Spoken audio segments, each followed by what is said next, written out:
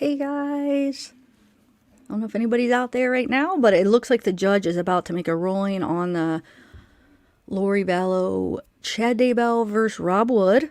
I missed the first part because I actually went down to the Peaches shop and gave Randy his Christmas gift. So I didn't even know that I forgot this was going on. And Missy and Kate, Misbehaved and K-Clo both texted me to let me know. Thank you guys so much. I forgot about this. Oh, hold on. Let me text her real quick. I was going to work on, hold on a second, on videos today. Well, I can't after this. I'm sure they're about to make a ruling. I don't know how quick that'll be, but I want to see if she wants to come on. Hold on one second, guys. Sorry. I'm trying to. Okay. So they should be back any minute, and we'll see. I guess Misbehave was trying to fill me in on some stuff. They were trying to get Summer to testify or something. I gotta go through and watch the beginning of it. Hey guys, what's up? Can you hear me good? Demon Child, Don Marie, Foxy Lady, hey everybody, Molly. Yeah, they're on break right now. It should be the end, so he should be getting ready to make a ruling, I guess. I missed the whole first part of it, so I have to go back and watch it. But I figured I'd hurry up and jump on a live real quick for the ruling. Valerie Ryan, what's up? Who else? We got Anna Crawford, Dave G, Foxy Lady, Sky, American Girl. Thanks, guys, for coming. Baseball Mama, Miss Chronic Chronicles. I love that name. Oh, I hear them. They're coming back, guys. You hear okay, let's see what happens. I'll come back. I think Misbehave might come and chat a little bit after, and then I might come back for a live later. Chris Watts live I had. Okay, here we go. I'll shut up.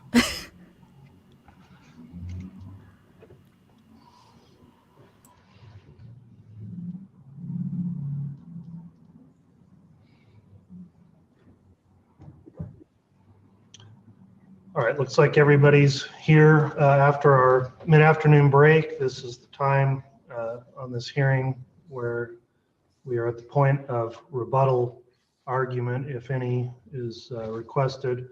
Mr. Pryor, I'd let you have your rebuttal first, and then Mr. Means in order of your closings. So Mr. Pryor, any rebuttal? And again, I'd ask counsel to not reiterate their closings, but just any rebuttal in light of the prosecution's argument. Mr. Pryor.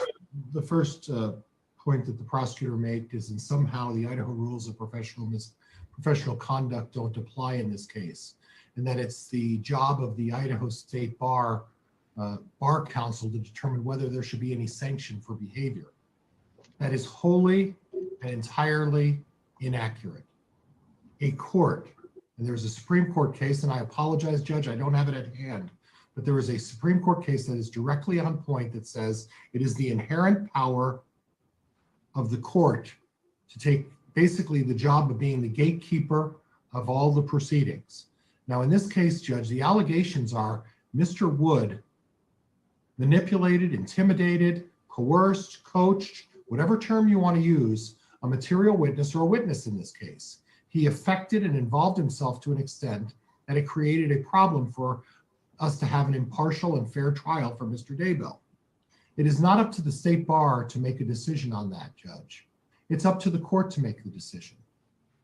Now, what it is up to the Idaho Rules of Professional Conduct to do is to guide a lawyer in how he's supposed to conduct himself. And he's guided by the Idaho Rules of Professional Conduct and the rules that guide a prosecutor. Now, under 8.4, it tells you what misconduct is.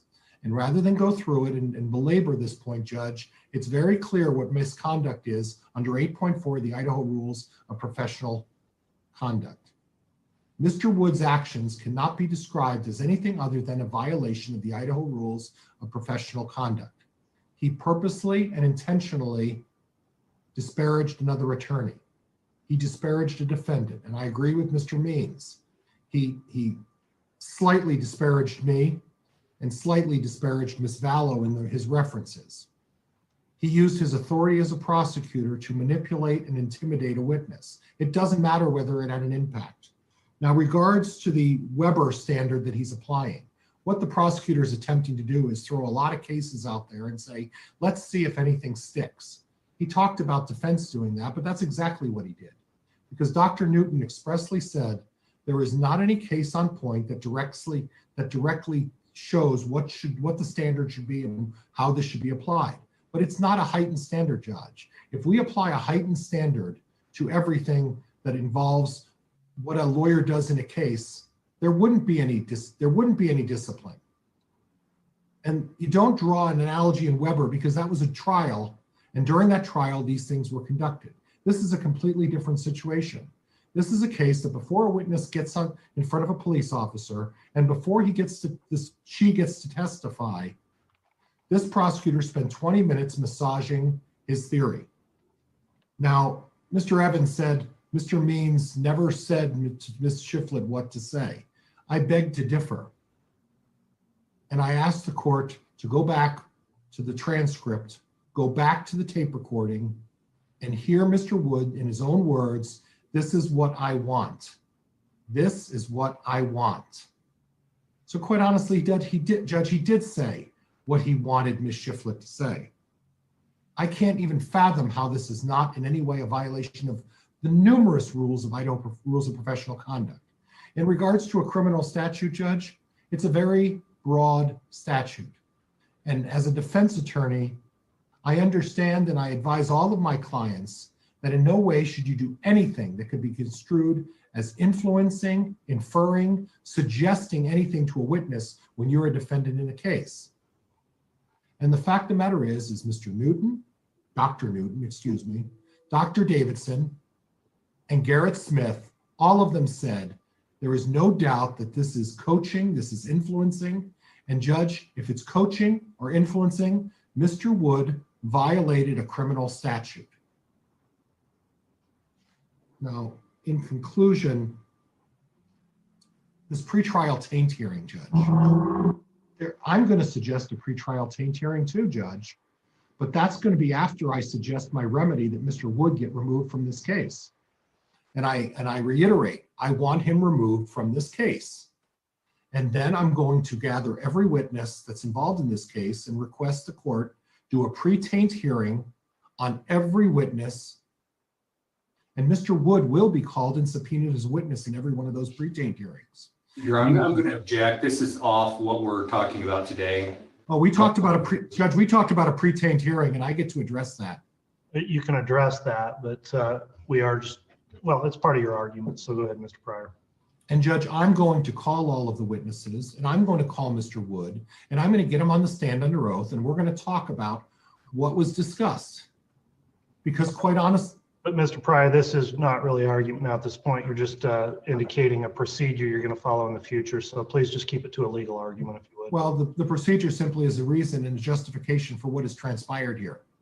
I understand. As all due respect, as Professor Newton expressed, Mr. Wood got caught. And because there isn't any case law is because it's the rare situation that a prosecutor would be so audacious and so arrogant to engage in this kind of conduct. And I find it outrageous.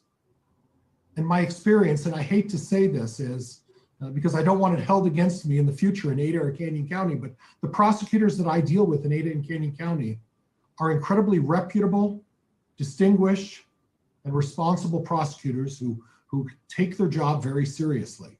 And I can't understand how a prosecutor in a very high-profile case could even consider engaging in this kind of conduct.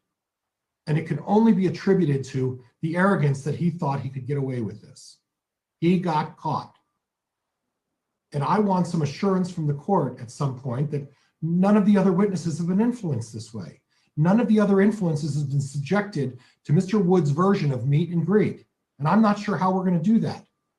But the first step, Judge, is to remove him from this case, because there is no other way you can assure my client, Mr. Daybell, is going to get a fair trial.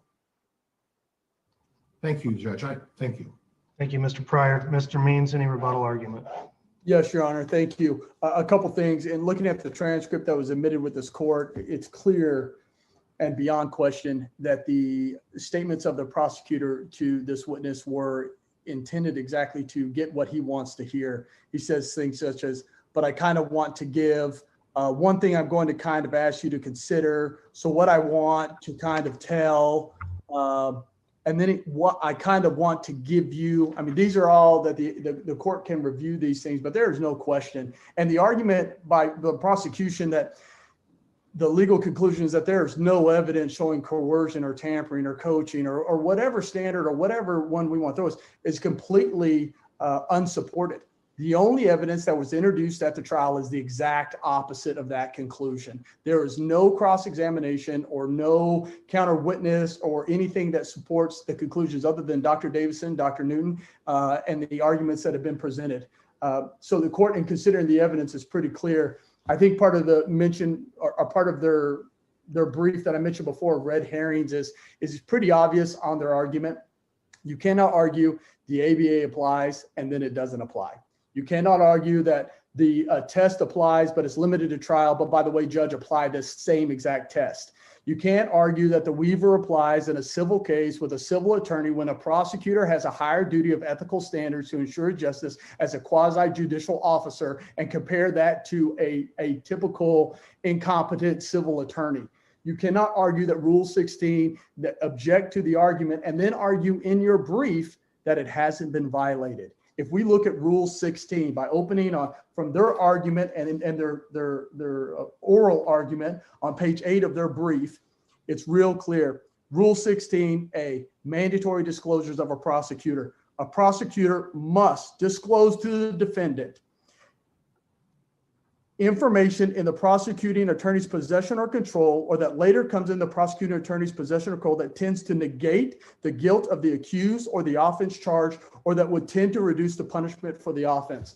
When we look at the recording and the transcript submitted in this case by stipulation of the parties, the prosecutor expresses his own opinions that there is information and evidence that he has that negates and potentially affects the punishment for my client. This information was withheld and has not been produced absent the recording that we received and provided to the court. That is clear. When we flip over to, in the same rule portion of 6, state witnesses, down toward the middle portion, the rule says the prosecuting attorney must also furnish on written request, which we've requested multiple times, the statements made by the prosecution witnesses or prospective prosecution witnesses to the prosecuting attorney or the prosecuting attorney's agents or to any official involved in the investigation of the case, unless a protective order is issued. There is no logical argument that the 18-minute conversation that this prosecutor had with Summer Shiflett are statements by this witness. And again, we would not have this without production from Mr. Garrett Smith. It was not included in discovery responses. It was not produced despite it happening in October and this hearing now happening in January. The prosecutor, even if he didn't record the hearing, held in his hands statements by this witness. He had multiple opportunity, resources, and the sole obligation of everybody involved in this case to produce these witness statements. He withheld them. Despite his opportunity, he provided discovery responses on or about December 2nd of 2020.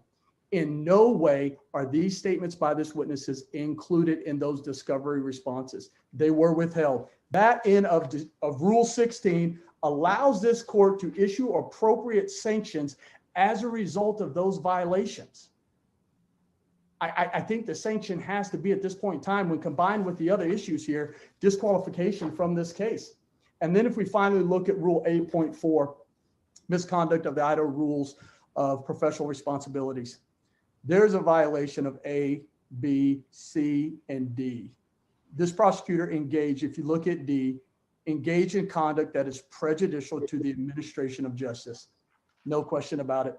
In C, engaged in conduct involving dishonesty, fraud, deceit, or misrepresentation. committed a criminal act, and then it goes on, violates or attempts to violate the rules of professional conduct. So the standard on 8.4 is not even did he violate the rule, he attempted to violate the rule. These are all problems that I think fall well within the discretion of this court to order Mr. Wood be disqualified from this case. Thank you, Your Honor. All right, thank you, Mr. Means. That'll conclude the arguments on the motions. Council, I'm going to take a little bit of time here to get my thoughts together on a ruling.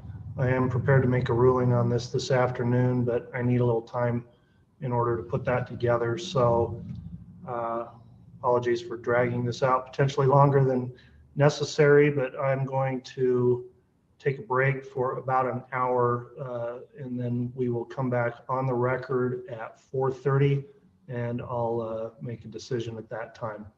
So we'll be in recess until then. Thank you, Your Honor. Thank you.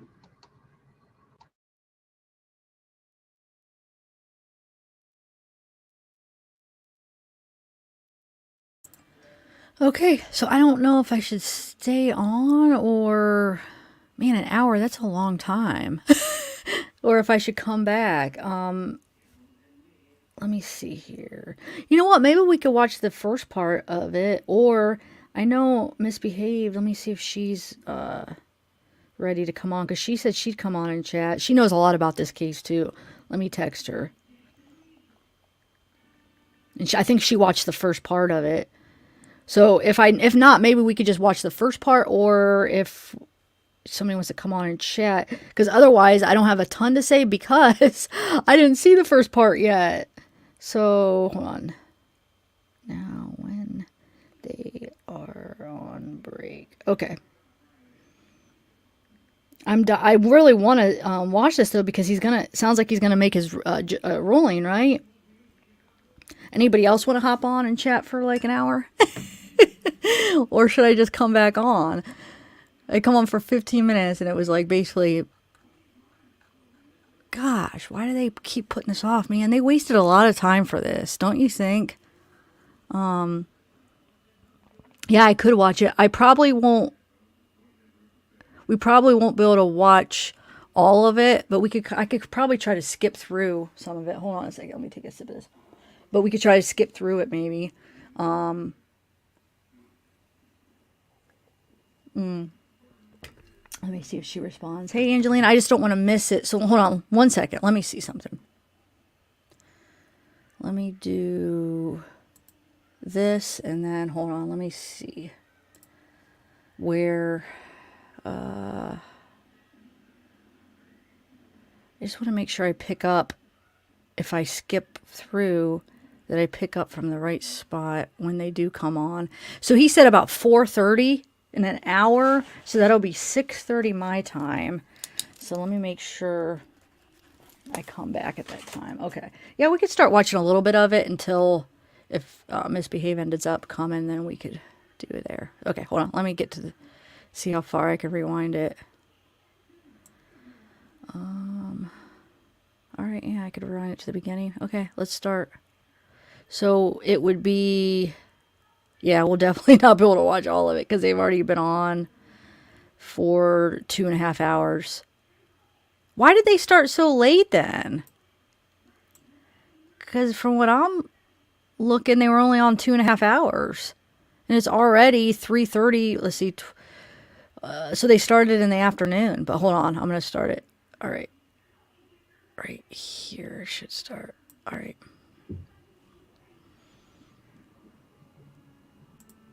Hold on. Let me. Okay. Oh, hold on. Let me do a brand. There we go. Okay, so here it is.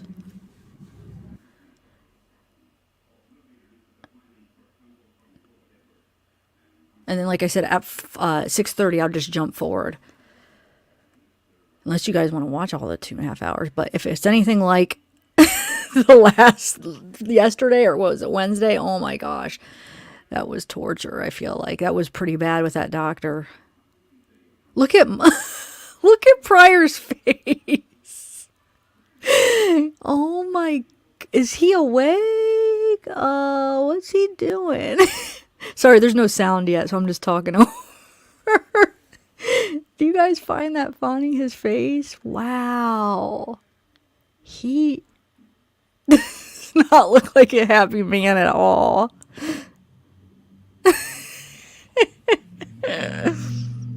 Oh my gosh, Let's see, got do we have Mr. Means, or is he still the on Grinch. break Yeah. here for a moment? Your Honor, I'm here. I'm sorry. Let me start my video. Oh, where's Okay. Means? Okay, Means is about to. Okay.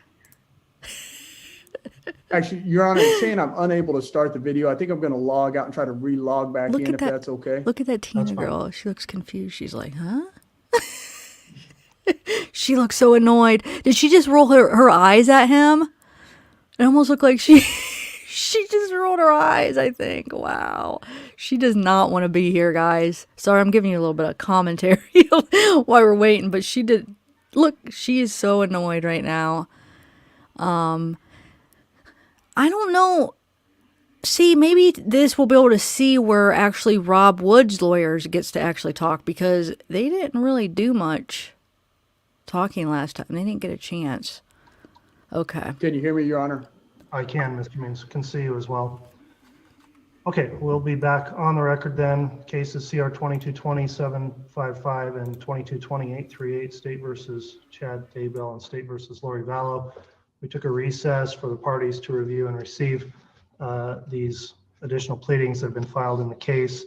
I believe the parties have all had an opportunity to now review the pleadings. Mr. Means, did you receive a copy of the state's motion for testimony of Summer Shiflett? I did, Your Honor.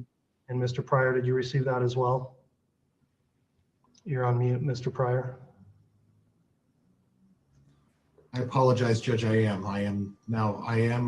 did receive all of the documents, Your Honor. Thank you. Okay, thanks. I appreciate you taking a moment for the housekeeping issues. Understanding we've had a lot of things filed here in a compressed time frame.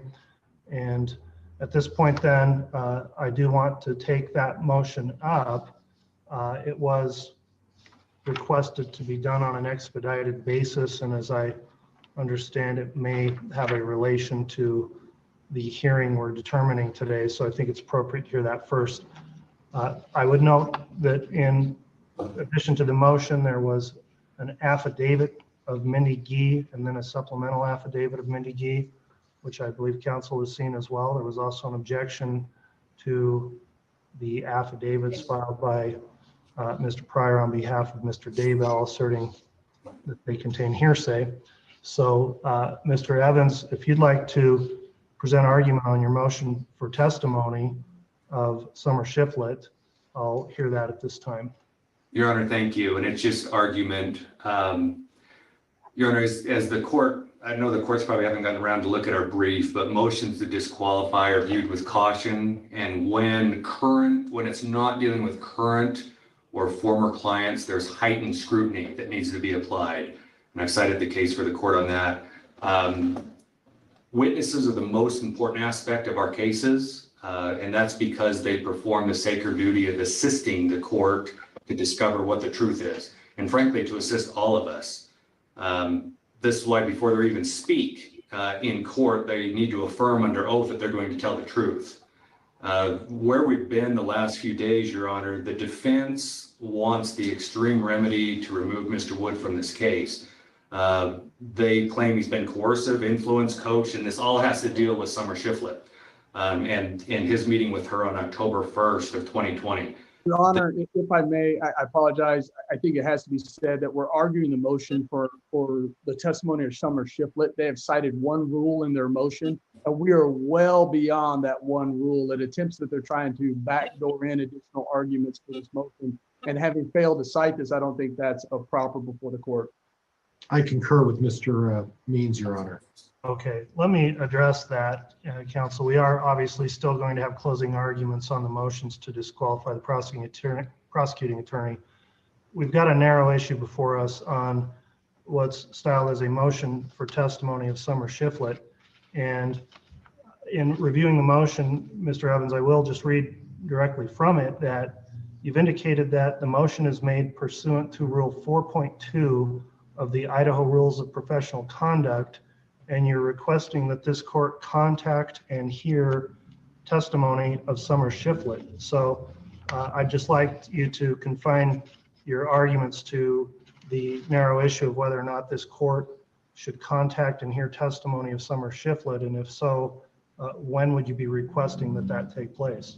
Your Honor, very good, thank you. Once Ms. Shiflett, so the history on that, after our hearing a couple of days ago, everyone knows Ms. Shiflett called the prosecutor's office. Judge, I'm going to object at this point. I've filed an objection to Summer Shiflett's affidavit being considered in this particular case. If Mr. Evans would like to cite the case and the case law and the statute that grants the court authority to hear Ms. Shiflett, by all means go ahead. But if he's going to regurgitate things that have happened that are clearly inadmissible, we're going to have a problem. And I'm going to strongly oppose this going down this path at this point. I understand, Mr. Pryor, and I think to correct you, it was the affidavits, not of Summer Shiflett. She hasn't submitted any affidavits. Mindy Gee, Judge. Mindy Gee, yeah. And there was a objection made based on hearsay, and I am going to consider that objection and hear and rule on that before we get into what Ms. Gee has to say in her affidavits or what Ms. Shiflett is alleged to have said to Ms. Gee. So I would like to hear, Mr. Evans, there's an objection to those affidavits requesting the court not consider them based on hearsay. And what is your response to the hearsay objection? Your Honor, it doesn't go to the truth of the matter asserted. Also, she just wants to talk to the court. That's the odd one. Who does? Ms. Shiflett. Your Honor, I've got to object to the representation of what Mrs. Shiflett has allegedly said to this Mindy Gee, now attempting to come in through Mr. Evans. I mean, we now have multiple levels of hearsay here. And quite honestly, this motion it was identified 10 to 14 days ago. Forgive me, I don't remember the exact date. Mr. Evans, in his own argument, has had plenty of opportunity to attempt to contact Summer Shiflett or even opposing or Mr. Garrett Smith. And it doesn't appear that there were any efforts to do that prior to the hearing 2 days ago. And so again, if we're going to make statements regarding what somebody said to somebody, again, additional problems. All right. And Judge, if I could just add that even if Mr. Evans wants to suggest he couldn't go to get a hold of Ms. Shiflett because of Mr. Smith, we have a subpoena process. And I would assume that 2 lawyers from the state would understand that they have every right with 2 weeks notice to subpoena any witnesses that they feel would help their case. Instead, what they did, Judge, is they provided no evidence whatsoever. And at the conclusion are attempting to do this backdoor tactic, the same kind of backdoor tactic that we had one of the other expert witnesses talk about. All right. Bringing, We're beyond the scope of a hearsay objection as well. So I want everybody to keep in the confined scope of a hearsay objection. Mr. Evans, you indicated it's not being offered for the truth asserted, but you are turning around and then saying, well, here's what someone told Mindy Gee. So I just need to know, do you have a specific exception to the hearsay rule which would allow consideration of these affidavits?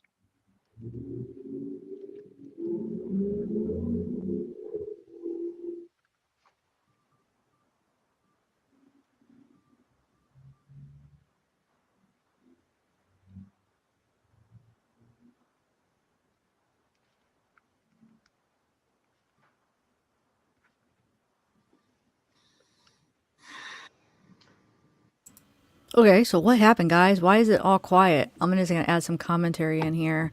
Did I miss something? Everybody just, I don't know, guys. But Pryor is hilarious to watch. Wow. He just, I'm gonna have to take some screenshots of him and make some funny memes. Is that what? Yeah, I think they're called memes or whatever, or just funny comments on. Now, is he looking at an imaginary watch? I didn't even see a watch on his wrist. I don't know. Maybe he really did have one on, but it almost looked like there wasn't anything on his wrist. What are they doing? I missed it. Huh. Oh well. I was typing and I missed what they said. Grinch meme. Yeah, Mandy, that's a good one. Wait, whose dog? Somebody's dog's not. Your Honor, thank you. We're just looking at Rule 803. I think under 1, the present sense impression, so a statement describing or explaining an event or condition made immediately after perceived it, and then as well as the catch-all, the other exceptions, looking at the trustworthiness of it, the factual basis of it, and then the probative point of it. So that's under Idaho Rules of Evidence 803. All right, I'll allow a response to the argument that there's an exception that applies here under 803.1 and the catch-all. Mr. Means first, and then Mr. Pryor, and counsel, please, again, we're only on an issue here of, do these affidavits contain hearsay? You'll have plenty of time for other argument on the other bigger issues here, but keep it confined to that. Mr. Means, what's your response to the state's indication that there's an exception that would apply? Thank you, Your Honor. In looking at these affidavits, there's not a lot of difference between the two of them. I think we do have a problem where we have hearsay and then we have double hearsay. And I think the analysis would have to be provided at both levels. I think the present sense impression does not apply, to be quite frank. And trustworthy, I think we have an issue because I don't even think these could be characterized as midnight affidavits, considering this is after the fact of the hearing. This is more of the morning after. So I think trustworthiness is an issue as the prosecution attempts to be coming kind of in a backdoor manner to address what should have been addressed at the hearing 2 days ago. All right, thank you, Mr. Means. Your response, Mr. Pryor. Judge, I'll start with the last one, which would be the catch-all, which is usually a tactic used in court to try to get something in when there's no other reasonable reason to get it in. So that's not applicable in this particular case. Trustworthy is not applicable in this case. That's for the court to gauge whether or not a document, and really quite honestly goes to more authentication. The present sense impression, Judge, that's taught in first-year law school. And that's an impression that someone gets upon observing a startling event. And quite honestly, Judge, there's been 14 days for Ms. Shiflett to do this. To suggest that after 14 days we've had a startling event that warrants her to come forward with something is ludicrous. So quite honestly, I can't even by the minimum stretch of my mind imagine any situation where present sense impression would even remotely apply to this. They are grasping. And now I know why they're grasping, because it took a significant amount of time for them to come up with a response while we patiently waited for them to address the hearsay issue. This is hearsay. It doesn't come in. And Judge, again, I guess yesterday I was temperate and I was upset, and I'm still that way. And I want to apologize to the court for that, because I don't mean to be, but this is a very disturbing situation. And to suggest that it's present sense impression is just completely ridiculous. And again, I apologize to the court for my temperament. All right.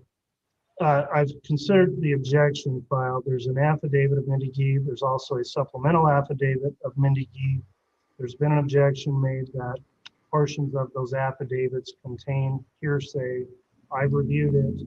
The statements of Mindy Gee about what she did in terms of taking a phone call are not hearsay. That's her own testimony in the affidavit. It's sworn.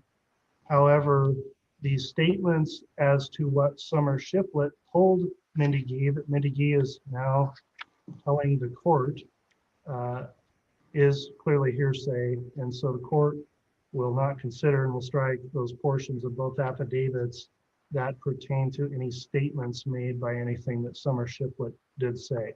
So that'll be my ruling on those affidavits. All right, with that in mind then, Mr. Evans, would you continue with argument in support of your motion to allow the testimony of Summer Shiflett? Your Honor, yes, we've found no rule for the court to disallow further evidence in a hearing. This is not a trial. This is just a hearing. There's nothing that says the court has to follow timeframes, especially if the result is a manifest injustice. We believe that the record that the court's trying to rely on is going to be entirely empty of the facts that go to the heart of the issue. And the heart of the issue for the court is, did Mr. Wood's communication with Ms. Shiflett, were those influence, and that led to her changing her testimony to law enforcement. So we believe that her testimony is absolutely crucial. She is the person that we're talking with in all of these matters, and she wants to testify, and we ask the court to allow her to do so. All right, thank you, Mr. Evans. Response to the motion, if there's an objection, Mr. Means. Thank you, Your Honor. Again, I think the argument is well off of what the motion that is before the court. The only, if we could even call it a rule that applies, is they cited Idaho Rule Professional Conduct 4.2 entitled Communication with Persons Represented by Counsel. There is nothing express or implied in that rule that allows the court to entertain this motion. There's no attempt to cite any kind of criminal rule or even an implied civil rule that might be duplicated in the criminal rules here. So we're limited again to the argument of, based on the rule 4.2, communication with persons represented by counsel should justify them in bringing this morning after motion. We've been down this road before, Your Honor, when we had a motion for a judicial protective order in a rule in the Idaho Rules of Professional Conduct that did not apply. It's the same attempt by counsel here to attempt to do the same thing, which is inapplicable in their request and the remedy in which they're seeking. All right, thank you, Mr. Means. Your response, if any, Mr. Pryor, please. Judge, there was a hearing set.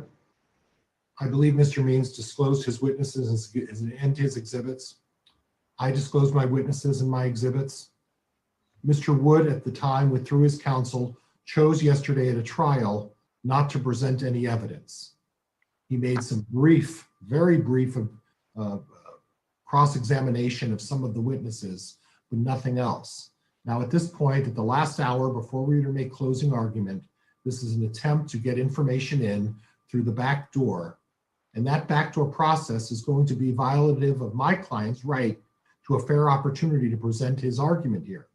Because, Judge, if you allow Summer Shiflett in, I am going to be compelled to ask the court to continue ruling on this motion so that I can bring Mr. Smith back, put him back under oath, and offer rebuttal testimony for Mr. Smith to counter whatever Ms. Shiflett says or to concur with whatever Ms. Shiflett says. And I don't know what Ms. Shiflett says. I haven't heard from Mr. Smith whether Ms. Shiflett even has legal counsel. And if she has legal counsel, Judge, Mr. Smith needs to be present for that examination. And quite honestly, if they're going to be allowed to reopen something that this court closed, and they have cited no rule that allows them to reopen this other than a professional conduct rule, which is totally inapplicable, they shouldn't be allowed to do this. Because if that's where they're going, rebuttal is going to include Mr. Smith again. It's going to include an examination by Dr. Davidson again. It's going to include an examination by Dr. Newton and potentially one other witness that I'm going to call to address that. And quite honestly, this is just an opportunity to somehow backdoor some information in that doesn't go to the root of what the problem is. I think counsel for Mr. Wood misunderstands. The due process argument is only a very small portion of this argument. The reality of the argument is this, Judge. Mr. Wood engaged in conduct that defense counsels both found objectionable.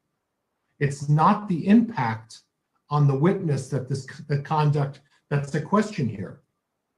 The question is whether his conduct itself was egregious enough to have him removed as the prosecutor. It has nothing to do on the influence other than the small portion of due process that'll be addressed later in another motion. The question here is whether Mr. Wood's conduct was egregious enough that it warrants some sort of action by this court. And the example is, Judge, this. Obviously, all of counsel agree that case law on this is very limited and there's not a lot of precedent. But if a prosecutor were to talk to a witness outside of the courtroom and say, oh, by the way, before that witness took the stand, by the way, the defense attorney is a liar and all of these other things that have been alleged well, not alleged, they're on the tape. And then that witness was permitted to take the stand. it would not be the impact on the witness that the court would be evaluating. It would be, what did you say to that witness that potentially influenced you? So that's what the consideration here, Judge, is not what the impact was on Ms. Shiflett. It's what conduct was engaged in that caused the problem that he should not have gone down that road in terms of the way Mr. Wood presented himself and acted for 20 minutes on a tape. So quite honestly, Ms. Shiflett's testimony is really irrelevant to this. It's the conduct of Mr. Wood that's in question here. And I vehemently am opposed to allowing Ms. Shiflett to testify at this point. All right, thank you for the response, Mr. Pryor. Mr. Evans, rebuttal argument. Your Honor, just one clarification. If you look on paragraph 10, let me just be clear what the state's wanting to do.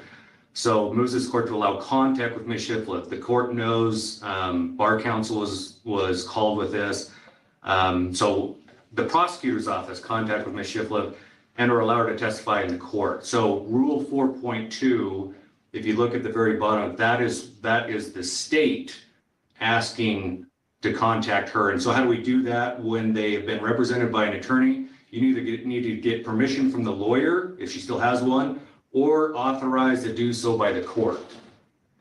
So that was done with bar counsel, and that's what the motion is. So it's the state to communicate with her as well as her to communicate with the court. Thank you. All right, thank you, Mr. Evans. Your Honor, may I respond to that rebuttal? Because there were some new arguments made there.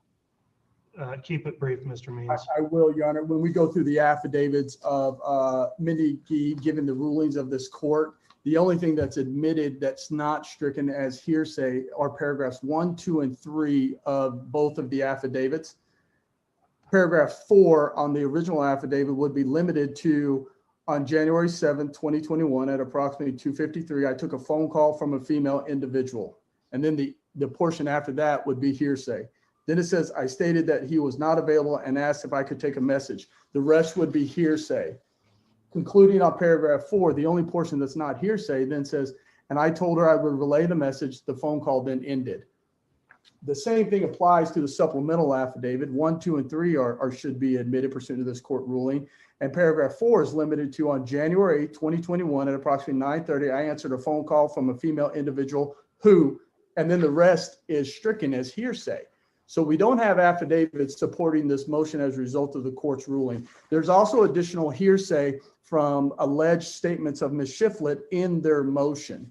In addition, if we look at rule 4.2, and again, this is just brought up this morning, if you look at comment or paragraph number 6, what they're requesting is beyond what the rule cites. Again, there's no grounds to allow this cited in this rule. If they're asking for permission to speak with Summer Shiflett, I don't think any of us have an objection. The problem is they're attempting to extend the rule or imply what's not in there of give us permission to speak with her and have her testify. That's not part of the rule, Your Honor.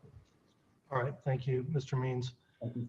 Well, counsel, I've considered this motion in terms of where we are procedurally. Of course, we had a very lengthy hearing 2 days ago on the 6th. We took evidence and testimony during that hearing. We then concluded with the hearing and closed the submission of evidence. This is essentially a request to reopen the submission of evidence, and the request specifically to allow, as the motion reads, for the court to contact and hear the testimony of Summer Shiflett, and then in paragraph 10 to allow her to testify before this court. And that would be based on, again, Ms. Shiflett's request. It says, as Mr. Means pointed out, with the striking of the portions of the affidavits of Mindy Gee that contain hearsay, then the grounds for the motion don't qualify without those statements. And in addition, the motion is brought pursuant to the Idaho Rule of Professional Conduct 4.2, and the court's not aware of the Idaho Rules of Professional Conduct being a proper basis for bringing a motion. At this time, for purposes of the hearing today and our closing arguments, I am going to deny the motion to allow the testimony of Summer Shiflett. So the evidence submission is still closed, although we do have the arguments that have been submitted, which will be considered. So that'll be the court's ruling on the motion. this time then we'll proceed with our closing arguments. Council, as I mentioned, we went through and reserved today for these closings. I'd like to take those up at this time now, and I'll just let you know I'm intending to hear your oral arguments. I'm going to take a recess at some point and further review your submitted briefing in addition, but Mr. Pryor, it'd be my intention to have you begin with your closing, then have Mr. Means, and then I'll have the state respond in their closing as well, and then see if there's any rebuttal arguments. So, Mr. Pryor, are you ready to proceed with your closing argument? I am, Your Honor, if I may. Go ahead. Judge, I think there's a misunderstanding by counsel for Mr. Wood. The basis for disqualifying a prosecutor is conduct. It's not the impact that it has on the witness, but rather its conduct. And what I spoke about, Judge, was this in the example I gave just a short time ago. The example is this, is that if you have a witness who's about to take the stand in a jury trial, and either party for that witness approaches them and makes disparaging remarks about defense counsel, makes disparaging remarks about the defendant, and I can't see in any situation where suggesting that someone's a wimpy person or looked like he was about to pee his pants are not disparaging remarks. I can't see where calling Mr. Means incompetent is not a disparaging remark to a material witness. And whether Ms. Shiflett testifies or not for the prosecution is irrelevant. Because if I choose to call her, she becomes relevant. If Mr. Means chooses to call her, she becomes relevant and material.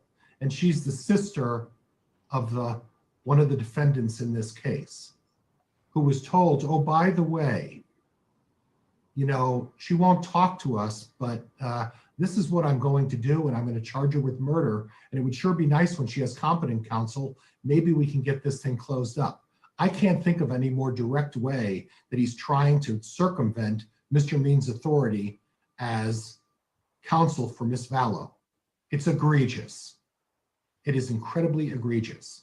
Now, Judge, the Idaho Rules of Professional Conduct have adopted the ABA model rules. And the ABA model rules, and Judge, that says it right in the preamble to the Idaho Rules of Professional Conduct. We have adopted the ABA rules from 1969. And under the ABA rules, ethical considerations, Rule 9.4, because the very essence of our legal system is to provide procedures by which matters can be presented in an impartial manner so that they may be decided solely upon the merits. Any statement or suggestion by a lawyer that he can or attempt to circumvent those procedures is detrimental to the legal system and tends to undermine the public confidence. Now that's from the ABA rules, Judge, which have been, for all practical purposes, adopted in our Idaho Rules of Professional Conduct. Mr. Pryor, I do want to make a correction there, because the Idaho Rules of Professional Conduct are, as it states in the preamble, largely based on the ABA model rules with some Idaho variations. That is correct.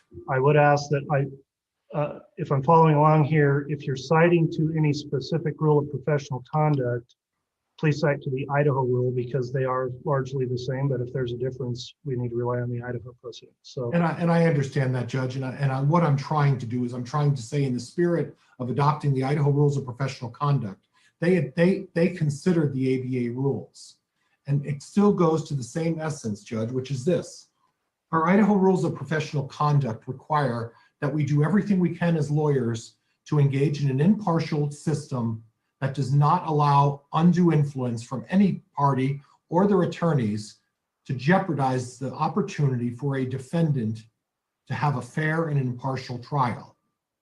I cannot think of any situation that is more egregious than a prosecuting attorney who would go in and interview a witness and for 20 minutes not interview the witness, but rather offer a monologue of what his theory is in the case, disparage counsel, disparage the defendant, and manipulate.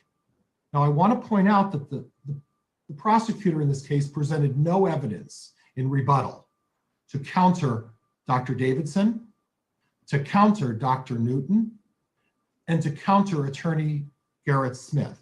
They offered nothing. And to suggest this high scrutiny by Mr. Wood's attorney is completely inaccurate. The question is whether or not an attorney and a prosecutor who's required to live by a higher set of rules has engaged in conduct that jeopardizes Mr. Daybell and Ms. Vallow's right to a fair trial. Now, the purpose of Dr. Davidson, Judge, is this. I did not want to, and I can't speak for Mr. Means, but I didn't want to subject Summer Shiflett to all of these people out there watching this and put her on the spot.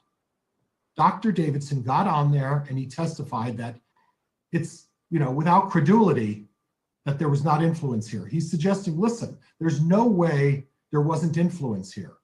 And he specifically put a report that has been admitted and detailed every single line of where Mr. Means engaged in completely inappropriate conduct. Now, I read the brief from opposing counsel and they said, well, this isn't what was going on, but Mr. Wood's affidavit in the original objection to this, Mr. Wood specifically said in his statement, I did not coach, influence, or intimidate any of these witnesses. Well, I beg to differ, Judge. Dr. Davidson, in no uncertain terms, stated implicitly that these statements clearly were influential in a attempt to influence Ms. Shiflett, without a doubt. Dr. Newton, when we talked about the process here and what was transpired, what did he say at the conclusion of the hearing? Well, the reason we don't have these sort of things is because it's unusual for these matters to occur other than in front of a jury. But when they occur in front of a witness, it's a rare situation. And you want to believe a prosecuting attorney. You want to believe someone who is supposed to be righteous and uphold justice and do it the proper way. And the tendency with courts is to say, listen, unless you have some proof that the prosecutor has engaged in some conduct that is detrimental to the administration of justice, I think it's appropriate because his job generally is to uphold justice. But what did Dr. Newton, the expert on case law, the expert on authority, what did he say that was compelling? He said, he, meaning Mr. Wood, got caught. Now, getting caught is not the term you use unless either you're fishing or you're lying or you're cheating. And Mr. Woods is cheating, Mr. Wood is lying, and Mr. Wood is doing nothing but trying to influence, coach, intimidate a witness before that witness has had a chance to get in front of a trial. My concern is this, Judge. I don't have any other recordings other than Zuluma Pastenes. And I'll be going through that, and we may be revisiting some issues once I've had a chance to go through that in the final interview with Ms. Pastenes. But I don't have any other tape recordings. But what I do have is an interesting thing that occurred. And I know this court wasn't part and parcel of the preliminary hearing back in August of this year. But I had an opportunity during that preliminary hearing to talk with Ms. Gibbs while she was on the stand. And I was questioning her about what she knew, what the prosecutor had said to her.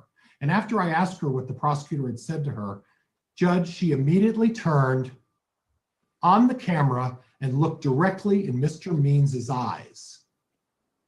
And I said right after that, why were you looking at Mr. Means? Your Honor, I'm going to object for hearsay. This is argument, Judge. This is argument. This isn't the presentation of evidence. I understand, but you're still referencing a specific comment someone made out of in a separate proceeding. I think that's hearsay. Okay.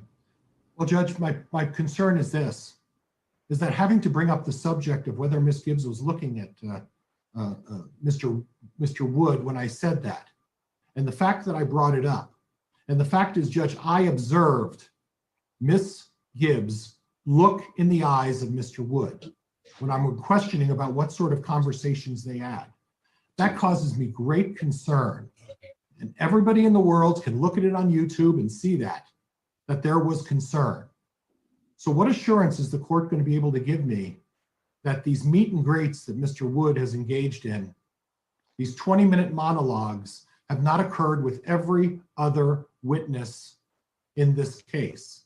Because if the court cannot give me assurance, you're going to require me to go to every witness with an investigator, interview them, and question them in detail about what Mr. Wood has talked to them about and whether this meet and greet tactic that is completely unprofessional, that is completely unethical, that is completely wrong, was conducted on other witnesses in this case. And if that can't be questioned to a certainty and assured that there hasn't been influence with other witnesses, how am I going to be sure that there's going to be a fair trial for Mr. Daybell? Because you can't. And there is only one thing this court can do. We need to remove Mr. Wood, and then there'll be additional requests regarding the witnesses further down the line in terms to how we try to cure this atrocity. Judge, there are a number of problems that I have in terms of the Idaho Rules of Professional Conduct.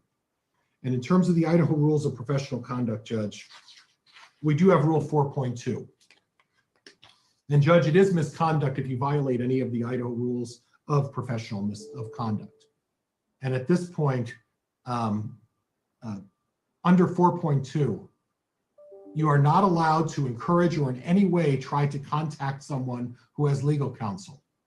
I cannot see how Mr. Wood's statements leading Summer Shiflett through this process of, oh, it's going to be murder charges, and it would sure be nice if we could communicate with Miss Vallow about this. And as Dr. Davidson implied, it seemed to be, and Dr. Newton implied, it seemed to be a back way for Mr. Wood to try to get Ms. Vallow to speak.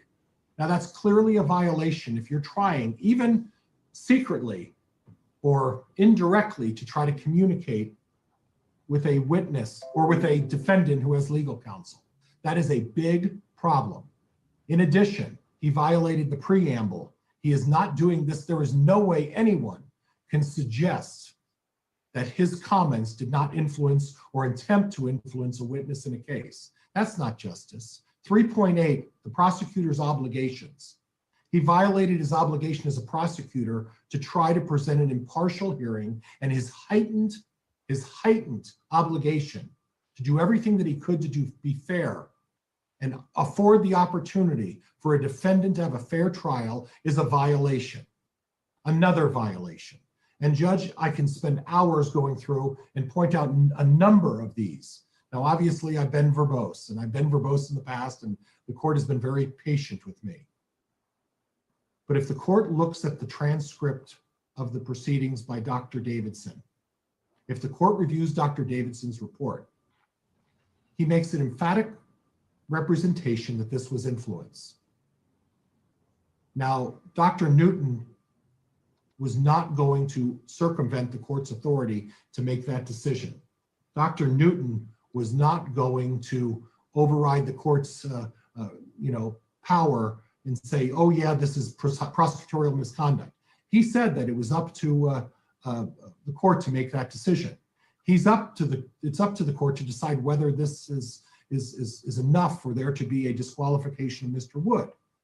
But what he did say, which was interesting to me, Judge, is this.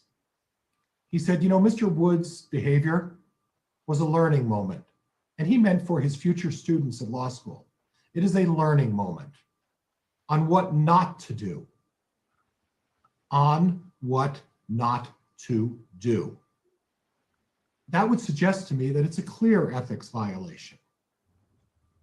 What else would suggest to me from Dr. Newton that it was a clear ethics violation is that he would get caught and that he got caught. And again, as I stated before, when someone says you got caught, either you're fishing or you're breaking the law or you're a cheater or you're a liar.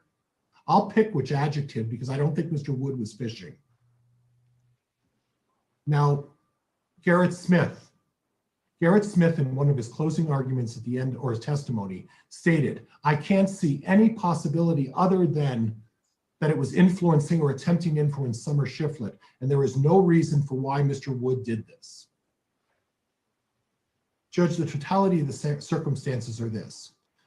We have one of the biggest trials in the state of Idaho, and people are watching this with with attention that I can't even fathom. We are all under the gun and we are all being watched very carefully. And any first-year attorney who's going through law school is entrusted by ethics and taught about ethics, that these are the things you do not do. And Mr. Wood has been practicing for a while. He has told me before that I did plenty of defense work. I'm a prosecutor now. And Judge, for the record, he also told me on 2 separate occasions. Your Honor, objection for hearsay. Sustained. Judge, I can't think of a reason why Mr. Wood would need to go out and interview Summer Shiflett. Mr. Wood took it upon himself to go out to Arizona to interview a witness. He knew before he was leaving that he was going to engage in this meet and greet and do this. Because if he didn't know that he was doing it, then he doesn't understand the rules of ethics. He can't say, oh, I didn't know what I was doing. He knew darn well what he was doing. And the only problem and the only complaint is this, Judge. He got caught. In the infamous words of Dr. Newton, he got caught. And to suggest by distracting, saying, well, Ms. Shiflett will say something else. Or, Judge, the impact on the witness. That's not the standard. It's the conduct. The standard is, was your conduct so bad that it had an impact on the trial in this case?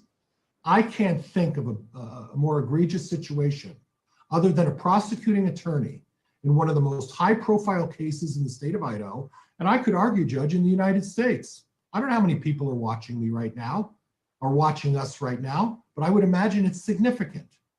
And this prosecutor, with full knowledge and at the expense of Fremont County, chose to fly out to interview a witness and suggesting that it was going to be a meet and greet, and then spends 20 minutes of a narrative doing everything he can to influence this witness to testify a certain way. And it's not whether the witness was influenced. It's the fact that he did it. And who else did he do it to? What other witnesses in this case did he do? Because we'll never know. We will never know the extent of what this prosecutor has committed in this particular case. And I can't think of any better reason to disqualify him than the fact that we don't know what else he has done. And quite honestly, Judge, anything he says about what he has or has not done, I have very little faith in anything Mr. Wood will say. And at this point, I will defer to a counsel. All right, thank you, Mr. Pryor. Mr. Means, your final argument. Thank you, Your Honor, and I obviously I concur with Mr. Pryor on his points made. Does the court want me to go ahead and attempt to argue some of the points made by the state's brief that was filed this morning as well in the closing, or do you want to save that for rebuttal, Your Honor? I'll leave that up to you, Mr. Means. If you want to address the points in their brief, at some point we'll get to that. You can determine if you want to do that in rebuttal. I'll allow rebuttal, or if you'd like to do that now in your closing, you can. Thank you. I just, in trying to organize my thoughts and present it in a more efficient manner, I'll try to go through it rather quickly. I filed this morning a post-motion hearing brief in support of the motion to disqualify.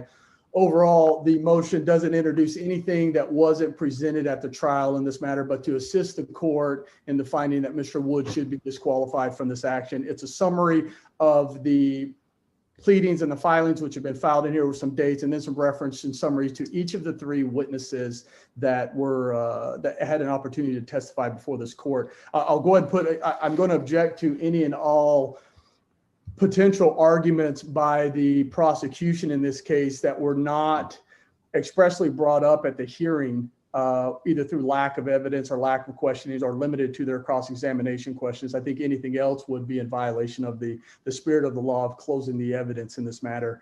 And we can take that up obviously as we go along. In summary, Your Honor, when you look at the recording and you read the transcript, I think the initial impression is red flags are raised, eyebrows are raised. When you listen to it again, I think it becomes quite a bit more disgusting when you hear the tone and the phrases and the speed of the language and the words used. When we look at here in a summary, you have Mr. Wood admitting on this recording that he was in Hawaii at the time that Mrs. Vallow Mrs. Daybell, was arrested. He was in Arizona at the time that the statements from these witnesses were taken. I still have yet to try to figure out why he's present at any of this. As I listen to this recording over and over, I think the biggest question is why? Why are we here? Now we have spent substantial amount of time with the court, tens of thousands of dollars, many hours in the court's time and the attorney's time, and addressing an issue that should have never been an issue to begin with. And in response, the only objection or evidence that the state has put forward is their initial objection and an affidavit of Rob Wood. And then we have very limited cross-examination questions at the actual hearing. When we look at, in addition, when this tape was discovered, I served on December 17th, and this is part of the record that is readily available for everyone, a specific set of discovery requests to the prosecutor's office asking what contact this prosecutor's had with all of these witnesses, and I listed some specific witnesses. Discovery responses were due to that specific request by January 2nd. That's the 14-day limitation according to the rule, Idaho Criminal Rule 16. It's expressly set out there. I'm going to object. I just don't remember any discovery things being brought up in the hearing. Well, Your Honor, there's a separate issue out there, Mr. Means. I think, correct me if I'm wrong, did you file a motion to compel? I did file because it's now time to file that motion to compel. But why this is, sorry, Your Honor, I don't mean to. I'm just going to say that's not being heard today. If there's a need for hearing a motion to compel and you still don't have responses and think that needs a hearing, sure, we'll get that scheduled and take that up at another time. So go ahead and move on. Your Honor, and I understand that my intent for arguing this is we were limited in presenting the evidence before the court of potential other violations and inappropriate contact with the witness, and we attempted through the proper means of discovery to get this evidence from the prosecution, and they failed to respond. There was no request for an extension of time. There was no denial. There was no objection to the discovery. They failed to respond. Your Honor, I'm just going to object to that again for the same reason. All right, I'll sustain that objection. We're not doing the motion to compel right now. Sure. Thank you, Your Honor. When we do a summary of why Mr. Wood should be disqualified here, we have four main exhibits for the court to consider. First one is the transcript of the recording, the actual recording of the monologue, and then the expert reports 3 and 4 of Dr. Davison and Dr. Newton. There were 3 witnesses that testified. Prosecution had ample opportunity to call contrary witnesses or cross-examination, extended cross-examination, and they chose not to. We had attorney Garrett Smith of 27 years. We had Dr. James Davison and Dr. Newton. All of these witnesses, let me go through Mr. Garrett or Mr. Smith first. He testified right up front that he had an opportunity to listen to the recording. In fact, I believe the recording was played at the hearing with him on the Zoom stand, I think we would say. And he testified that it was an accurate copy, an accurate depiction of the conversation between Mr. Wood and Ms. Shiflett, that it was unaltered and it was a true copy. He then goes on and states that the affidavit filed by Mr. Wood in this case is false according to his opinion and recollection of events, specifically affidavit paragraphs 4, 6, and 7. He also has the opinion that the only intent of, the opinion that the only reason to really engage in this type of behavior was to unnecessarily and unduly influence Mrs. Shiflett. That Mr. Wood, and I think this adds to the fact that Mr. Wood knew Shiflett was a member of the Church of Jesus Christ of Latter-day Saints, or LDS, and that he knew she has strong convictions and feelings regarding that religion. He also knew that she has a strong emotional connection with her sister, Lori. Your Honor, we object. These are facts, not in evidence. We have no idea what Mr. Wood knew or didn't know. Your Honor, the objection should have come, if that was going to be, at the hearing. This is summarizing his testimony for the court that was not objected at the time that this was presented.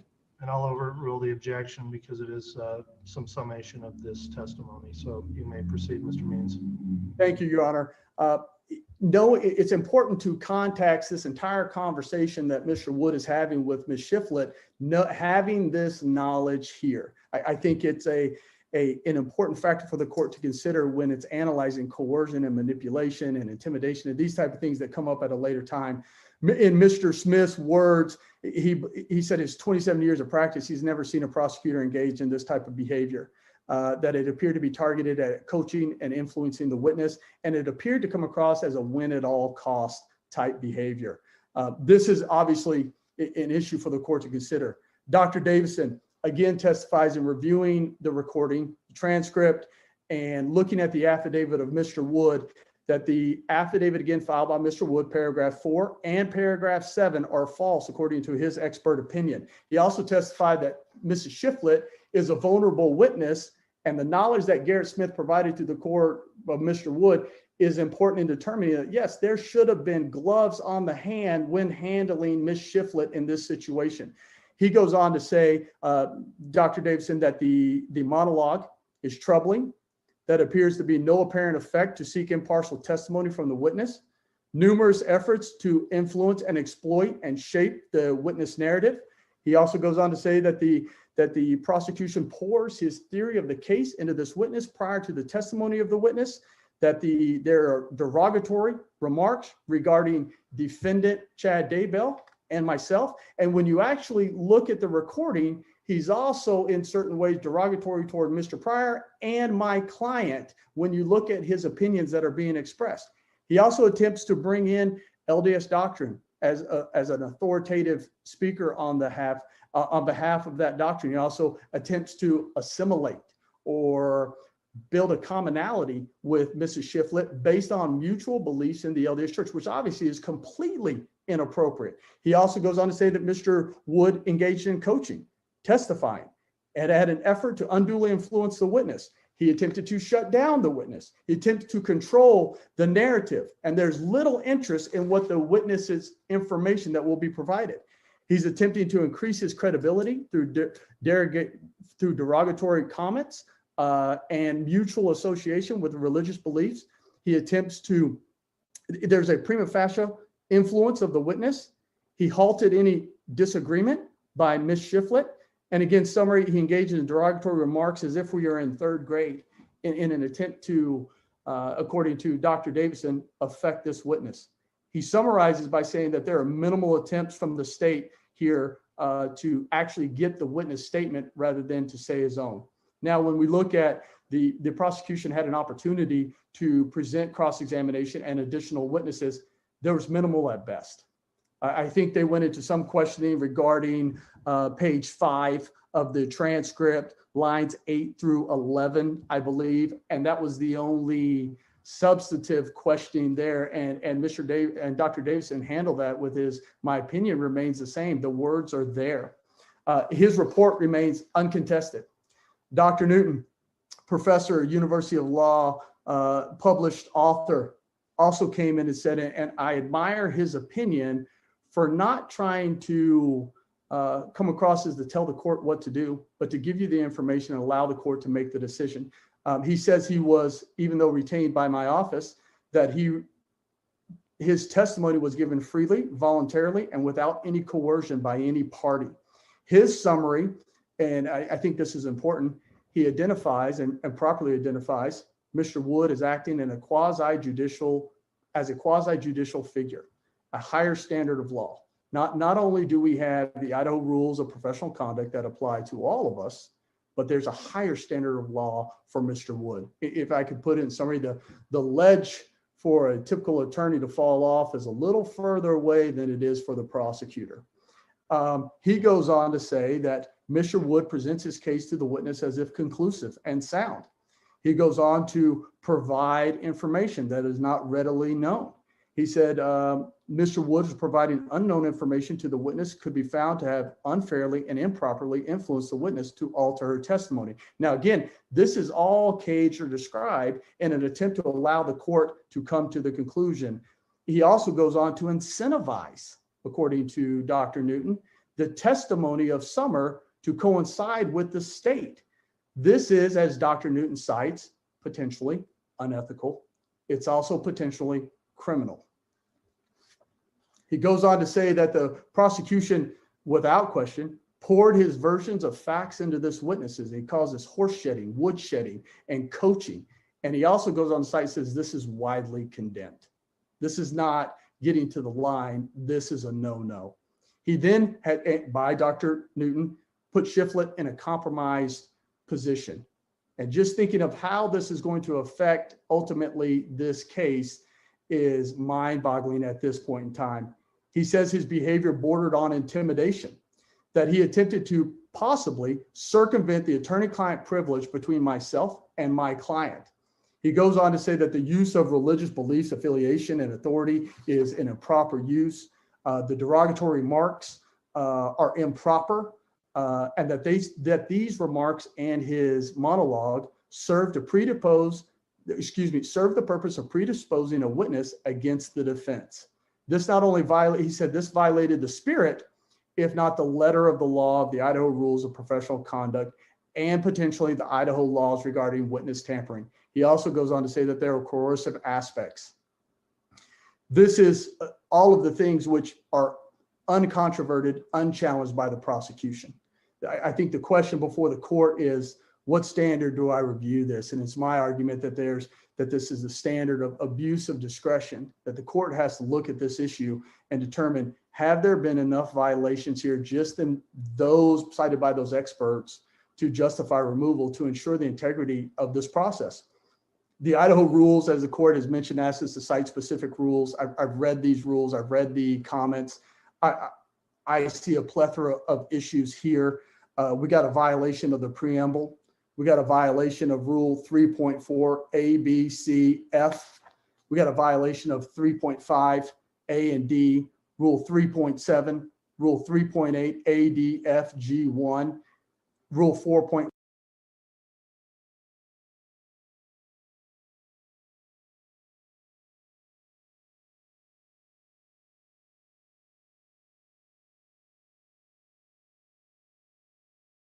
Oh my God, I'm on mute. Sorry, I was sitting there talking. Wow, how did that happen? Anyway, so I think I am going to skip forward. I just wanted to chat for a minute because Pryor is just rambling on. He's doing what he does best. I don't know if you guys seen him previously when he gets up and talks and tries to grasp at these straws, just grasping at stupid things. I'm trying to think what he did. What did he do in the past? It was just ridiculous where he'd ramble and ramble on. And it's like, I don't know. To me, I feel like it's just boring. And I don't think he brings up good points at all.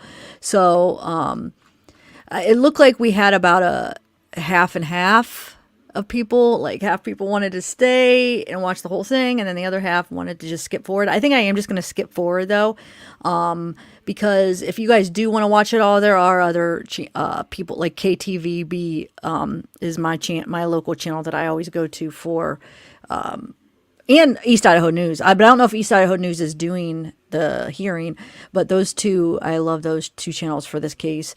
And I love, what's his name? I look at all his Facebook posts. He posts all the court documents. He's really good. Oh my God, what is his name? It's been so long for this case. He's dark hair. Help me out, somebody. What's his name? I use his stuff all the time. Misbehaved. Who am I talking about here? Justin Lum. He just came to me. He's really good too. Okay, so I'm going to skip to, they should be back on in like 2 minutes. So hold on. Let me skip to it and see if they're back. And I'll chat with you if they're not for a little bit. Hopefully you guys don't mind. I'm so indecisive. I was hoping like the majority would all want the same thing. But of course it wasn't like that. It was like half and half pretty much. Because some of the people that were voting down they didn't do the thumbs down, they just said it. So I kind of like looked at it. Seemed like it was going to be a hard choice. It wasn't very hold on a second, let me put this on. Okay, here we go. Everybody didn't really want the same thing. So Misbehave, do you want to come up, or maybe you could come up after, because they should be on in like 1 minute, because 6:30, that would make an hour. So I don't want to bring you up and then have to cut you off. But if you want to come up after, are you still here?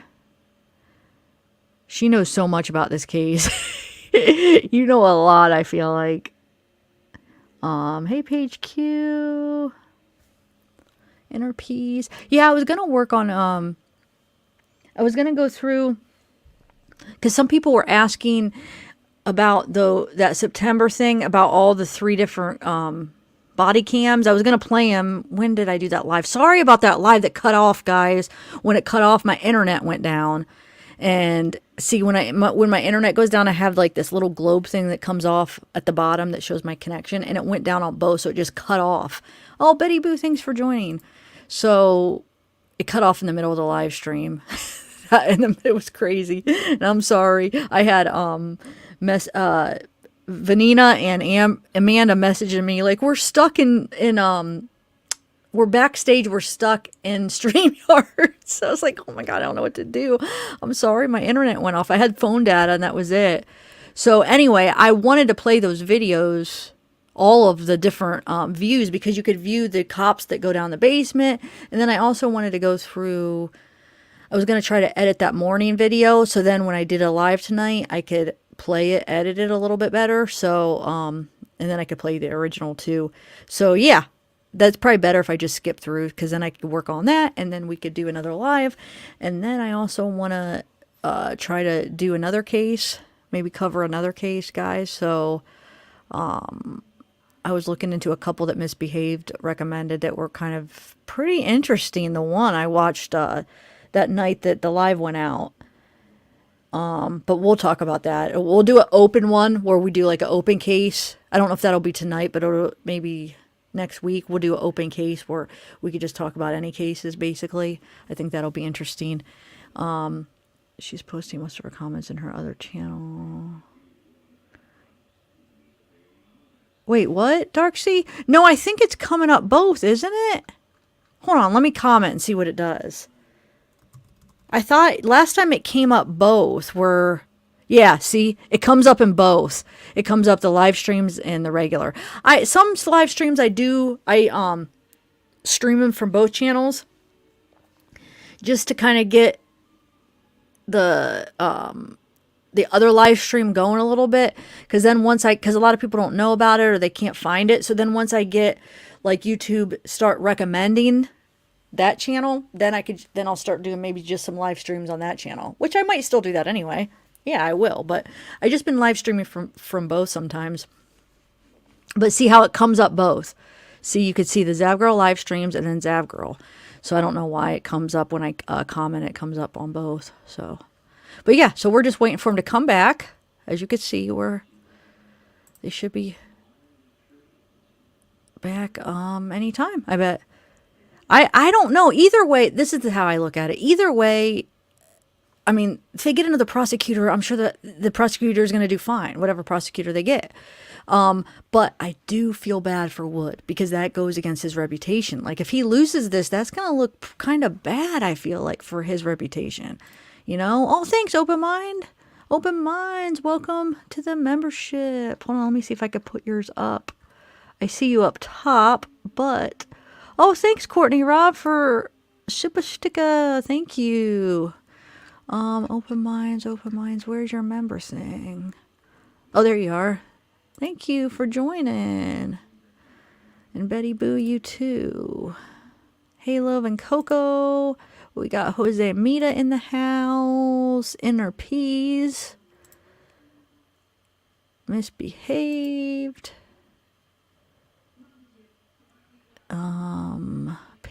Who else do we got that I didn't say hi to yet? Robin Lane. Let's see. What'd you say, Courtney Rob? Exactly. SKB, they complained about a meeting they were counsel at. See, I just don't understand these claims, because isn't that the job of the prosecutor or any lawyer when they're interviewing a witness? Don't they always have some kind of motive? I don't understand why this is even an issue. Of course, he says things for a reason. He says certain things. Like, how is that? I think the way he went about it, I thought was pretty professional, and it wasn't that obvious. Like, he wasn't like, I don't know what the right word for this is, but it wasn't like it was so, influence, like it was so obvious of how much he was trying to influence her. I feel like they brought up that death sentence thing, and I re-listened to that, and he actually doesn't even say yes. He says, how does he answer that? When Summer asks Rob if they're gonna try for the death penalty, and Rob says no. I think he says no, or he doesn't think so, but it could change. Isn't that what he says? I have to go listen to it again because I know he doesn't say yes. If I'm remembering right, which, man, I wish I would have just listened to it right before this. I can't. Okay, correct me if I'm wrong, but I think he says no, not as of right now, but it might change or something like that. Doesn't he say that? I know for sure it wasn't a yes. So, and that was one of the things that they were freaking going at Rob for, about talking about the death penalty. Freaking, she asked him. I don't understand that. And then the fact that he wants to have her testify right now, why isn't that allowed? She is one of the main people.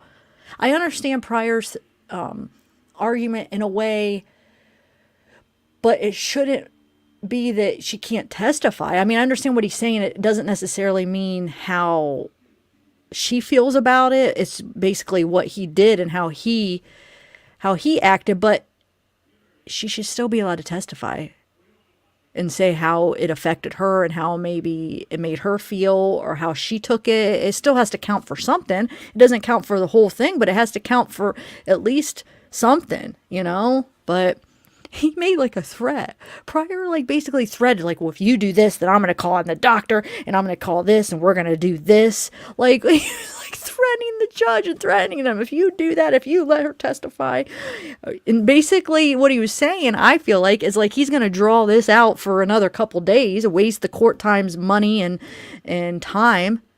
So the judge maybe the judge was going to let her, but after he's probably thinking, oh my God, that doctor, that could be another like 4 or 5 hours, and all the other stuff he was threatening, that could have been another couple days of wasted money, all the court fees, all the people that you have to pay for the court stuff. I mean, it's just a waste of money and time.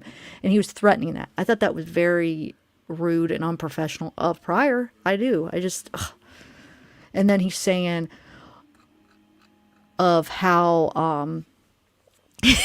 I like when he repeated when he said how Rob was talking about his defendant, about how he's wimpy and he almost peed his pants. Every time that gets repeated, I love it, about Chad. But are you kidding me, you hypocrite? Isn't Pryor the one that was making fun of David Warwick for not being able to hear? And making fun of Melanie because Melanie, when they were asking Melanie questions, when Pryor was asking Melanie questions, she would sometimes look off and think about how to answer it because she wanted to probably be accurate and make sure she was answering it right. So she would kind of look off to the side and it would take her a minute before she answered, which I thought was smart. You want to make sure, you answer it correct and how you want to say it. And he was basically like, do you have some kind of mental problem? Is there something wrong with you that you can't understand the questions? And it's like, what if she did have some kind of issue where she didn't comprehend something very well, what he was accusing her of? Is that very nice to be making fun of somebody? So I think that was lower than calling somebody that is charged for freaking murder wimpy and almost peed his pants, because that's something more, I want to say subjective, like something more where it's not about, I don't know. If what I'm saying is if Melanie had some kind of mental disorder, that would be something more sensitive and more like serious of a thing to make fun of somebody. Or if David had trouble hearing, that's just lower to make fun of somebody like that than to just call somebody a wimp and about to pee their pants because of the situation that Chad got himself in. I don't know if you guys are following what I'm saying. I'm just rambling, waiting for them to come back. Maybe I should send you an invite, Misbehave. Do you want to come on after? Or it's already almost 7 o'clock. I don't know if I will have stuff ready for my live tonight, guys. Oh, thanks. See, when people join like Patreon, I don't know if the name, because somebody just joined and I want to thank you, but sometimes I don't know if the name is private, like if the name you use, like for instance, on an email or something, or PayPal.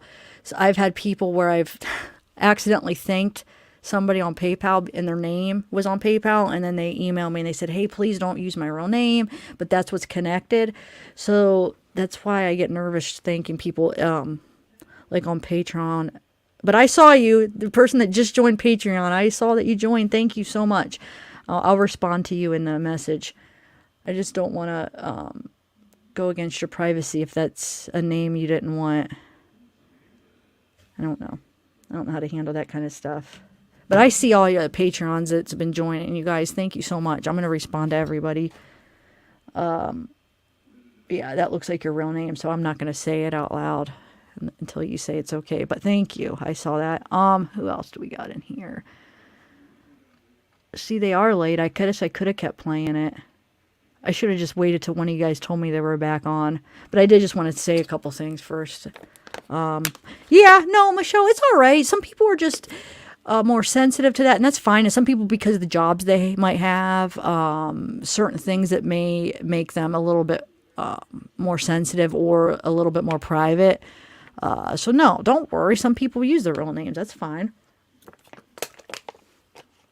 And then some people don't. Either way is fine. I like to know ahead of time. Because I screwed up one time on the PayPal where I said, it was like during a live, somebody had donated. It was their name, and I said thank you to them. And then they weren't really mad. They just like emailed me and said, hey, can you just not say my real name? Just use my, profile name. But sometimes I don't know the link. Like sometimes, I'll see the real name on PayPal, but I don't know what name it's connected to on the PayPal. Okay, we're back here. Let's do this.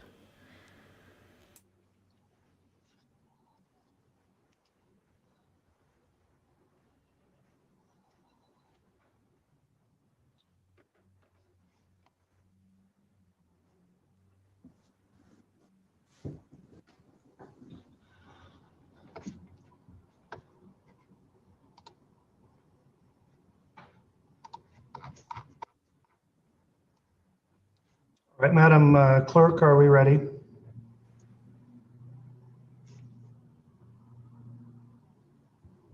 Yes, Your Honor. All right. Appreciate your patience. We're starting a little later than I indicated. We'll be back on the record. These are cases CR 22-2755 and CR 22-2838, State versus Chad Daybell and State versus Lori Vallow. The court took a recess after considering the closing arguments today, and I'm prepared to make a ruling on these motions.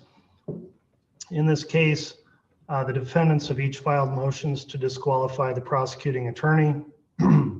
The court has considered the pleadings, the evidence submitted in the hearing on January 6th, and the arguments that were submitted today. As a preliminary question, the court has to determine what is the appropriate standard of review for granting or denying these motions. Pardon me. As has been pointed out by both the experts and in argument, there really are no Idaho cases directly on point to identify what is the precise standard for this motion to disqualify a prosecutor pre-trial. And there's no Idaho precedent the court's aware of where this remedy has been ordered by a trial court in a pending case. Neither defendant provided any citation for an appropriate standard of review, but made argument in support of their belief of what the standard should be. The state has referred the court to a standard in the Weaver versus Millard case, which was set forth in the state's brief. That case is a civil case, and while it's instructive to the court, I do share a concern that was raised by Mr. Means in his rebuttal argument that the civil standard may not be appropriate for a criminal case, and that would be because of the heightened duties that a prosecutor is charged with and the additional constitutional protections that are afforded to criminal defendants versus a civil standard. And so in the court's opinion that the Weaver versus Millard may not be the correct standard and will not be used for determining these motions at this hearing.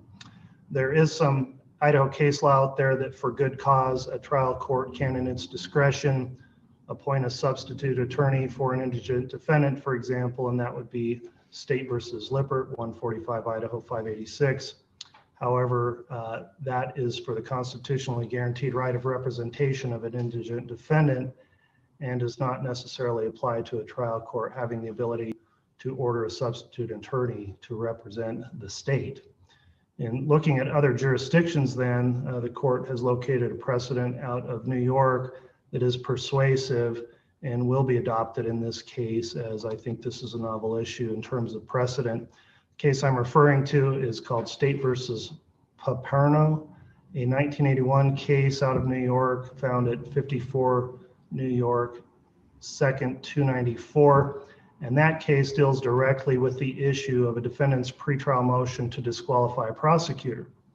The standard as stated in that case is as follows. It indicates first, the burden is on, well, let me read that directly from the case. The standard they use is that on a pretrial motion to disqualify the prosecutor, it is incumbent upon the defendant to make an adequate showing that the pretrial activity of the prosecutor will render his participation in the trial unfair. A mere assertion by the defendant that he intends to question some aspect of the prosecutor's conduct is insufficient. Rather, the defendant must demonstrate that there is a significant possibility that the prosecutor's pretrial activity will be a material issue in the case. So according to that, the burden is on the defendants to make an adequate showing that the pretrial activity of the prosecutor will render his participation in the trial unfair. And second, there must be a showing that there's a significant possibility that the prosecutor's pretrial activity will be a material issue in the case. So in reviewing then the motions with that standard, I look at the motions which mirror each other in their allegations. The allegations are, number one, that the prosecutor alleged misconduct violated due process rights of the defendants under the Idaho and U.S. Constitution, right to a fair and impartial trial, that the prosecutor engaged in coercive, unduly influential, and intimidating tactics to manipulate a material witness in this case. The second allegation in the motions is the prosecutor in this case violated the Idaho rules of professional conduct, as well as the ABA rules by his actions. The third allegation is the prosecutor's alleged misconduct could be construed under the witness tampering and witness intimidation statutes as criminal acts. Number four, the allegation that the prosecutor's alleged misconduct has made him a material witness in this criminal case. And number five, the prosecutor's alleged misconduct has caused the potential for future civil litigation directed at Fremont and Madison counties, as well as the prosecutor. And then number six, that the prosecutor's alleged misconduct has included concealing evidence in violation of Brady and Rule 16 of the Idaho Rules of Criminal Procedure. The court would note that in terms of the fourth allegation about the prosecutor being made a material witness in the case, there is some Idaho precedent on authority on when that occurs, and that would be the State versus Aguilar case. And that case is at 135 Idaho 894, and that states that the party seeking such testimony, meaning from a prosecutor, must demonstrate that the evidence is vital to his case and that his inability to present the same or similar facts from another source creates a compelling need for the testimony.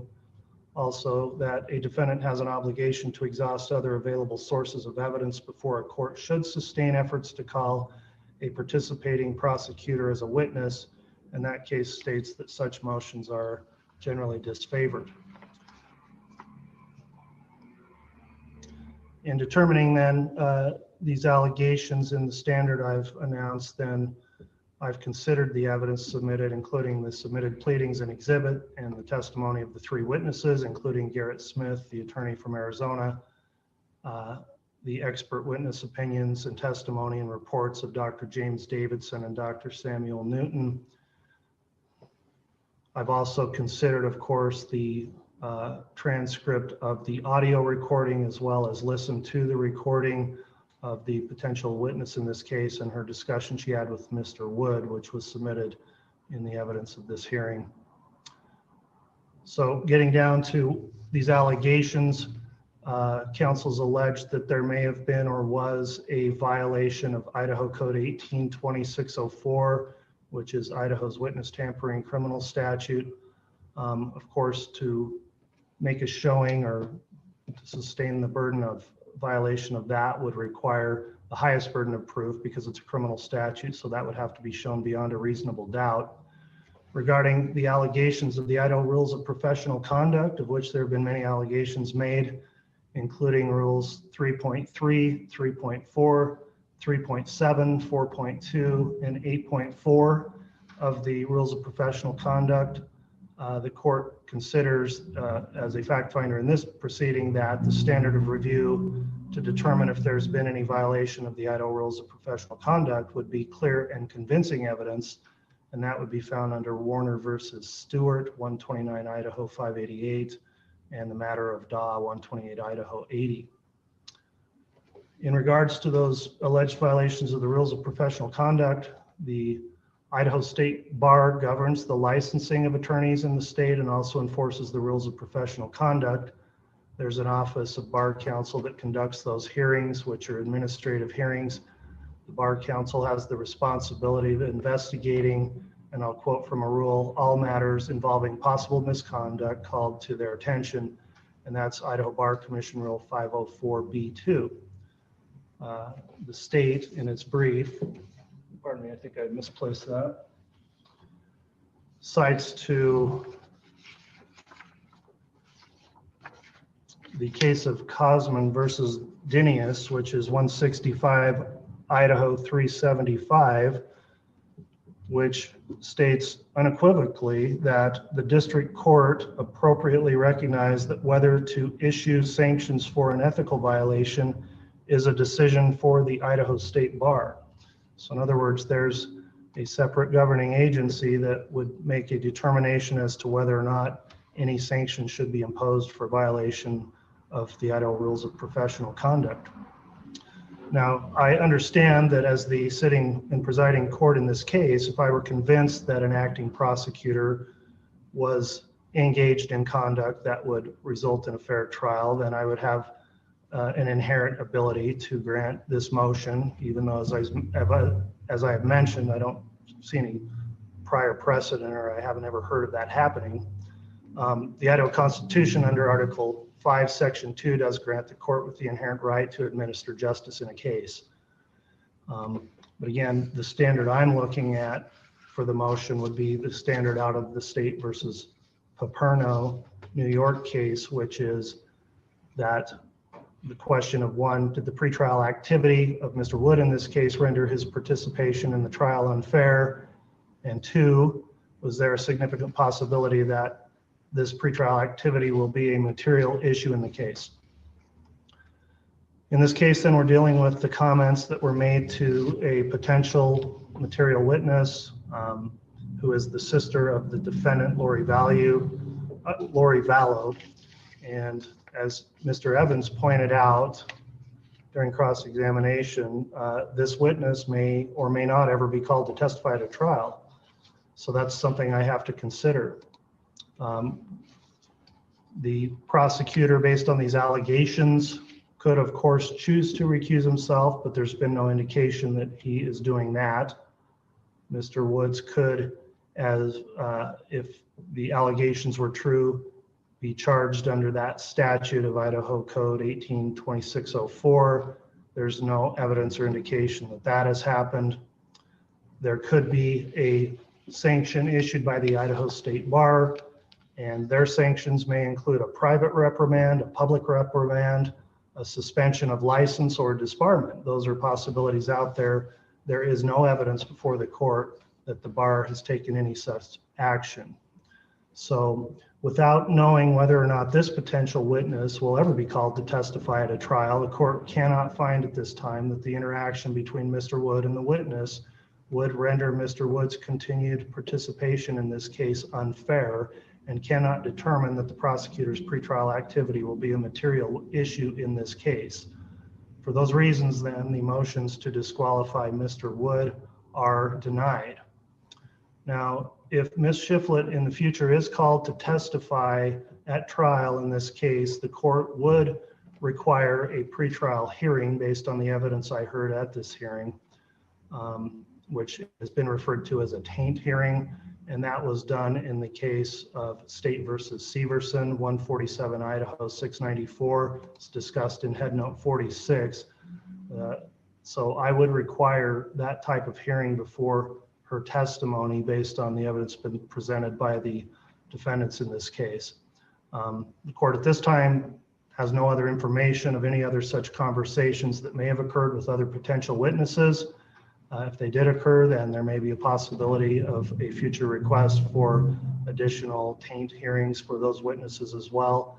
But that's not an issue before the court, as the only information submitted was the transcript and recording of the conversation with Ms. Shiflett. So finally, there were some concerning things in the recording in regards to the derogatory comments made by Mr. Wood about Mr. Means. I'm not going to issue an order to apologize or anything to that effect, but it's certainly my practice to always encourage a civility amongst counsel in my cases, and I'll just leave it up to Mr. Wood to determine whether or not he thinks that is an appropriate thing to do in order for continued civility and professionalism going forward in this case.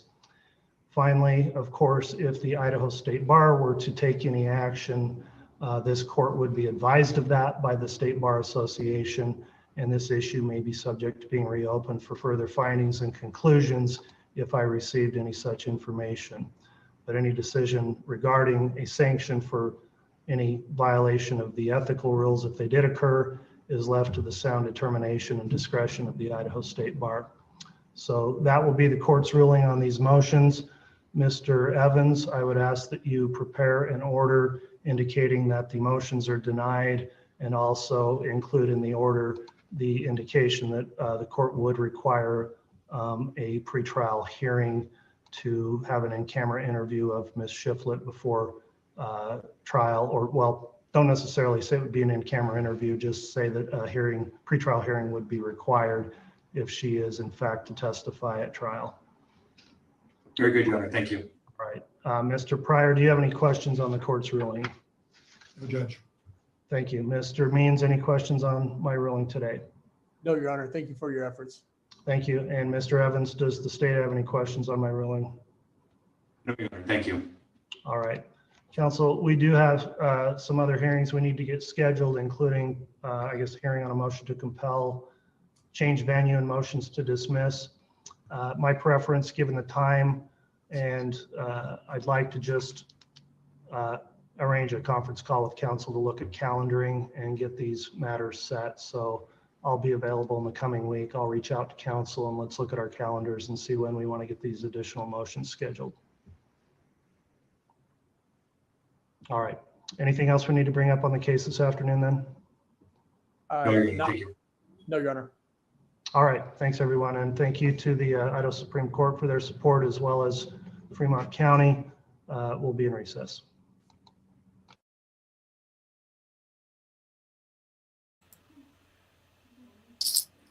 Hey, we got misbehaved in the house.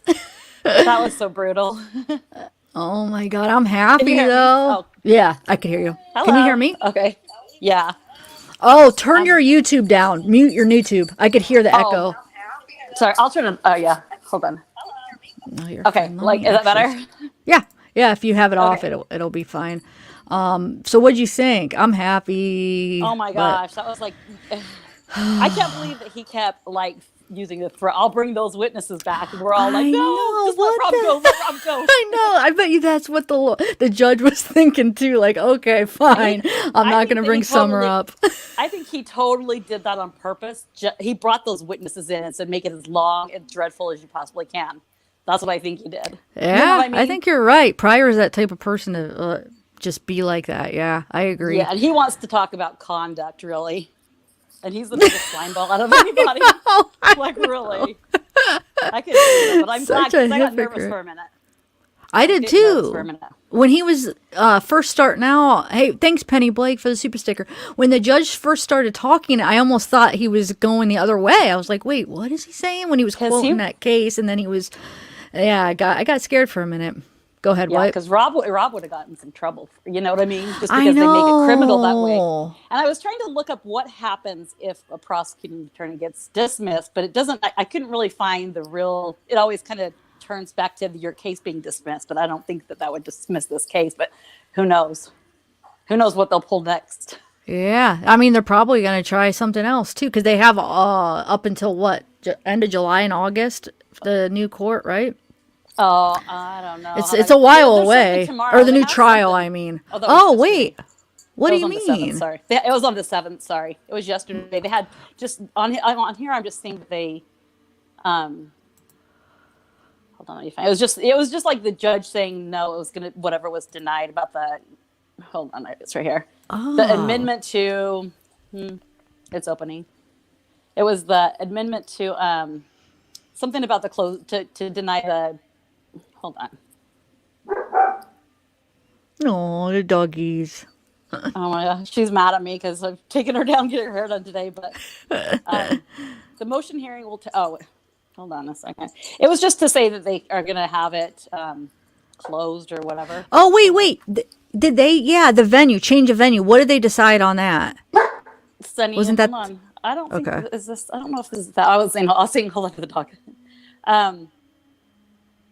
It was a notion of remote hearing, and it says redacted, amended. I don't know what it was, but it was yesterday. I thought the change of venue and the dismissal. Remember, Pryor was trying to dismiss it to say they didn't have enough evidence, and then the change of venue. I thought that was supposed to be a hearing together. Whatever. Did that ever come about? Does anybody know in the chat?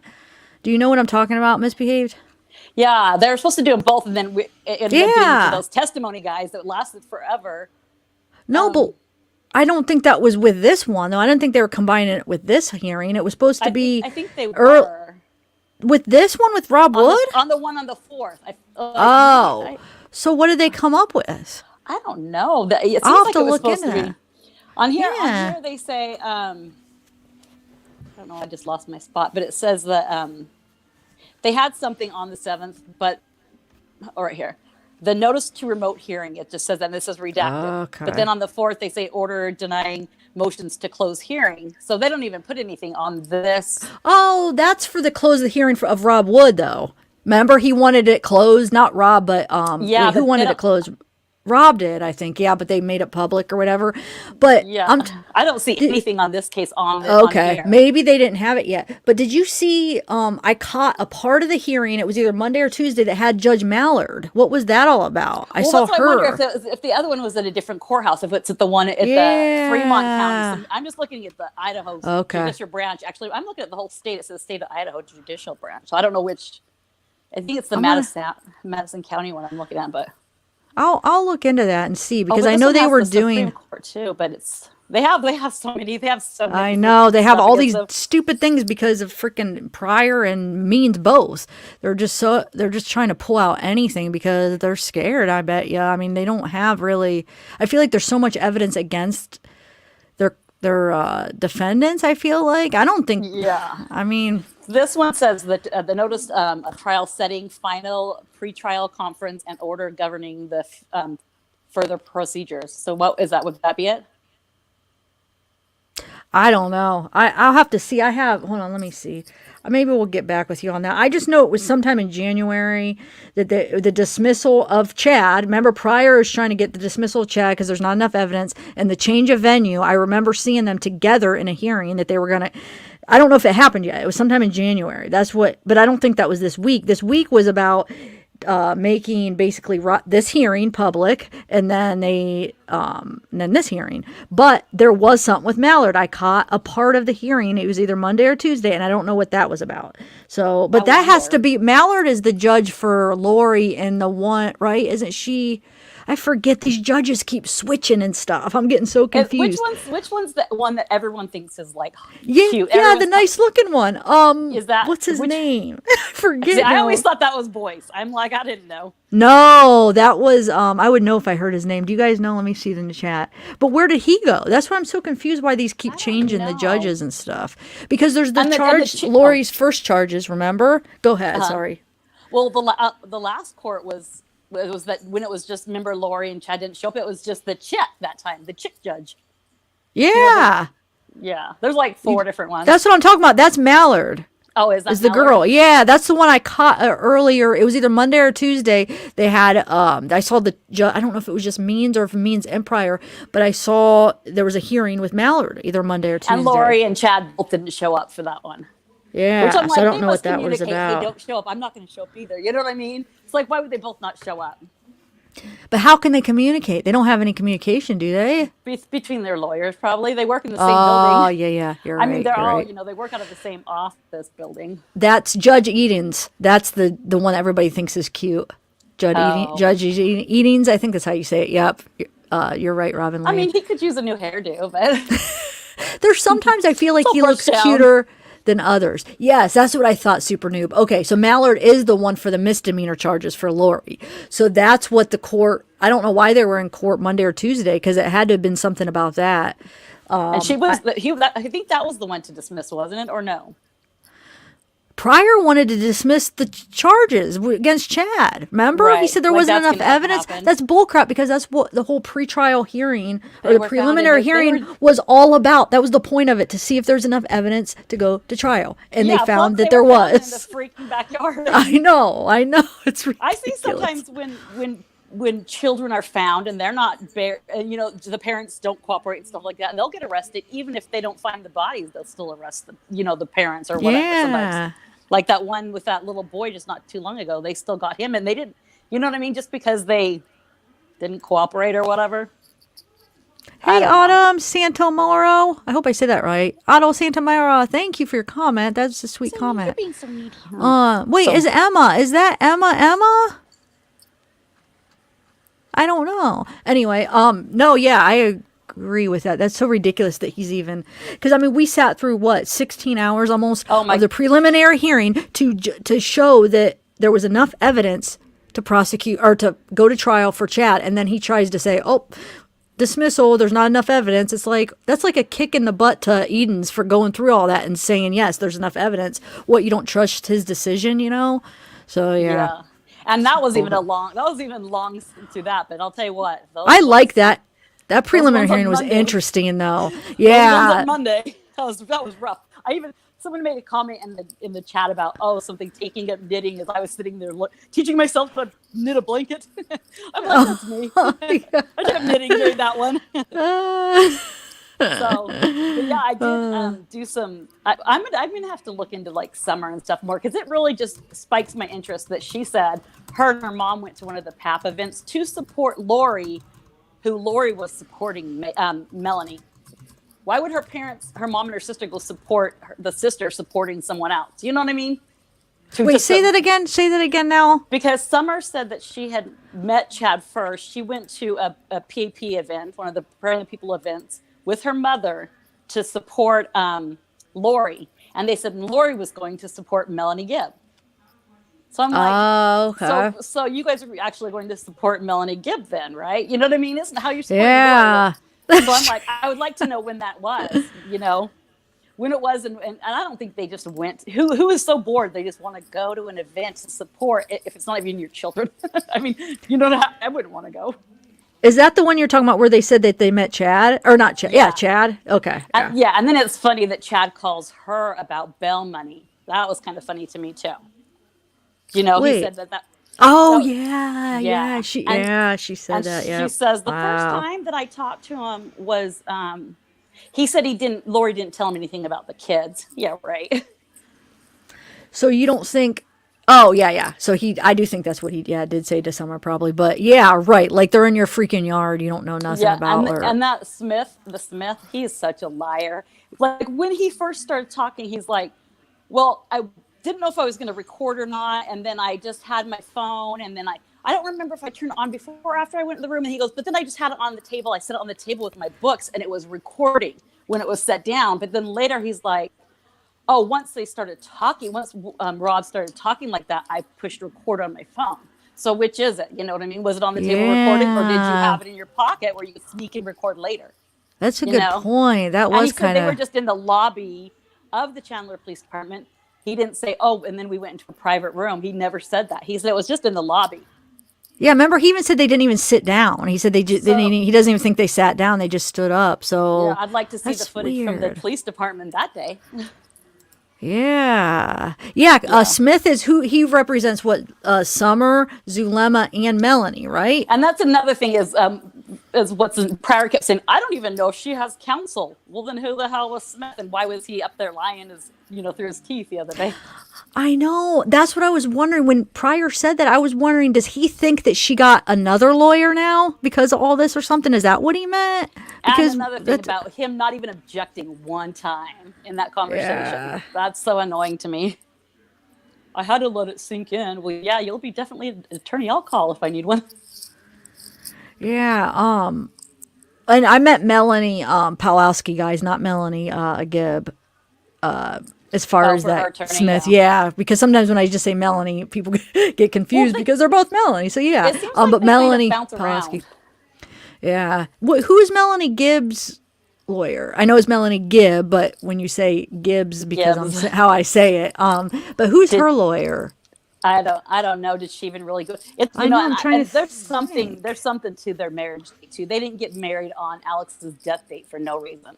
Do you know Are what you I mean? serious? Yeah, explain that. I don't know if people know that. Because it's hard to find any record on it. But I did see a paper. I didn't get a copy of it, but I did see it on somebody else's.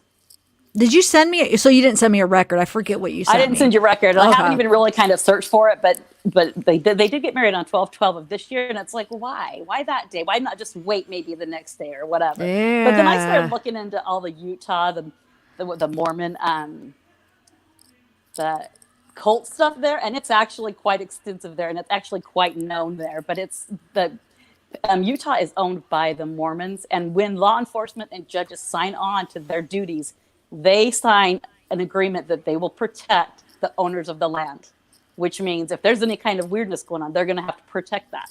That's what it says if you look it up, that's what it says. Well, because they bought out the state, you mean? Is that what you mean? Because even the law enforcement? It just says they own the land, but then there's cases. See, like they have you look it up. There's so many open cases. It's crazy. They have so many. And then if you look it up, there's actually there's actually a couple of them that just went to jail, but they said, oh, well, we don't really have proof of it because the witnesses are coming back like 20 years later saying this happened. They've even taken them to the places where they've seen sacrifices and stuff. There's even one lady who said, she explained how they did the sacrifice and how the body was when it died. And that's the only case that they said they had really kind of a little proof, but they didn't even follow up on it because the lady knew it was with a gun and she knew the positioning of the body, which was an awkward position, I guess. But so they say that they don't have anything. And they said there hasn't had anything happen since like back in 76 or whatever. But there's people in jail for it right now. And even if not, Lori and Chad are a perfect example of it happening again. And it's like they're breeded through family like that. Wow. And it says they usually wait like 20 years or something to come back and be a witnesses because usually they suppress it because it's trauma for them. And then they go to the temple to get married and it reignites all that trauma. And that's when they start, having their issues with it. And then they go, there's even a counselor. I listened to her podcast talking all about it and it made sense to me. I mean, it's not really what Mormons do, but I guess the Utah Mormons might. And it's all in the same area of where Warwick lives. Wow. Like that little area. Yeah, it's crazy. I have all the paperwork. I'll send it to you if you want and stuff too. Gosh. It's crazy. And I mean, I was thinking, oh, that's not how Mormons are and stuff like that. But I guess some of the Utah Mormons are like that. Wait, because you're a Mormon. Are you practicing? Do you I forget what you said. Okay. I don't, but my daughter is hardcore. Is She's she? very- Okay. Yeah, she's very, very Mormon. That's good. Okay. So Yeah, I've you got a couple bishops do you in the family. okay. I mean, when people ask you, would you consider yourself Mormon then, right? I do, because I was baptized Okay. Mormon. I just say that it's a lot of responsibility for me to take on. You really need to have Aw. to be all that good. I don't know. So I'm like, Wow. See, so I don't I'm know thinking, a ton about Mormons. Go ahead. yeah, What? I've actually learned more about it just researching the Vallow case than I have known my whole life. But being that Chad is actually from Utah, I started thinking about it, and I started thinking, I wonder about his children. If it's something that you like, some of the families, not all of them, but in Utah, like are raised that way. They say it's usually through your family. So Chad being from Utah, I started thinking, what if it's a family thing for him, and he was just trying to get hold of, get into this. And another thing, if you look up, I'm sorry, the Satanic calendar, the dates are they're so familiar, but the date that Melanie Gibb and workers there is actually like some big, it's like you can do 3 days before and 3 days after, but it's like some big ritual orgy. And so I'm thinking that day they went to look at that property, what really happened that day? What really happened when What? Melanie Gibb was there? Oh, Because they said wow. that sacrifice, you sacrifice a child, a young child, and it says it's the binding of the hands. His hands were bound. There, whatever. That's what the sacrifice is called. Oh, shoot. Yeah, and then the September 8th one, it's September 8th, but it's the sacrifice of a girl that's 21 years or younger, and it's What? burning and eating of the flesh. Yeah, look it up. It's crazy. I didn't think the Satanic calendar. I'm like, yeah, right, but I looked it up. And Oh my God.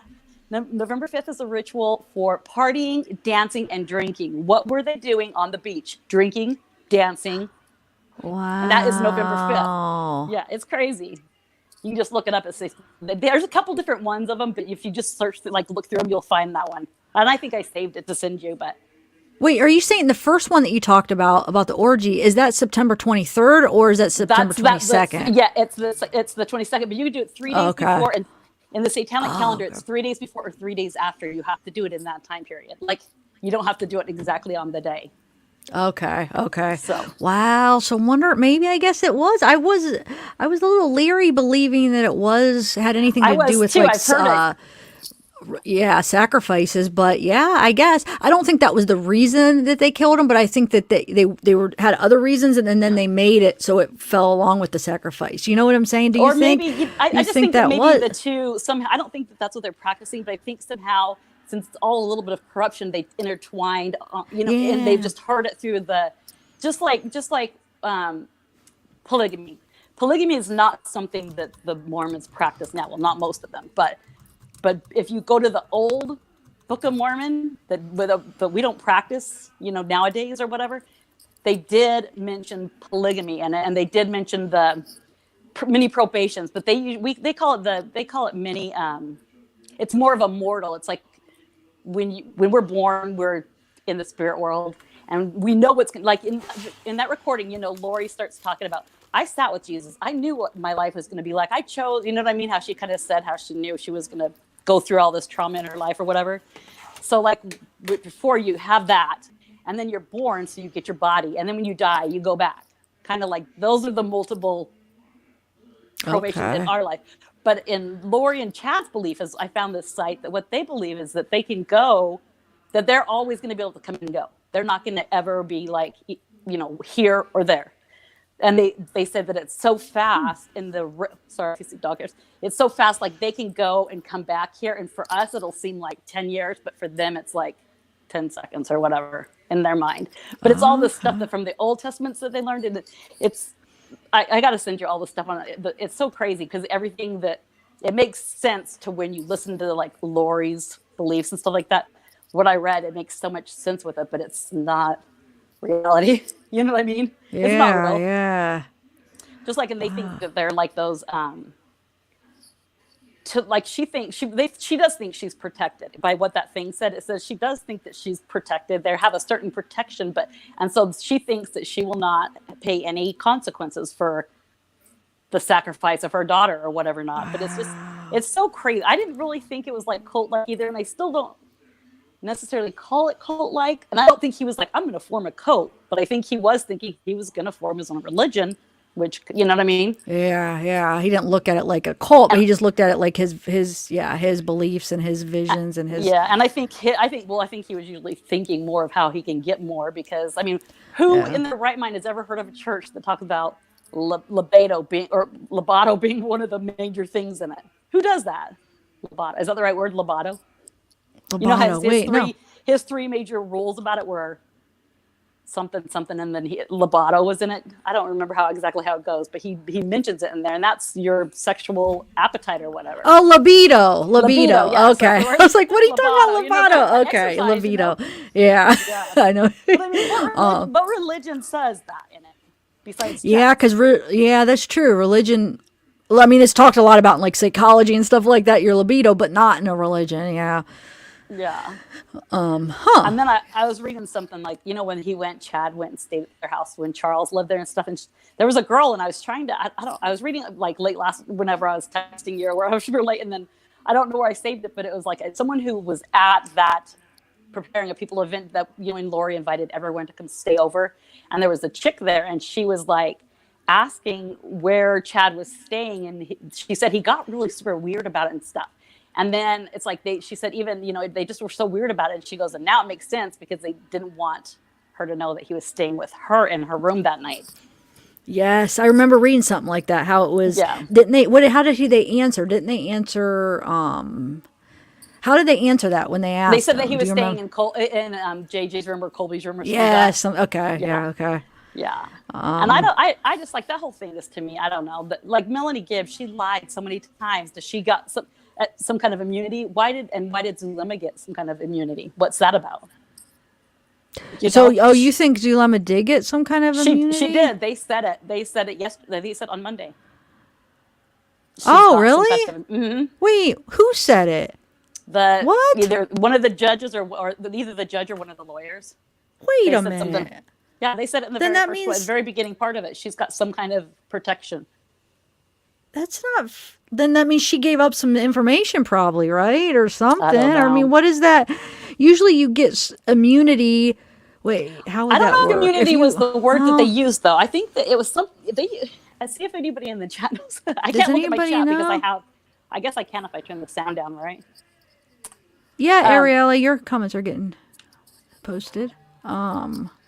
Oh, the judge. Yep. Basically, Tammy Wood is staying. Basically, so he's still going to be the prosecutor as far as right now. As far as right now, I mean, as far as how everything goes, yeah, he's staying. So, I went. Oh, Misbehave. Did you hear the Zulema recording? Did they play it today or not? I don't think they're going to, because it's not part of this issue. And what I thought it was, though. I thought originally it's in the affidavit, it's in the report that it was Zulema and Summer. I thought wasn't it? It was the Zulema went. They went the day after each other. One of them went one day, and Zulema went the other. Isn't that one of their claims against Rob? Is both interviews though? No, because Pryor said that he hasn't gone over that phone call yet. Oh my God, that's coming next then. That's coming next. They're going to bring that. That's probably why they kept it separate. Now they're going to waste the court's time and probably try to make a charge against. Oh, I see it already, and you guys. Know what? But they want a speedy trial, so why are they not making it speedy? You know what I mean? They're trying to get a speedy trial, but I don't know. And Zulema, I don't know why. Summer called them and said, "I want to come in and testify." So she was wanting to come in. Those guys did not want that to happen. They were everything. So why? What are they hiding so much? Exactly. Yeah, she was like wanting to. She called them. I think they should have let her. I think they should have let her. They acted like it was like ridiculous that they wanted her in. It was like, no, it's not. She is the interview that you guys are talking about. I think it's very don't make me relevant bring the witness back. Exactly. Don't make me do I can't believe he's like, I'm going to do this. I'm going to bring Dr. So-and-so back. Or I'm going to go get that doctor. Oh my God. I can't believe he said that. He probably said that probably four times, maybe 5 times throughout this one. Like, seriously. I'm going to go get that other witness. Yeah, it was brutal. Seriously, I mean, I took up knitting. What? I said I took up knitting. I mean, so you really did take up knitting, though? Look, I really did. Look, I wasn't sure if it was like seriously. That's awesome. I love blankets. Okay. I did look at my blanket, and it's the first time I ever made one. But look, it's turning out kind of good. Ooh, nice. That's how bored I was. It's a big one too. Like, thanks, guys. That's awesome. The school of YouTube. No, that's awesome. I love my grandma knits. I love her blankets. I It's have like a hand bunch knitting. You of don't them. even have to use a thingamajigger. You just do it on your hands. Yeah, yeah, that's what So I'm she like, does. I took her to the stinking dog groomers today, and she's just floating hairs everywhere. Shouldn't they I like don't blow see them him, up? but I could tell yours. Oh, it's like I driving me don't see him though. crazy. You know, when you go for the groomer, they did her a little bit short, and I'm like, oh, not so cute today. Aw. Yeah, wait, is she by you right now? I Yeah, like your she's. hoodie. Oh, thanks, Target. It's Target. Oh, Oh, look you know how what? She hates to be on pretty. camera. Can you see Look her? at her Fully? little bows. Yeah, look on Look at her little there she is. bows. They put a little She's Wonder so Woman thing on her. Would you? cute. She's Aw. so. Um, she is needy. She's a cutie. She is Hey, cute. But G-Dubs. go get the G-Dubs in the birdies. Go get the house. birdies. I was gonna look up. Oh, I was gonna look up from when he said that she had that immunity, but I wonder why. You know, she's the only one out of this whole case that has ever cried, and it was on the phone when she got home on the 911 call when he was dying on her floor. Is the only time that I heard anyone like seem a little bit upset about anything. Why have none of them cried? Why have none of them, when they did the vigil for the kids, why weren't they there? Why was nobody there? Not even, and you think Melanie, being a good friend, supportive, she would be at that kind of stuff. But no, the grandparents, no. You know what I mean? Yeah, yeah. No, Not that's one a of good them, not one point. of them. They post all this sad stuff on their Facebook or whatever, but we haven't seen one tear. You know how traumatic, and you know I would be just a total disaster. You know, if I even Do you think they were cried. afraid of like reactions of people since it's her But even family after they and got stuff? found dead and stuff, they didn't even like. You don't Yeah. see tears. I mean, it's just like, and I think Oh, it, tears. Yeah. I'm talking about showing up for the vigil, but yeah, tears. I I don't even know. see a watery eye. I don't see anyone. Yeah. You know what I mean? I know. I feel like a lot of some of these family members that are coming out acting like, oh, they're so sad. It's my family. It's my so-and-so cousin or whoever they are. I feel like they weren't even there for him when they were alive. Some of these people, like they're claiming, Yeah. it's like you weren't even around. I'm not going to name any names, but there's a few people that it's like, no, you weren't. You barely even talked to them. So what are you talking about? Oh, I don't and know. what Yeah. just like how Lori's mom has never been to any of her weddings. I mean, she only had like 5 of them. You know what I mean? Yeah. And I don't think they're as Mormon as they say they are, because like if you look at their, I probably already said this to you, but if you look at their family picture, they're all up on strapless and tank tops or whatever. And Lori hasn't been every single one of her weddings except for the last one. When you're Mormon, you don't get married. You keep people, you're covered. Yeah. Yeah. So, Okay. and then I figured That out the makes whole sense. temple recommend thing too, because I was thinking she didn't have one, but she did get one, and it was from that Gabe, her bishop. Her bishop. He's Oh. the one that was with Charles that night, and he got on the phone and said, "Well, it wasn't all a threat. It was more of just like a, I'll take all your Yeah, money." that's her. That was their bishop, and that's who gave her the What? temple recommend. And he could be in trouble for that because it's supposed to go through him, unless he really believes that she is worthy of it. Then it has to go from him to somebody else. But Wait, didn't that go to doesn't make anybody else. sense because they never mentioned that that's who he was when they called him. Why didn't they say it? They made it seem like it was just Charles's friend, I thought. yeah, it was that Gabe guy. It was the Gabe, whatever his last name is, Barella, and it was her and Charles's bishop. You know, he called him as a good guy. Can you come Wow. pick me up at the airport? I've got a situation, and the Yeah, guy's I really, didn't realize you know what I mean? that. Okay. Mhm. Wait, let me make you guys, is this slow? I didn't activate slow chat, but everybody's saying, and that I was wondering why when I scroll down, there's not any messages barely. Are you guys trying to chat and you can't chat or something? But I didn't activate slow mode. Let me know. Say something if She what? talks too much, we're out. Missy talks too much, we're out. No, this was even during the hearing too. I would keep scrolling down and there'd be like 500 people and I'm like, wow, this chat is either really behind or there's not many people chatting. And now people are bringing it to my attention and it wasn't just me imagining it. Yeah. Let me know. I can type and retype. Okay, maybe people are just not chatting as much. Okay. Said he was going to interview other witnesses.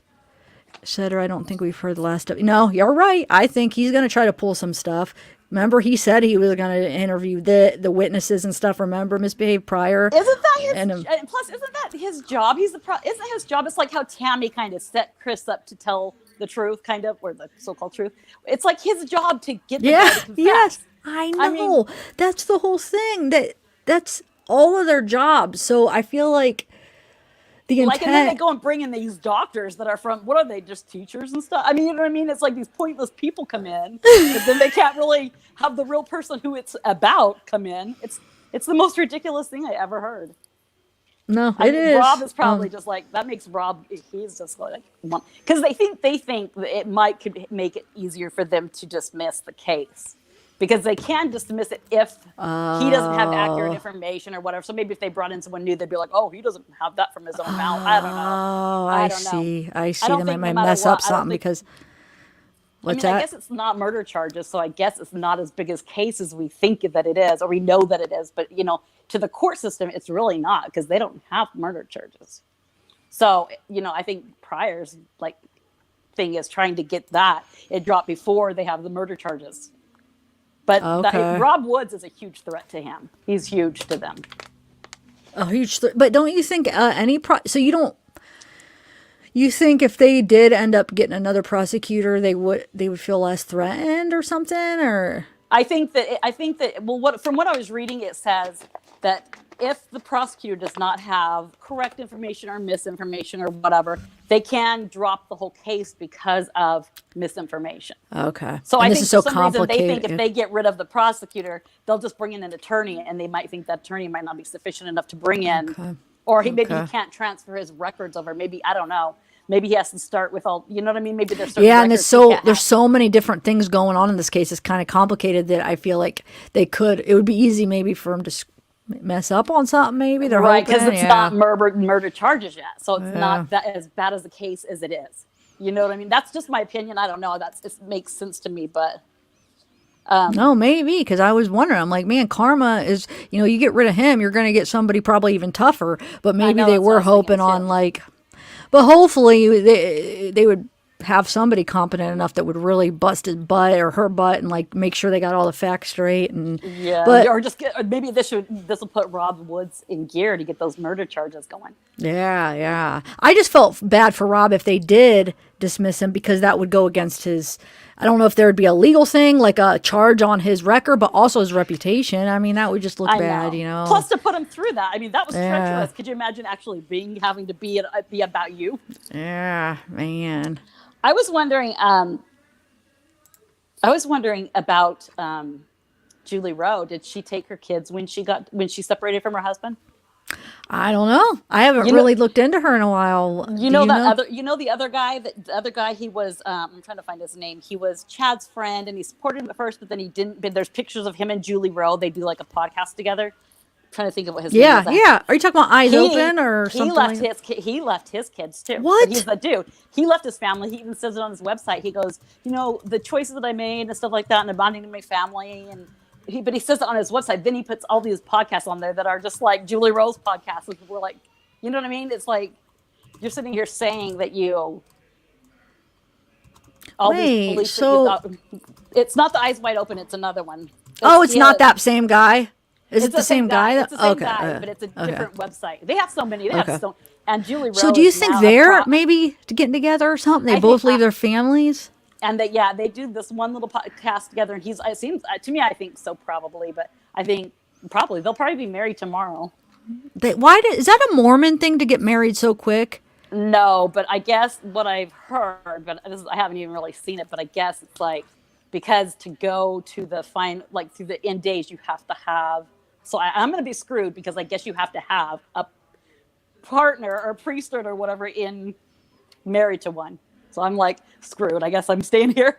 Guess I'm Wait, say burdened. that again. Wait, you have to have a partner for what? Well, no, and within their little beliefs that you have to have you have to be married, and you have to be sealed in this temple thing to be able to go on to the 144 or whatever. Yeah, Okay. yeah. And I don't know what it is about them not wanting to bring the kids along because like the Mormons things is like start having babies. They all will start popping out babies, and then they don't want them to come to the end. I mean, it's ridiculous to me, but. How many kids? Isn't most of Julie's kids grown though? Does she have young ones? I think she might have maybe one or two that are not of age. I know she just had one that went on a mission not too long ago. I mean, it's been, I guess I don't really know the dates, but I'm just going by her picture of what she looks like. I think it was probably within like the last 6 years or something for sure. Okay. I don't really know though, but Are you read this quote? Read this thing up on screen. Do you know anything about that? That's interesting. Hold on, you let me see pull it, it up or- on here real Okay. fast. Yeah, I'll pull up up here. It's bigger. Usually, I have my TV going, and I have I have two phones going, and I'm like, and they still can't keep up.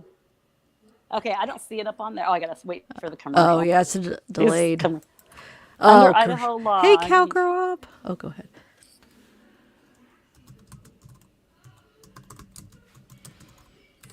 Okay, see, that's another thing. Yeah, about in Utah, that makes me think of the Utah, the Idaho thing, because it's those connecting states. But also in Utah, for a sexual or some kind of a sexual or ritual that they do, if it's religious, they do not prosecute for that. It goes under some other weird law. It's not like normal, like if you were in Arizona and you did something like that. It's a whole lot different than in Utah. It's weird. Just look up the Utah states. Wow, that's with the LDS. crazy. It's I'll send you some of the things because I save them all to my screen, and then I always have all these folders. I don't even know what my phone is actually starting to freeze up to where I have to like shut it off so I can open it back up because I have so much crap saved on there. Oh yeah, I've been I there. I discovered the whole saving to the desktop instead of, because before I just save it and then I try and find it through my files, but then I found that you can actually save it to your top, But I have. It's ridiculous. It's stupid. I'm like, why am I saving all this crap on the You could even maybe get a thumb drive or something and put something on. Like you could get a what do they call the hard drive? But I would just get like a couple thumb drives and maybe move some of it if it's clogging up your speed. I know, on your... and I should, but really I should just get rid of it because I'm like, it's not even like in order. So for me to find what I'm looking for, it takes me so long. I've seen you do it. I've seen you do it. But I was trying to think the multiple probations. It's actually multiple moralities in the LDS religion. That's because you're not always alive or a human being in the flesh when you're in those different lives, Okay. Yeah. That was in the Journal of Discourses. What, Sonny? Go get the birdie. And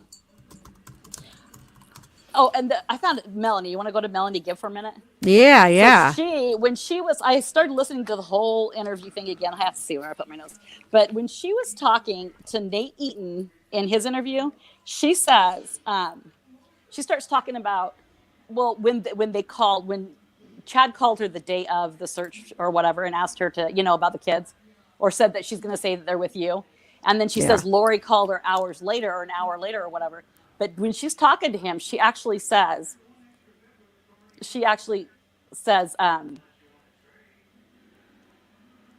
so when he called, and then she goes, and then she talks like, and then they said, and turned it to they. And so Nate goes, and so Lori called you, and she goes, oh, like an hour later or something like that. But she turned it to like it was both of them on the phone, which is kind of weird to me. Okay. So I forget they were together then at the time though, physically, right? No, when they he called, was saying that the cops are at Lori's house and she's going to tell them. He acted like he wasn't, but I don't really, who really knows? Oh, I see. And then another thing that she said to him that I thought was weird is he goes, so what did you guys talk about, you and Lori, like right when you guys became friends and stuff like that? And Melanie goes, well, she's got a son that's, on the spectrum, and she goes, and so we would talk about what that was like for her. Like, and don't you have a child in the spectrum, Melanie, or do you not? You know what I mean? Yeah. Because why do you need to know what it's like when you should know? Yeah. Oh, wait, he's not. Yeah, she doesn't raise him, so. Wow. And I still wonder why, because that kid told Rob or the police or whoever that JJ was there. He told. I remember. Yes, I remember that. Yeah. And they asked him. Remember, they weird. asked her in court, and she said, "What did she say? Oh, he didn't. He got confused. He said he got confused or something, didn't he, or something like that?" She got mad. She was mad about that. But you know what? When would he have really been there? Because Melanie hasn't even been there.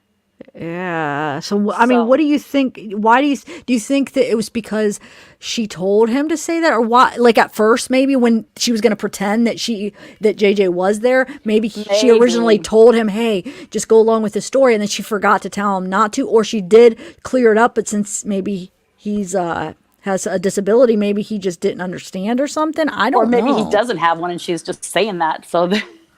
So they might think Yeah. that. I don't know. I mean, I don't know. I don't know why they would go know. talk to her kid anyways. Why wouldn't they just go talk to her husband instead of drilling a little Especially kid if that's on he the does spectrum? have a disability. Yeah, that's weird. They shouldn't be allowed to. Yeah. Yeah. Huh. And I mean, Melanie, she frustrates me so bad because it's like, if my friend was sitting there going, well, he's getting in my way, I've got to get rid of him. If she was my friend, I'd be like, wait, what? Something is wrong with Yeah, you. yeah. There's a mean- few instances when what Lori She said, discussed Melanie it. should have been like, wait a minute. Like as far as Tammy dying and stuff like that issue. Some of the stuff Yeah. that Lori said to Melanie, and Melanie was saying how Lori said that about Tammy, and it's just like, wait a minute, wouldn't that like be like what, like red flag, what? Like that something is not right here, saying that, oh, Tammy's not dead yet, but and then Melanie asking her, well, shouldn't you wait till she dies before you move up there? Like, what? Like, Yeah. what Like, do you mean? is that normal? That is I- not normal. I tried on the 22nd. They went up there when they were there, and they said on the 22nd, her and David went to whatever they call it, something cello, not the concert, but whatever they went to up there. Okay. I didn't see any kind of a preparing of people event up there on the 22nd. Yeah, you were or on telling the me Monday. that. They said on Monday. Then they said they left Monday to go to.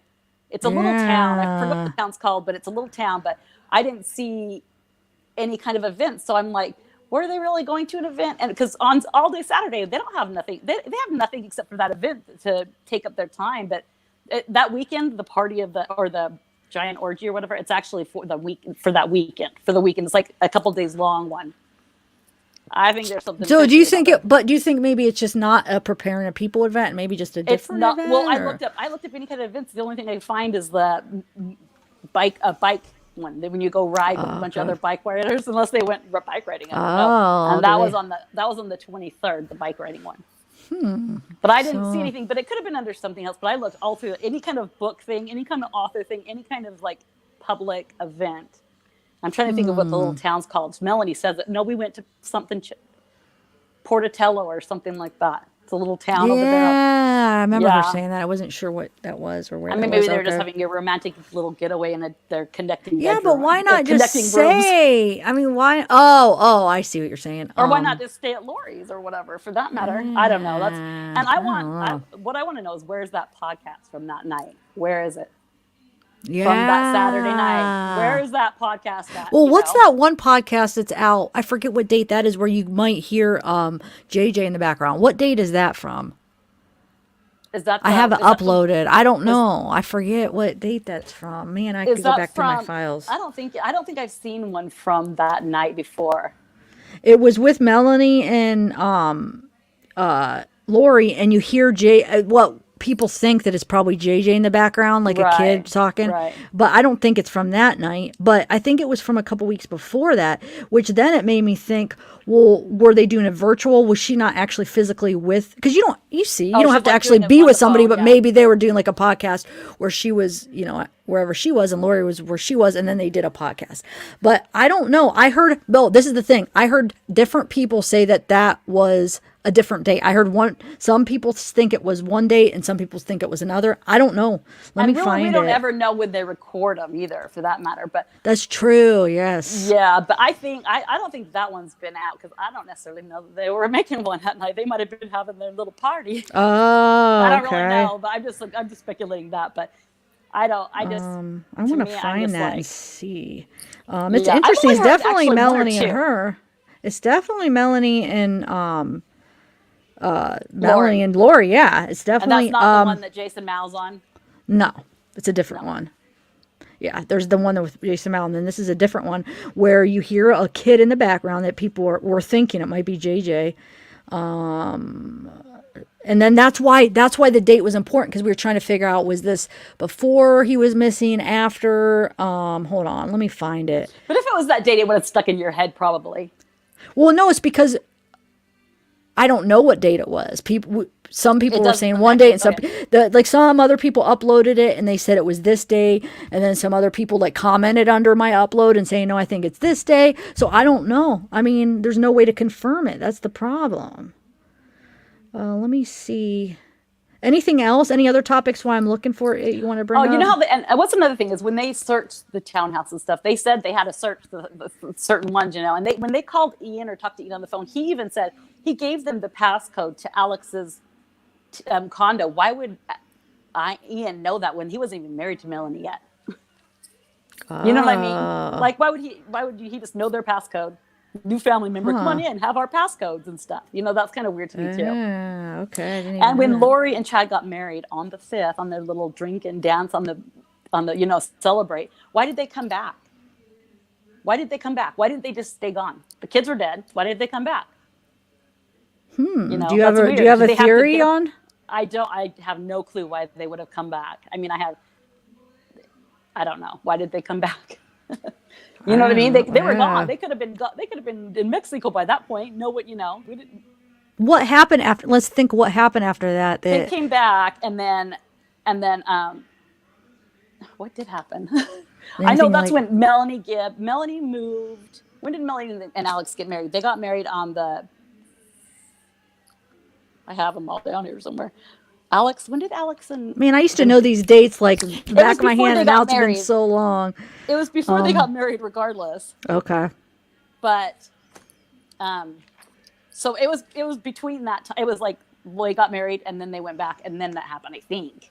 And then I think they went. They came back and then they got married after that. Because they were for the welfare check. Where was Melanie when they did the welfare check?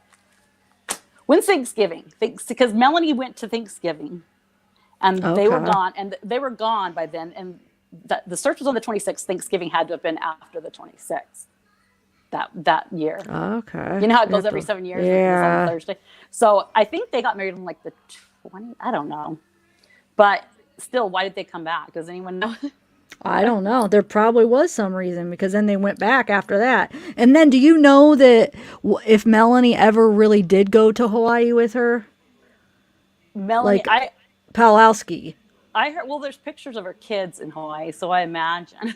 No, like around that time, like around it Well, would be, the ages what time would that of be? them seem appropriate that it would at least Okay, been in like okay. that year, but I don't know. I mean, I know just from looking And- at them. I'm but just going off and looking at them. Melanie Pawlowski never said anything about it. Like, why didn't, I mean, shouldn't that have been brought up around that time when they're trying to figure out everything? Like, Well, a but lot remember of it stuff was should have in, probably been brought up. yeah, it was going to be in the hearing. Whatever happened? Remember Melanie Gibb might have been a witness in Melanie Pawlowski's hearing. Did that ever happen as far as, I don't know. See, who knows who has Okay, immunity okay. anymore or not? But I know that she even said at the custody battle. I mean, she said she is a suspect or a person of interest in that case. I'm like, I can't believe they gave her kids back. Whose That kids? boggles Wait, my say that mind. again. I'm sorry. I can't believe that she's getting her kids back. Non-visitation. I mean, That's what I was asking. So whatever came of that? She is getting her she kids gets- back? She has all full authority to make Oh the my decisions, and she gosh. gets no. her Are custody you time serious? back starting See, at I the beginning of missed. the year. I missed that. I was. Unsupervised. Oh no. Yeah, it boggles my mind. Brandon looked like he was about to cry, but it boggles my mind that they would give them back with. I mean, they could have did it supervised, or they could have did it. I don't know. It boggles my mind. I watched it like the first couple days or the first part of that hearing, and then the next day, like on the ruling or whatever the verdict was or whatever, I missed it. I forgot about it. I cannot believe I forgot. So, okay, when does Brandon get to see the kids? I don't understand. Is it 50-50 or what? It's 50-50. But I'm like, what? How many chances does she get? She's got 4 kids. She gonna, you know what I mean?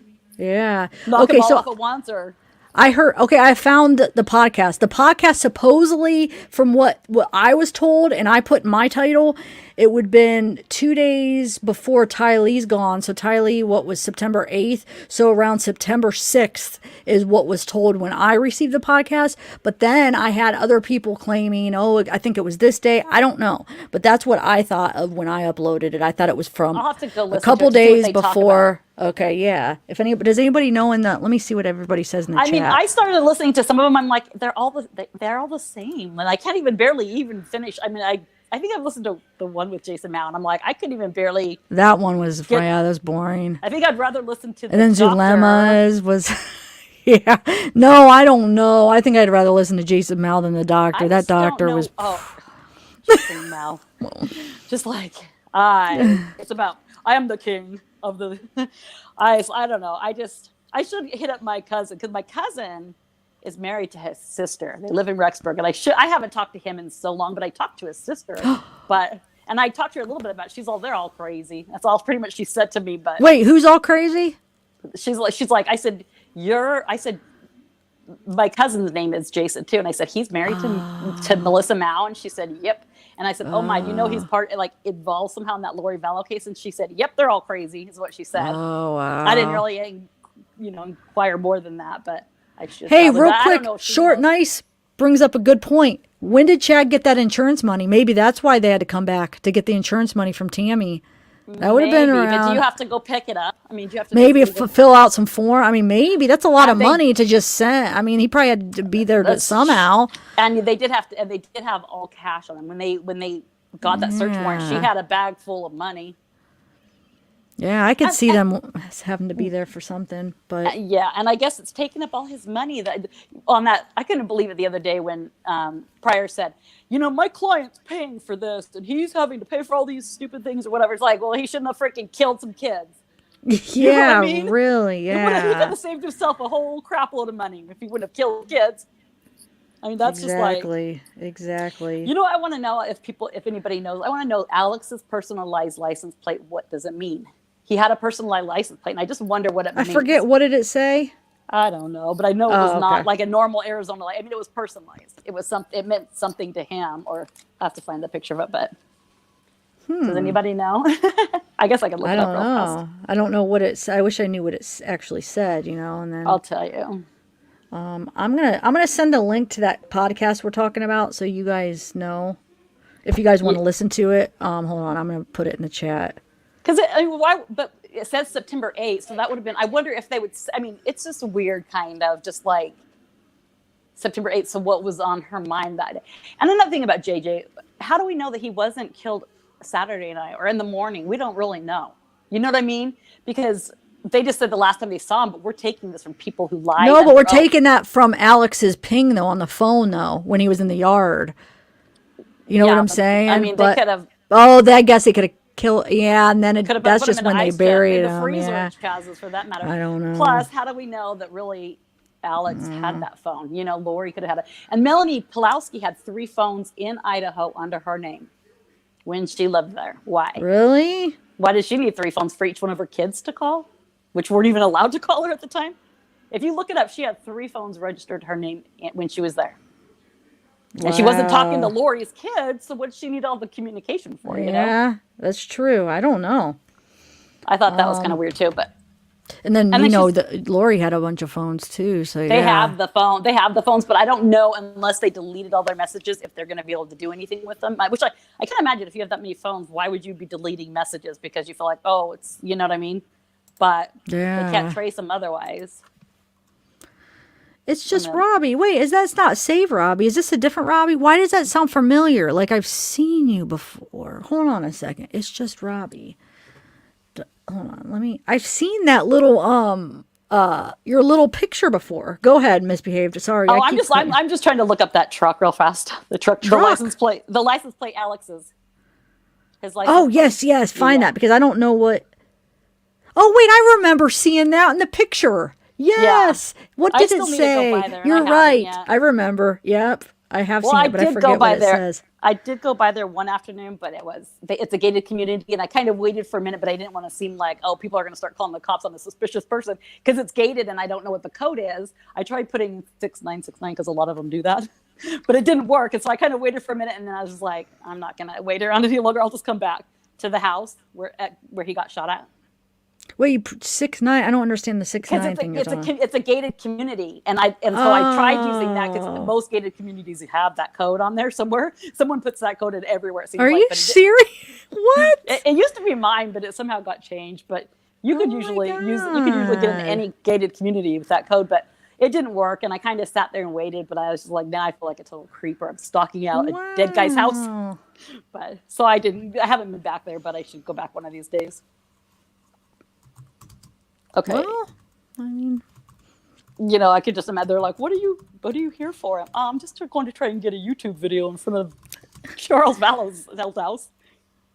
I thought that'd be kind of okay. Let's see. Yeah, because it's right here. Maybe I don't know why it's just something on my mind that I just was like, why? What does that mean? And her parents, her dad has like 3 or 4 emails. Every single one of them has warrior agent, warrior. His dad claims to have a warrior. Whose dad? Lori's. Oh. All of his emails have warrior in it. Is he a warrior too? Is he Thor? Not, he's not Thor, but Okay. I think that was kind of weird for her dad to have that. And he wrote a book. I saw that. You the one that sent me that? I saw that book. Yeah. Like something about the government. And Yes. actually, Yes. Let's pull it up. Hold on. Like, Let me share the horrible. screen. Hold on. I want to show you guys. Somebody, I think you probably are the one that sent me it. And Her dad's. I have it on my screensaver, screenshot somewhere. Oh my God, I'm drawing a blank. What's his name? His name is Barry Elcock. Barry, yes. Yes. Wow, I know that. I'm just, this He's case, I feel like I have to refresh on it. Okay. I know, Barry me too. I've been not even lately, but I'm like, these court dates are coming up. I should probably just refresh my psychoism on it. Yeah, and I can't wait for the trial, definitely right before the trial, I'll have to refresh next year. Can't wait to see. next I summer. just can't wait to see what else they pull. They're going to pull out some other crap. Yeah, you're right. They'll pull some stuff. I just want to know. I'm gonna have to find out if they did have the hearing for the change of venue and stuff yet. I haven't heard look about that them up. actually having a change of venue, so I don't know. Maybe somebody else would know. Because you think we would have heard about it. I know that. Wait, the dates were set though. Yeah, they were. I think it might not have happened yet. It wasn't it January. What is today's date actually?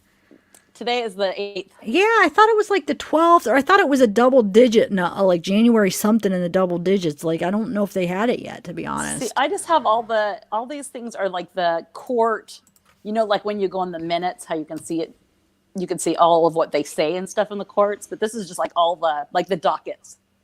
But I only see the ones, there's the one on the 4th and then there's the one on the 7th. This one doesn't, but it might be the different courthouse that I'm looking at. This is the one I'm looking at is the Boyce one. This is the one with Boyce.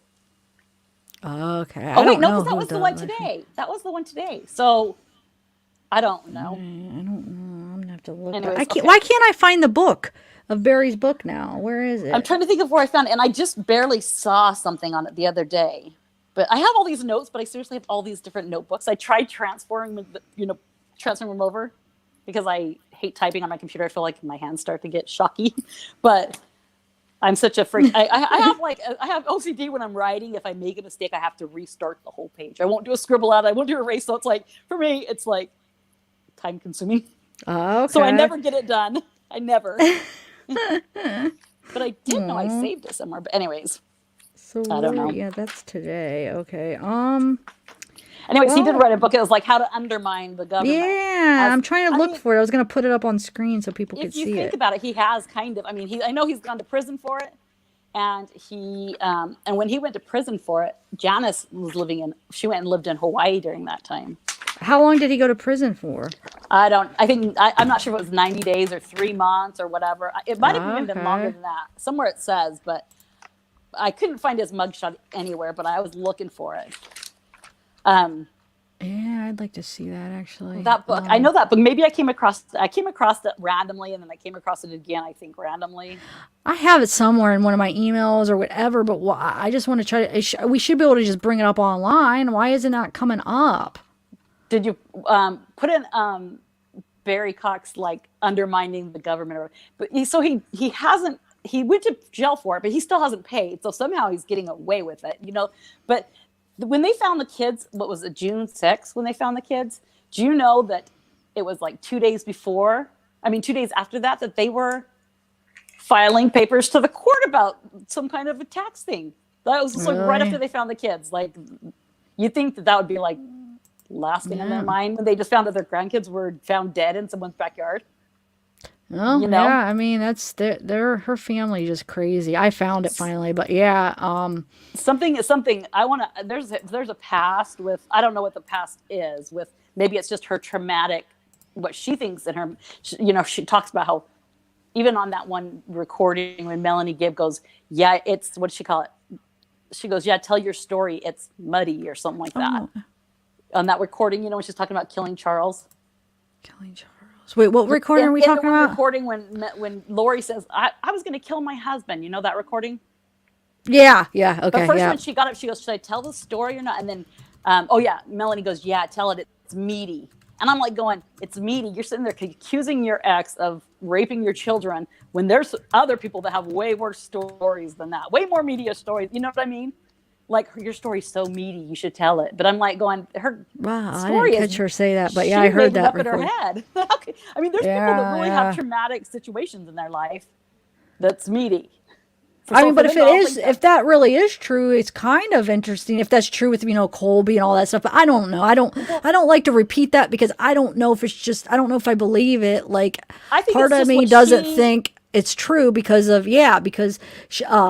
Tylee never said that. She denied it. And she even said that they coerced her, like, that Charles and her. So it just makes me doubt that even happened. Also, when I think that's how she maybe raised them to think that's what it is. But when Kobe did the interview, he said, yes, I was sexually abused by him. And then he goes, he would walk by me and knock me in the head and then laugh about it. He said that right after that. So I'm like, is that what he thinks that sexual abuse is or whatever? Yeah. And they did confiscate his mattress and they did not find anything on it. I know. It was not given to them. They had to come and actually get it. They didn't want to even give it. And why? If I think someone's raping my child, they're going to have everything they can get. You know what I mean? And also, they did a medical. They wouldn't let them check him out, Colby, right? They wouldn't let him. And he said that he was sodomized, right? Didn't he say that? And that he put the, he made him drink his stuff in the jar. Like, he made him drink. Oh, the orange drink or the green drink? No, not that. It wasn't the green drink when they said that too, but I'm not talking about that right now. Think about what one of the big things that Colby said about what happened, the details. I didn't hear the detail ones. I never listened to the detail ones, so I don't know. See, I haven't read. I was reading the court papers, and I didn't get to that part yet. I don't think. Oh, I usually pass by that part because I think it's a bunch of. I don't believe it. It's pretty. There's a couple parts though. There's a part where I did read a part of it, but then I didn't read this part where he says about him sodomizing him, about him basically making him drink his. I don't want to say certain words on it because then I'll get my videos get marked and tagged and unsuitable. But maybe I'll read the record sometime and somebody say it in the chat and then I'll. I just don't think body fluid. Yeah, think about body fluid. What would he make him drink? It's what he's claiming. Are you following me, Misbehaved? He would make him drink that. That's what Colby said. That was in his testimony that he made that. What's his name? Oh my God. I can't even think of his name. NyQuil. Maybe it was NyQuil. I don't know. Maybe, I don't know. I think that it's. But what's his name? Why can't I even think of the guy's name now? Joseph Ryan. Joseph Ryan. Oh my gosh. I used to know this case like the back of my hand because But okay, I just got to get refreshed. So Joseph Ryan, that Joseph Ryan made him do that. That was his claim. They have all his pictures out from his apartment when they found him. And another thing, whose pictures? Joseph Ryan's. When they found him that day, they have the pictures and they released it. They don't show his, but you can get them of him actually laying there or whatever on the bed. But yeah, they're out. And you know what? You go through them, and Lori, you know how. Do you have them? Will you send me them? I don't have them, but I can get copies of them for you. Oh, I didn't even know. Who has them on their? Someone has them. They have them on their some weird website. It's like a gaming website. I'm trying to think of what it's called. What? Gaming website? No, there's a YouTuber, and I'm trying to think of what her name is, but she puts all of her files on to some other. Okay. But someone else, that Noor one, Jasmine Noor. Okay. She has them on hers too, I think. Okay. But anyways, so they go through the apartment and they show, whatever they show. But you know how Lori said that she had the photo albums? She had, and then Annie said that they smelled. So she asked her to go through them and she goes, they smelled like death. You know what I mean? Do you remember that? Mm. So, but those photo albums aren't in the pictures. When did Lori go in and get those photo albums? Lori had the photo albums? Is that what you're saying? Yeah. And then when Annie went to her house. After Joseph's death, you're saying Annie went to her house. When she went to hang out with Tylee, like, when she went to comfort Tylee that time. Okay.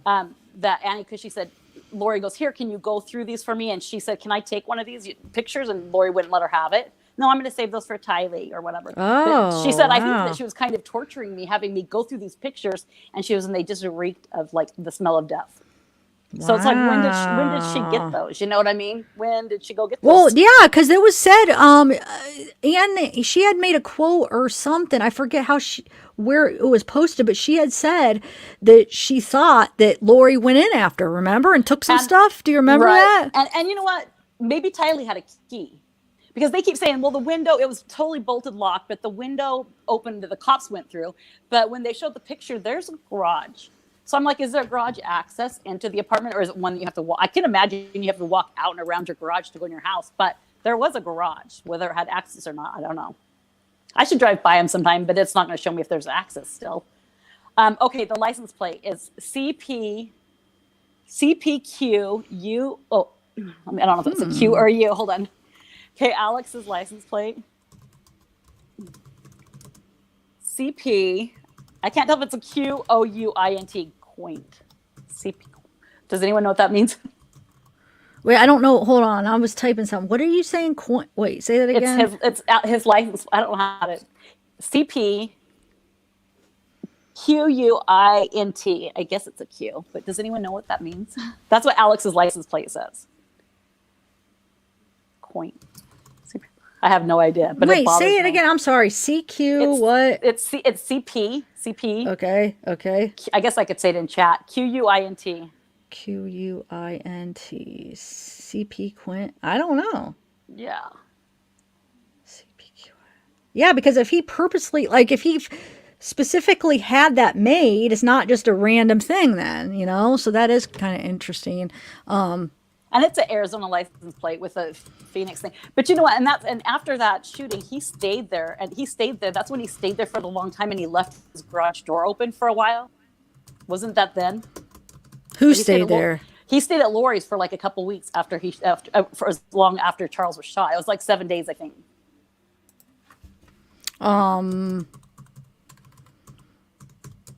Wait, Alex did? Wait, say that again. Yeah, in a jar or a bottle. I forget how they worded it. I don't know. I guess I probably could have just say that. I don't know what. There's certain terms that knocks you right into. I don't know if that would be a term. It probably isn't, but I don't know. Maybe that could have been getting rid of evidence. I think I used to have a boyfriend that used to do that. Something weird like that. You know, just when we were younger. I don't know. Yeah, I'm Mormon still. Well, I mean, but the thing is that's what he claimed. That after he sodomized him too, though. So not only did he sodomize him, but if he, you know what? I mean, if you know what that means, that means why wouldn't Lori want Colby to be checked by a doctor? Because they would definitely be able to tell if he was sodomized. So that makes me think it's a lie. Because if it was true, that would be proof right there. Joseph would be in jail because they would be able to prove a little boy is sodomized. Sorry, by a man. At the same time, her telling him that, her telling him to tell them that's what he did is even more mental, which that makes sense, really. You know what I mean? Yeah, if that's made up, and that's what she's telling him. Yeah, that's messed up. But I don't know. I can't say either way if it's a lie or not. But that's just the guy's what is dead. in the court papers. I'm gonna have respect for the guy or whatever. No, I'm not saying yes or no. I'm just saying this is what is said. Who knows? I mean, this is the facts. This is not the facts, but this is what's in the court documents. But it's also, they ruled in Joseph's favor. It wasn't against him. So I guess I would believe the ruling. Go ahead. Sorry. I interrupted you. Sorry. I'm so bad about that. He actually had custody, and she didn't let him have it. You know what I mean? He actually got custody of them for a minute.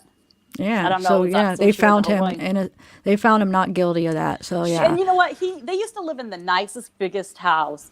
And she just reams these men through the mud. You know what I mean? She just destroys every man in her path. If you go back even to her Colby's dad, that divorce, she was nasty then. You know what I mean? Over a stupid piece of junk car, she was making the big old thing about it. And when they lived in Hawaii, their house was freaking huge. I mean, and then she goes, now look where she's living. Yeah. You know what I mean? They did, Mayglove. They did. The court determined, that they thought Tylee was probably coached, and Tylee even said she was. She said that they told She's like, her. "Mommy, Who I said told them. I Colby told and them." Charles? I didn't she say Colby and Charles, but then when they asked specifically about Lori, yeah, she basically, yeah, the way Tylee made it seem is, yeah, she was coerced into saying this stuff happened but didn't. But then there are certain things though that she does say that are kind of weird, like how she says that Joseph stole her clothes. That part makes me kind of like, what does that mean for a little girl to Well, say that? That's kind of from interesting. for me, I've seen when like mothers, like when they have to pay child support or whatever, or when dads pay child support, if a mother would buy clothes, she's like, I'm not letting that go to your dad's house, because I might not Okay. get it back. Kind of like, oh, I can pay Okay, this, so but, maybe, yeah. that's just my thing. I have to plug this in real fast. I have to get my No, cord to yeah, this. go ahead. So yeah, I don't believe that Joseph did that because I mean, I don't either. the court, they looked into it and they ruled that yeah, he was innocent of that. But I'm just saying, How no, dare I her? mean, we don't know for sure. That's just my opinion. How dare her drag those kids through all that crap? That's though, horrible. You know what I mean? Yeah. For her to have told Colby to say that stuff, if that's how it happened, and to tell Tylee to say some stuff, and Tylee wouldn't though. That's the thing. But to tell her, that's just, man, that's horrible. That's And- traumatizing in itself. Yeah, and then for her family, she's always been a good mom. That is not a good mother when you drag Yeah. your kids. All they were to her was Yeah. tools to get what she wanted, and really, I think they were just Yes. money. You know what I mean? And just like Tylee, her taking Tylee's payments, and I heard that there was. That's why she kept the birth certificates and stuff. That's why she kept them with her, because she was probably going to use them. Maybe she could have got more credit cards or whatever in her kids' names that she killed. You know what I mean? Oh yeah, There's no other reason she would have kept the birth certificate and stuff. And like the school, did you see on the school paper when she got JJ out, when she called and got him released or emailed him, she said all the scholarship or whatever things have been settled. Which that means she got maybe the money back from whatever he didn't finish using. I think she got some school money too, because they did a search warrant on that school. Do you know? Wow. Yeah, no, yeah, that's whew. I pass that school all the time. I'm just like, oh, so sad. Really? I used to get so irritated. Yeah. Oh, when whoa, I passed that's there. Sorry. I used to get so irritated when I drove by there because the lines would be so long down, and they just you have to come out of the school, and then they would pull down the main street, where you would stop traffic to get these kids from school. And I used to get so annoyed by it. But now when I drive by, I'm like, aw. Hey, cool. Amy Young said CP Quint is an artist. Not sure if it's related. Oh, is it maybe something like what's his email? His email is something too. It's like Is he an art? Is Alex into like art? Was he into art or anything? He's a comedian. Comedian, yeah, but I don't know. Well, I've only seen one thing of his ever. Interesting. That's interesting. Let me look that up. CP I didn't even Quint. get to look that up. But what yet, kind of 'cause an artist is he? Is he got some kind of a that's what story I'm gonna behind look. him? Let's see. Yeah, he is an artist. I see it. Ooh, what kind? This is like some. Here, let me. We're gonna look through it together. I'm gonna pull up the art. That's interesting to me. Hold on, guys. Let's see what kind of art this is. What if it's like some kind of satanic art or something like yeah, or some kind of cult polygamy or some kind of Yeah, like yeah. that Pizzagate, some kind of Pizzagate art. He should. Oh my God, Pizzagate. Yes, I followed that. I researched that so much, that art. Oh my gosh, me God. too. Did you see some of those videos of the people sneaking in to try to get like videos of it and ordering food and stuff? And You then know what was they the would- most disturbing thing to me is that one. You know that video? Somebody I used to know that I'm trying to think who sings it. That one song. It's like somebody I Yeah, used to know. somebody I used to the know, video yeah. of the kid with this predator guy. He made the kid do the makeup like the chick did in the video, and he was all singing in his ear, and he was making the kid sing, and the kid would like stop, and the kid was all watery eyed and all scared, and then he would make him sing again. Did you guys see that? It watching that traumatized me. It really did. That made me. Wow. It was that video that made me believe that crap is real. That Wait, crap who? really But happened. I don't understand whose video was it. I'm confused. You know that one video? I'm what trying it to think of who sings it. No, I know the video, but who was making him? What video are you talking about that somebody was like making him do? Two guys. It was some predator guy or something, and he was with a kid, and you could only see the top half of them, but they didn't have shirts on, and the kid was Okay. literally scared. He wasn't acting. He was young. Was it a part of the Pizzagate or no? It's just Yeah, it was. Yeah, it was through. That's how I got it. It was on someone's Okay. website. If you start digging into go into like their social media, and then you go into the people who leave comments on that, and you go look into their crap, you find some scary stuff. I mean, seriously, it's like demented scary stuff. Yeah, that's what a lot of people were doing that. like looking into the people that were commenting and linking it like that. And even if you go to the website, the Wayfair website, you see some really high priced furniture like that. Seriously, like, why is that cabinet that goes in a laundry room like seriously like $9,000? It doesn't make sense. There was actually a couple. Oh, you're talking about that conspiracy? Yeah, that is crazy. It is, and they were named like kids' names and stuff. Weird. Yeah, it's weird because it's like, why? They have pillows for like $13,000. Why? So here's some of the art by CP Squint. So let's see. Look, the eye, all seeing eye. Conspiracy? What? That's the all seeing eye. If you guys know about like any conspiracies or the Illuminati and stuff, so that's one of them. Is this the Illuminati? Which one is that? Is that the Freemason one? The Illuminati. Well, is that it's connected, but I wouldn't just say it's Freemason. It's connected where they say a lot of the people that are in the Illuminati are Freemasons, but not necessarily all of them are. It's just the little connection. I researched that, and you know why? So it's Charles Quint. That's his. Is that his name actually? And they call him CP Quint. His name's Charles Quint. Okay. Go ahead, though. What? I'm going to look into this. This is interesting. I just actually is it the triangle one with the eye in the middle of it? Is that the symbol for it or no? Yeah, that's the all-seeing eye. Yeah. I just did research on it because one of those stupid Chris Watts clues was Freemasons, and so I was just reading into all that kind of crap. I didn't really. I thought the Freemasons was just a club of old men. I didn't actually. It is a club, but they say that a lot of them are like powerful, rich men that could be in the Illuminati too. So it is. I mean, because they have. It's money two separate things, but there's just a connection between them. That's all. Yeah, and they say one thing about any Freemasons or whatever is one of their like the second major rule besides is you have to believe in a higher power is you do not rat out another Illuminati or another Mason or whatever. Yeah, they're very loyal, and that's why it's kept so private for so long. So look, this is kind of creepy. How could this happen? The attack of the two-headed giant maze organism, the not-so-sweet corn. I don't know. Let's see what else we got. My laptop is so delayed, like I haven't even seen you pull up the art yet. Oh, really? Yeah. No wonder. Because you hear me. The thing is you hear me right now, but they're watching the delayed version, so they're hearing it as it goes. Yours gonna be not making much sense. I see. Okay. So if I say something wrong, I can hurry edit it before. No, I won't be able to do it that change quick. The story real fast before it gets to them. Oh wait, it's not going. I have to share my whole screen though.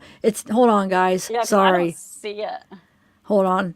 No, it's sharing, but I love them too. Paige, what? I love I do too. Oh my God. I spent seriously, my last couple years in Colorado, I spent so many hours looking into conspiracy theories. And it started off with the 9/11 and then I just went down a huge conspiracy theory rabbit hole. Oh my gosh. Well, because some of them start somewhere. They start with something that, you know what I mean? So it's like, and they're true. A lot of them are true. They're not. The thing is some of them that I feel like are true, and then some that even prove to be true, they shouldn't still be called conspiracy theories, but people still will call them conspiracy theories, even if they're like Agenda 21. That's not a conspiracy theory because there's really an Agenda 21, but it's still people label that as a conspiracy theory for some reason. I don't even know certain things like that. Oh, I don't know, but yeah, there's a lot of stuff that I feel like is true and they end up being true, and there's a lot to learn with conspiracy theories. I'm telling you, there is really a lot to learn, and it makes you seriously look at things a whole lot different. You know what I mean? The world and stuff. My kid's always like, "Mom, you just live so scared." I kind of do live scared. I don't live scared, but I live scared for her. You know what I mean? I'm always like, she works for the airlines now, so she always wants to travel. I'm like, "Don't go there. It's not safe right now. There's rioters there." You know, I'm always like, she's like, "Mom, stop." Wait, where? Say that again. Because she works at the airport, so she flies. Oh, the DIA. There's a huge. Is that what you're talking about? Well, no, I'm just saying. She thinks that I live scared now because I read all this stuff. I'm like, there's so much. When you look at crime, there's so many people that kill people. You know what I mean? It's bad. But there's a big conspiracy about the DIA, right? And the Freemason. Do you know there's a big conspiracy about the DIA, Denver International? Are you talking about the Denver International? Oh no, you don't live in Denver. Never mind. No. I thought you lived in Colorado for a minute. I don't know why, because of Chris Watts. And okay, never mind. I know you live in Colorado. I have an echo now. Is that me? I don't know, but do you see the art now that I'm going through, guys? This is that CP. His name's Charles Quint. He goes by CP Quint, and that is what's on Alex. Because some people are saying slow down, they're not following us. Okay, CP Quint is what is on Alex Cox's license plate on his truck, and he specifically got what do you call that when you get your license plates made? Like he got a special order, personalized license plate. And this is what was on it. And this is an artist, Charles Quint, thanks to Amy Young, made us aware. And this is his art. So that's what we're going over right now to see if maybe he's a fan of his. Cartoony weirdy. Like there's definitely more something into it, kind of. Yeah, look, how to survive the corporate world, that said. How to survive the corporate world, that was what one of his said. Oh, here's more of his art. Make good money. Why would someone pay? Because you have to pay. Am I still echoing? Why am I echoing? I think you sound all right. Well, no, because even the chat says it echoes. A little bit here on certain words, but I don't feel like it's that bad. When we're in chat, like you say a little bit, it really is a lot of it in chat. Like you'll be like, it's bad, but really to us in chat, oh, well then maybe it sounds worse to the chat. That's it definitely does because I've been on that side of it. Oh, okay. Well, I don't know that. Doing it. I don't. To me, it doesn't sound that bad. Started. Just like Amanda, remember when she was hearing that really bad echo? I barely heard it, but you're right. Chat was like, oh yeah, we could hear it. So look, we have one that says pissed, mad cows, not just mad cows, they're pissed. I don't know. This is this guy's art though, guys. So but why would he pay $20 or however much a year to have that on there? Oh, because maybe he's a big fan of it. Wait, is truck right there or is just or did you say something? Yes, it is. It came up. It came up because I put in CP. That's his truck, guys. Weird. That's so weird. Because that's what I put in for. Wow, this is pretty interesting though. You don't think it has anything to do? Maybe he's just a big fan of this guy, and I'm gonna dig a little bit deeper into maybe why he's such a big fan that he would put it on his license plate. You pulled up his artwork. Sorry, guys, I know echoes. You pulled up his artwork, and instead of other things about his artwork, it comes up Alex's truck, like right off the bat. That's kind of weird to me. Okay. You know, why would like others? First, I don't know. I don't know. I mean, it did their artwork up first, though. I mean, that's what it first came up is all his artwork, I feel like. But I don't know. I'm going to look into this guy. Let me look him up, actually. What was it? Charles Quint. Let me see here. What's the P? How did you fix that last time? I don't know how to stop it. It's because I'm probably sharing my screen. It was when I shared my screen. I won't share it. No, that's not him, I don't think. No, but yeah, that's not. Well, hold on. Maybe let me do some research where I can narrow it down later. And because right now it's. Wait, what are you saying? You know, instead of looking at the images, go look at where it says all and see if anything pops up there by Alex. You know what I'm talking about? Where it says all about. No, what do you mean? Whatever. Like on Google. Are you just in images? Like go to the. Oh, I didn't know it was on images. What the. Yeah. Oh, I did because I clicked on the art. Is that taboo right there? Where? Taboo. What is that? I don't see what you're talking about. Down. It's like. Oh yeah, taboo. Yeah, you passed it. Yeah, that's one of his arts. Maybe that was Lori's. Satan traumatized hers. Wow, it is kind of a creepy. I'd like to know what that means. Ew, that one's creepy right there. The huck. But see, I don't know if these are all him or not, because now we're on. Is it? No, I don't know. No, I don't think that everything is just. I don't know, but let me go. I bet to get your personal license plate. I don't know. That's why I'm going to look into if this guy, like his history and who he is, and see if there's anything interesting. These are all his art right here. What's the blurred out ones? It's when you click on, they're blurred out, but then when you click on them, you can see them. That's what I've been doing. It's weird. I don't know why they're blurred. Okay. Yeah, and then when you click on them, it is different. I bet you there's some meaning. I bet you this guy has some beliefs and something that's interesting. I bet. I'm gonna look into it, guys. I don't want to do it as I'm on here because it might take me a little bit to kind of narrow it down. Graphic Chicago area. So Chuck, they call him Chuck too, huh? because Chuck, he's an award-winning designer, is currently independent graphic designer from Chicago, or for a Chicago area marketing firm.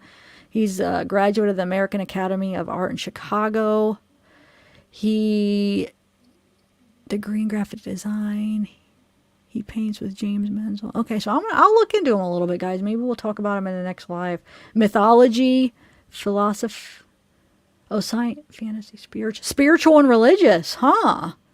Okay, we'll get into it, guys, later. Because right now, like, when I try to Google just his name, there's a bunch of stuff, so I want to, like, look into stuff to make sure I'm Getting the right stuff. I'm looking at the right guy. I don't want to drag you guys through the research, but yeah, that's interesting. I think there might be something to it.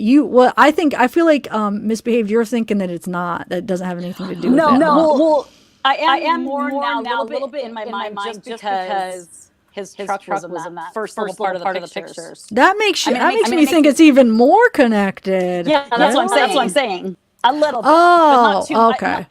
I think it's more connected to Alex, but not to the case. Wait, hold on. People are wanting to let me know something. What? Oh, the echo's really bad.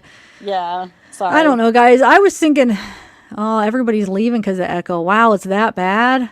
It's really bad when you're on the other end, but you're not sharing your screen anymore. It's not happening anymore. Is it better, guys?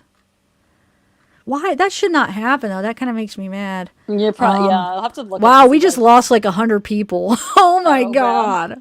Wow. Oh, Left Undone. Hey, Left Undone in the house. It is really bad. Hey, we need. The other end. Yeah. Hey, can we do that? I was going to email you. Can we do it next Saturday? Because I didn't even realize today was Friday. I was like, oh my God. We haven't even picked a time, and today is Friday. That means tomorrow's Saturday. And to be honest, I am not a morning person, so I have to make mornings. No, I'll do a mornings, but I have to make a point to kind of get on that schedule a little bit for next week because I don't want to be half asleep. I usually Left Undone. I usually don't get to bed sometimes till like 8 or 9 or 10. I'm just a night owl. So what I was planning on doing next week, what I was planning on doing next week is kind of that, like, maybe starting Wednesday, kind of getting to bed early. So because I think, weren't you saying that your lives are in the morning? So maybe let's do it for sure next Saturday. And you said you're on Pacific time or something. We have to pick a time. I hope your time's not later and it's even earlier for me. But yeah, I can't believe today's Friday. I was thinking today was Thursday until somebody had said, until I got your email, Misbehaved, at the court hearing. I remember it was supposed to be on Friday when you said it was, it's going on today. And I'm like, wait, it's freaking Friday already? Oh my God. Yeah. And you know what else? Oh, I'll let you finish with her real fast. No, go ahead. Yeah, go ahead. Okay. You know how the morning of the purse stealing, and maybe Left Undone knows this, but you know how when, Melanie went to the police station with Lori and stuff, and Lori's like, okay, at first she says she doesn't have a phone and she went and bought a burner phone or whatever, but then she said, oh, well, this is my mom's old phone. But when Melanie went over to see Charles, because he texted her or whatever, how did she know that he took the purse? And how did Lori and Melanie make contact that morning if Lori didn't have a phone or contacts? You know what I mean? Yeah. Like, that's a good point. Melanie because remember, Lori had that phone. Remember, she had a different phone. She even said it was her mom's phone or something. Yeah, but she said she didn't have any of her contacts. She's like, I can't contact anybody. I don't have any of my contacts. Oh. And she did with all her other burner phones, I'm sure. But you know what I mean? Yeah. But still, it's like, why did the cops go, well, I know he questioned her on, well, whose phone is that? And then she goes, oh, it's my mom's. But she'd already said she went and bought one, which should have been a clue to us all. Like, she knows you go down and just buy a phone. That's how they get all their phones. Huh. So, and she lied so many times in that thing. I can't even believe it. And Melanie Gibb, I can't even believe the lies that she told. There was another one I was going to tell you about that she, maybe it was the Spectrum one. Never mind. But you have to listen to the thing. I think I wrote down the time on that one when she's talking, and then she changes the conversation from Chad to them. To like, they're both on the call, kind of like, you know what I mean? You usually don't do that when you're talking about a conversation that you're having with one other person. Did you hear that, Left Undone? Did she hear that on the interview with Nate? I don't know, but look, she said, I just saw this. I wish I would have known before I went through all this art stuff. She said she thinks that stands for Captain Quint from Jaws. Do we know, is he a Jaws fan or something, Left Undone? And then you will have to repeat what you said, misbehave, It's because okay. I got I was like, wait. I was trying to go up through chat because I think Left Undone might have left because I don't see her anymore. Maybe the echo is too bad. But it was an earlier comment. It was probably before I just spent 10 minutes into that art. I see I don't it. I see it, but know. the other stuff makes a little bit more sense to me because this is just like, I mean, it could be, who knows, but I Do don't we- see Alex's truck on here. But do we know maybe she knows something about, was he a Jaws fan or something? I don't know. Let's look into both areas. I don't know. Who is his email? Who's that for? Is that like Homer from The Simpsons or something? His Homer, What is whatever. it? It's it has Homer in it, I think. Oh. It's something weird. Does anybody I don't know. It's like Homer. It does have Homer in it, but it's his email. So I'm like, what is that from? Let me look. I'll look it up real fast. But did any of your people Paige, come back? that's the conspiracy. Yeah, about the names of the furniture, like different pieces of furniture. It has like the children's names, and they're like so overpriced. Yeah, So and it just doesn't there make was a couple from Gilbert that actually did go on there and they used a credit card and they bought a piece of furniture. I 'Cause saw they the wanted people to that did the video. Yeah. But I didn't ever Yeah. see any follow up to it, so I don't really know. But I don't know if this is the same people you're talking about, but somebody did a YouTube video about it and they said they were debunking it because they never got a kid. Well, duh, you're not going to just order and a kid's going to come to your doorstep. There has to be something like you have to be in the know and somehow you have to know probably like the right person or somehow get, Yeah, you have to that's take what- it further. They were saying, nope, it must be a myth because there's no kid that showed up. Well, no. it doesn't work like that. There was a YouTube and everybody's like, oh, it's been debunked. It's not true. It's like, are you kidding me? Are you guys that naive? That's not how it would work. People are that naive. I mean, even people are that naive to even like the couple. They said that when they give you a number to call, and when you call there, they start talking kind of in a weird little, like they didn't know what was going on, and when they figured out they didn't know what was going on, they hung up on them. Not the people who bought the furniture, but the company Waverly bought whatever Wayfair hung up on them, and that was like the last of it. Yeah, I mean, they probably have to somehow know a certain something. I saw on Joe Rogan last night, they were talking, or it wasn't, I watched it last night, but it could have been from whoever knows when, but they were talking about it. And there's a guy who's trying to catch, it's the under, whatever it's called, the railroad, whatever, that they actually have an email that they all have the password to. And so it can't be traced. They go onto the email and they leave messages in the drafts. Because if you don't send it out, you can't trace it. So they all just go onto the same email and look at the drafts and get messages that way. That's what I saw on there, which is interesting. Makes sense, but it's kind of interesting. And that's a lot. Like, how do you know which message is for you? You know? Yeah, what I mean? yeah. I'm sure there's some way that you have to somehow. They have to know that you're legit and you're not going to I mean, they have to somehow, there's some kind of connection. Yeah, whether it be like, a certain word or something. Yeah. Yeah, I don't know about the password. email. The email thing. I'm not following what you were talking about, the email. I can't follow what you mean Oh, they're about saying that. like you have a password. Like if you buy a furniture or something, they'll give you Okay, a a password, password. to an email, and you go on the email. And then you have to look at the know how drafts. to read. Yeah, maybe you have to know the You code just go or sign something. on to it. Like they give you the password to an email, and you go sign on to it, and then they leave the message in the draft because then they can't trace it if it's not sent out via web or whatever. Okay. That's just what they said. I don't really know if that's Okay. the case, but would you stop licking me, dog? Wow. So I think Left Undone, she must have left. Oh man.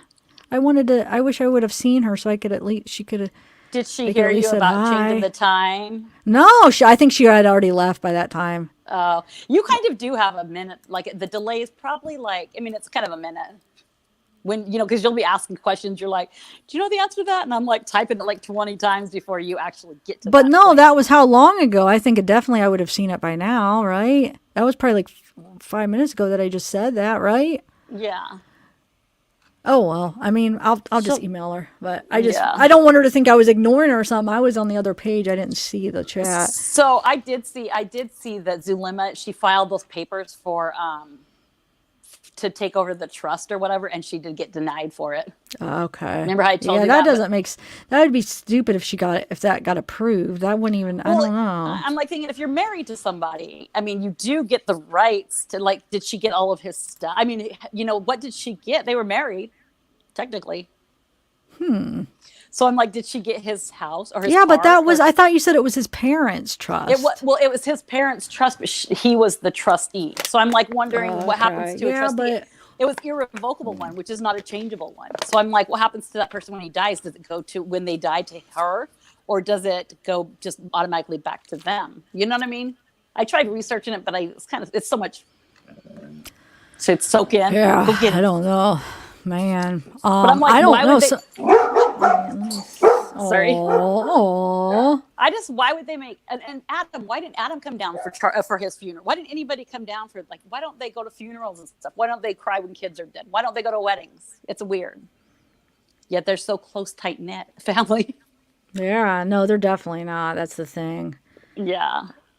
That's why there's there's just a few of the people in this story that claiming, yeah, that they were so close after the fact, and I don't believe that they were at all. So it's just like, no, stop it. That's why when they all got together, they had to take a family picture, because it doesn't happen very often. I don't know. I don't really know that, but I don't even mean immediate. I'm talking about immediate, and just there's a few people I feel like, yeah, immediate too, but there's even a little bit farther out people too that are claiming, you know, like, oh my God, and then I it's just think like, well, why didn't you even have a relationship with him then? yeah, did you even, like, we saw him? Are you sure it was him? Because you might not have recognized him the day that you thought you saw him. You know, Summer and Janice, Summer's all, I just saw him in October or whatever. Yeah, what the heck? And then And Janice, oh, I said thought they she said she called. talked to him. Didn't she say she talked to him? Janice did, but Summer said she saw him.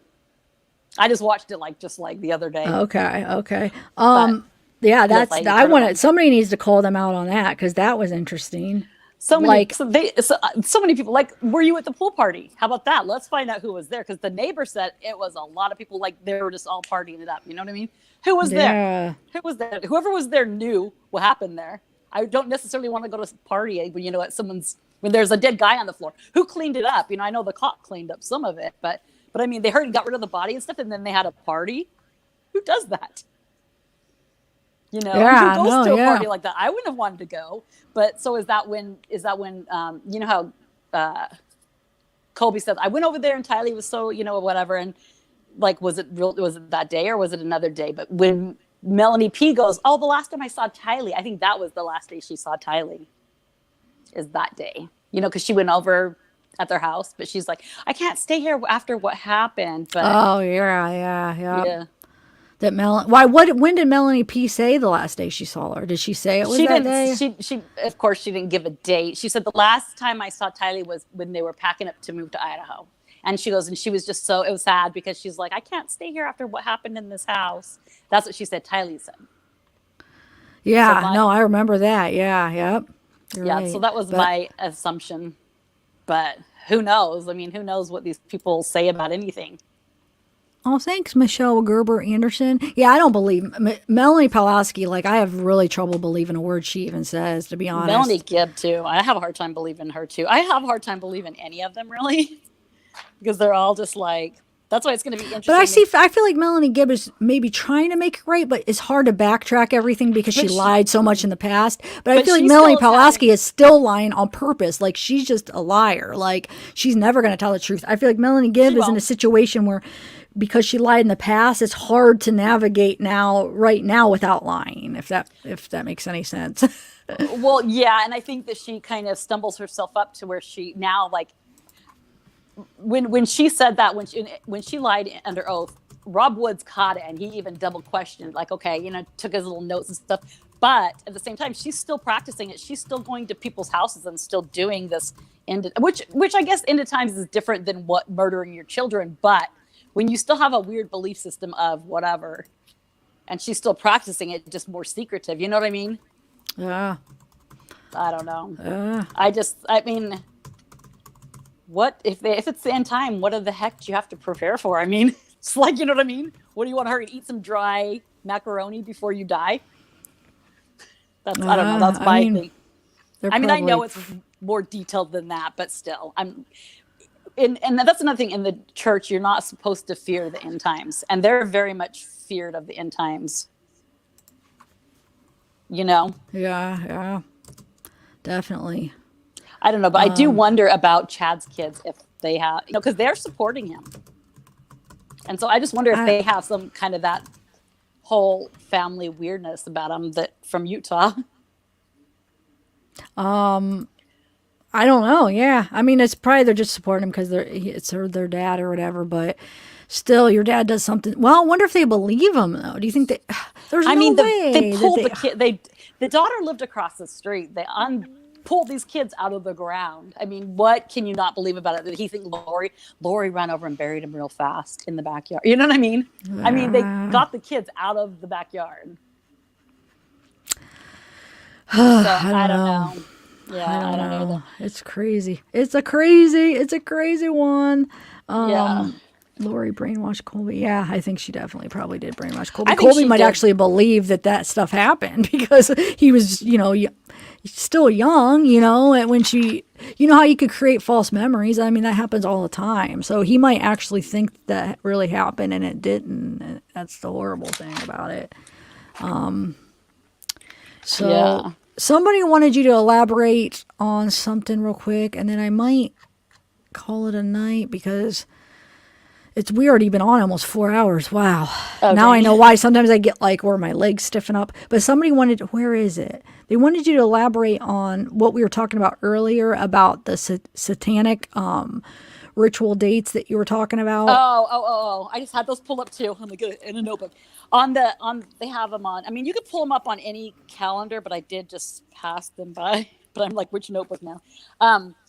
They have on like the 7th, or I guess I can pull them up on here. On the 7th, it's the 7th, not the 8th, but it's let me just find it and I'll read it to you real fast.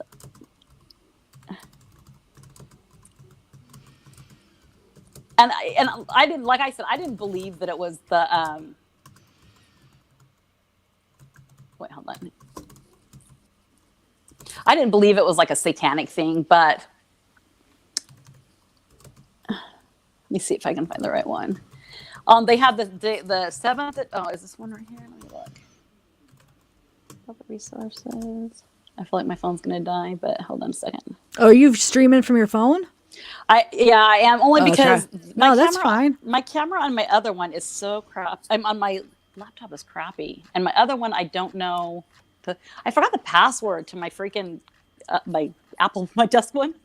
Like No, you're right though. The phones usually have a better camera, definitely than the laptops. my phone, but my phone takes crappy pictures, so I'm like, Not takes well. crappy pictures, but it's better. The video's than the laptop. good. Wow, the video's really clear. My phone has a pretty good but see, my phone's getting old where the memory is just all messed up. But I yeah, think you have look so pretty much clear. stored on it. Okay, let me see if I can pull it up. Okay, satanic calendar. Oh, there's one. This one says the different rituals you can do, but there's one with June, September. September's the time. Oh, it doesn't say. Oh wait, that one doesn't say it. Hold on, let me find the other one. You have to find one that's actually like in the calendar format.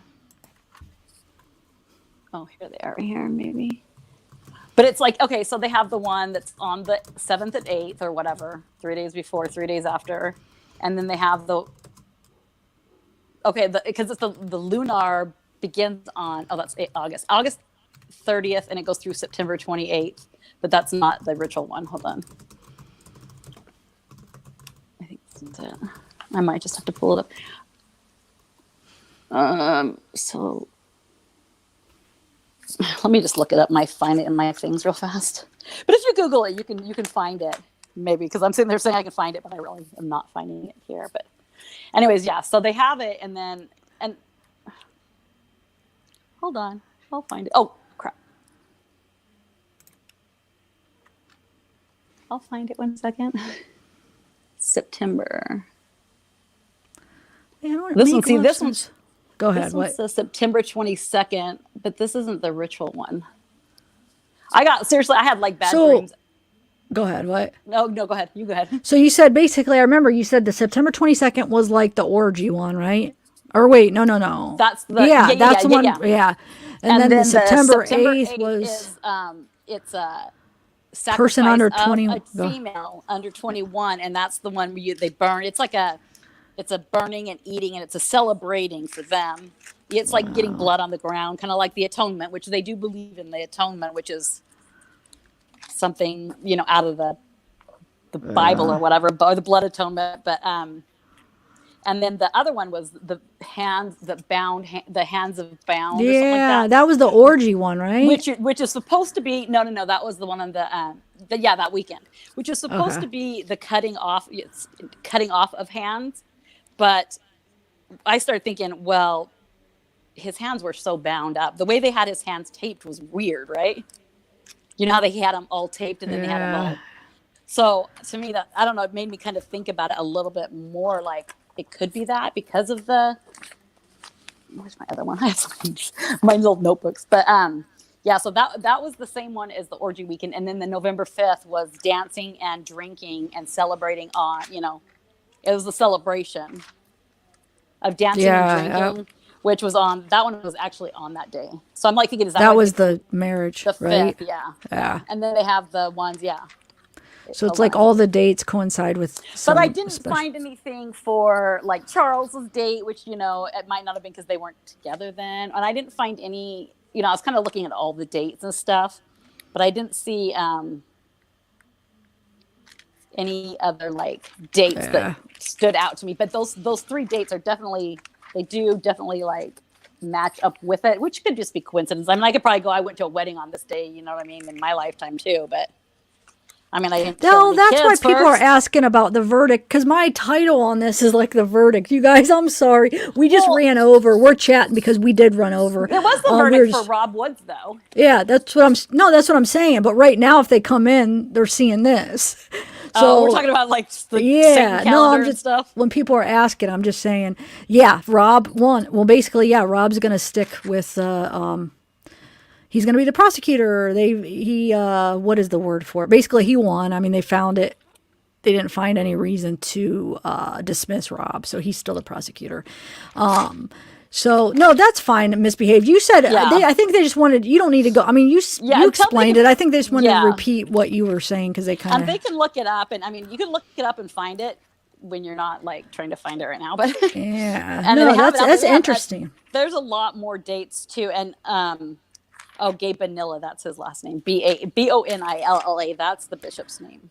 Okay. Hey, so I don't understand this, Maglove. You said apparently Lori was also trying to get Tylee emancipated so she could have access to Joseph Ryan's money.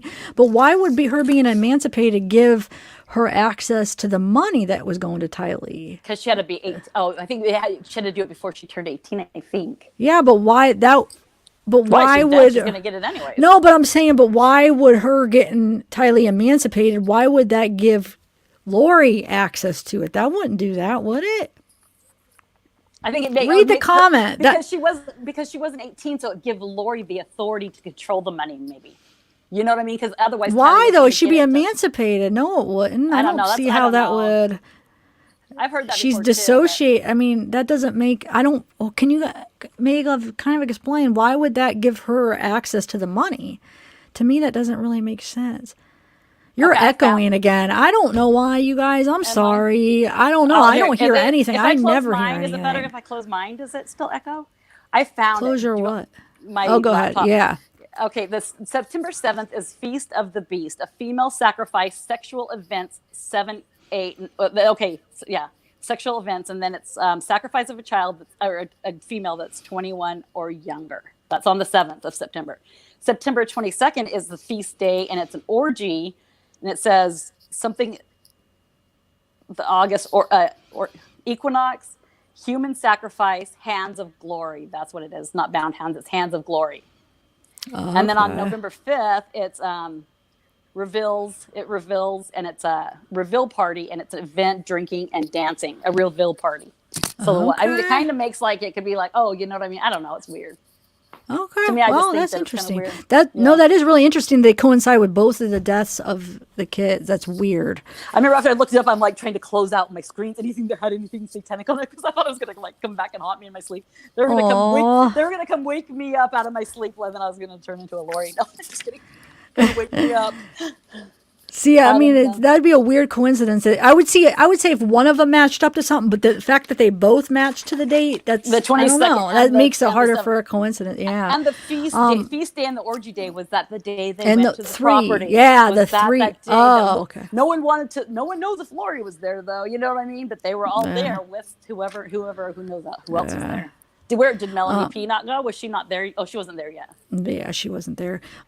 So wait, yeah, Zav, the emancipation thing with Ty's a recent live. Yeah, but can somebody make sense though why that would be? Can somebody explain why getting Tylee emancipated would give Lori the money? To me, that almost seems like it would be the opposite, and it would give Tylee the money sooner because she'd be an adult sooner. She'd be away. I mean, why would they give? I don't get this. Guys. I didn't get it either. I actually saw because that's why she had her get her GED too. But maybe she had this crap planned way before. I mean, if she was talking, legally, I'm just talking about legally. Can somebody explain how that makes sense? Yeah, but Tylee would get it. Oh, you're saying that? Okay, you're saying 18 after yet. she killed him. Oh, you're saying that after she killed Tylee, she was going to emancipate Tylee without Tylee even being there, and then get the money. That's what you're saying? she had a Okay, debit card. I She guess, did but that seems pretty. Wow, I don't know. That seems Well, she like had- that wouldn't have. She had her I debit mean, card. She no, was gonna get it no, anyways. listen though. If she's getting emancipated from Lori, then it wouldn't be Lori doing it. It would be Tylee. The whole point is to distance herself. So why would Lori be the one doing it for her? That would make no freaking sense. Maybe Tylee Tyler would be was to doing have to. it. That's what I'm saying. No, but they're saying. Listen, hold on. You know, I don't think you're following me, Miss Babe. I don't think you're following. I don't know. Maybe don't I'm not know. following you guys. What I'm saying is, if you're saying that it was after Tylee died, that you're saying that Lori was going to try to make it look like Tylee was emancipated so she could get Tylee's money. Do you know what emancipation is? Because that would be weird if the mom who you're trying to get emancipated from is the one doing it. Wouldn't Tylee have to be alive to do that? I mean, I think know. they tried to do it before. I think people are saying that she was trying to do it before. That's why she had to go get her GED and stuff. Yeah, that's what I mean. That's what I saw. see. Okay. And then she's saying that Lori would, but what does that have to, okay, her GED. I don't know what the GD had to do with it, but I saw something, and it's on this whole subject, which I haven't really looked at. Is there any documents that show that she was trying to get her emancipated? I think it was Annie Cushing saying that. No, I maybe know, still. but I'm saying, is there any documents is what I'm saying. I don't even know what that means, really. So I'm like, I don't even know what it means. Like, was there something that was it filed? I mean, was there a filing where she filed for the emancipation? Because if not, was Annie in contact with her that she knew that? I'm just trying to see, where did this come from? If there's any truth to it. I've I'm tried all to about look up trying to all- find the truth and to see if there's like some way to I've tried to confirm look this. up every docket and every minute history on those guys, but a lot of the stuff you can't see because they're under 18. Like a lot of the stuff. Oh, you know okay, what I mean? okay. I But have you're no saying clue. whoever was claiming this, is she showing like documents like, look, Lori was look, she filed for her emancipation, or Tylee filed, or where did this rumor start, is all I'm asking, guys. I think when I saw it, it was kind of like a hearsay thing, but I don't know. That's just me. I've only seen something about it one time, and it was a long time ago. But the person that's saying this didn't have any contact with Lori at the recent times. So how did the hearsay go to her? I'm confused. I'm really confused. I don't know. Maybe May knows more about it than, I mean, she's the one. She had to be of age. Oh, wait. Should it be of age? I get it now. I get it. You're saying that you were going to say, you're trying to say that she was going to hurry up and get her emancipated before she killed her, basically, right? Is that what you're saying? And then she would have got her money after she killed her? Is that But she what the still whole was gonna theory get it. is? She was still going to get it anyways. I though, know. from her If bank she's card. dead, it would have been regardless. So I think it would have been less suspicious if she would have just kept it as is and got it. Oh no, because they're saying here. Listen, I get it. They're saying that Lori wouldn't have had to wait till Tylee turned 18, maybe, if she was emancipated. Is that what it was?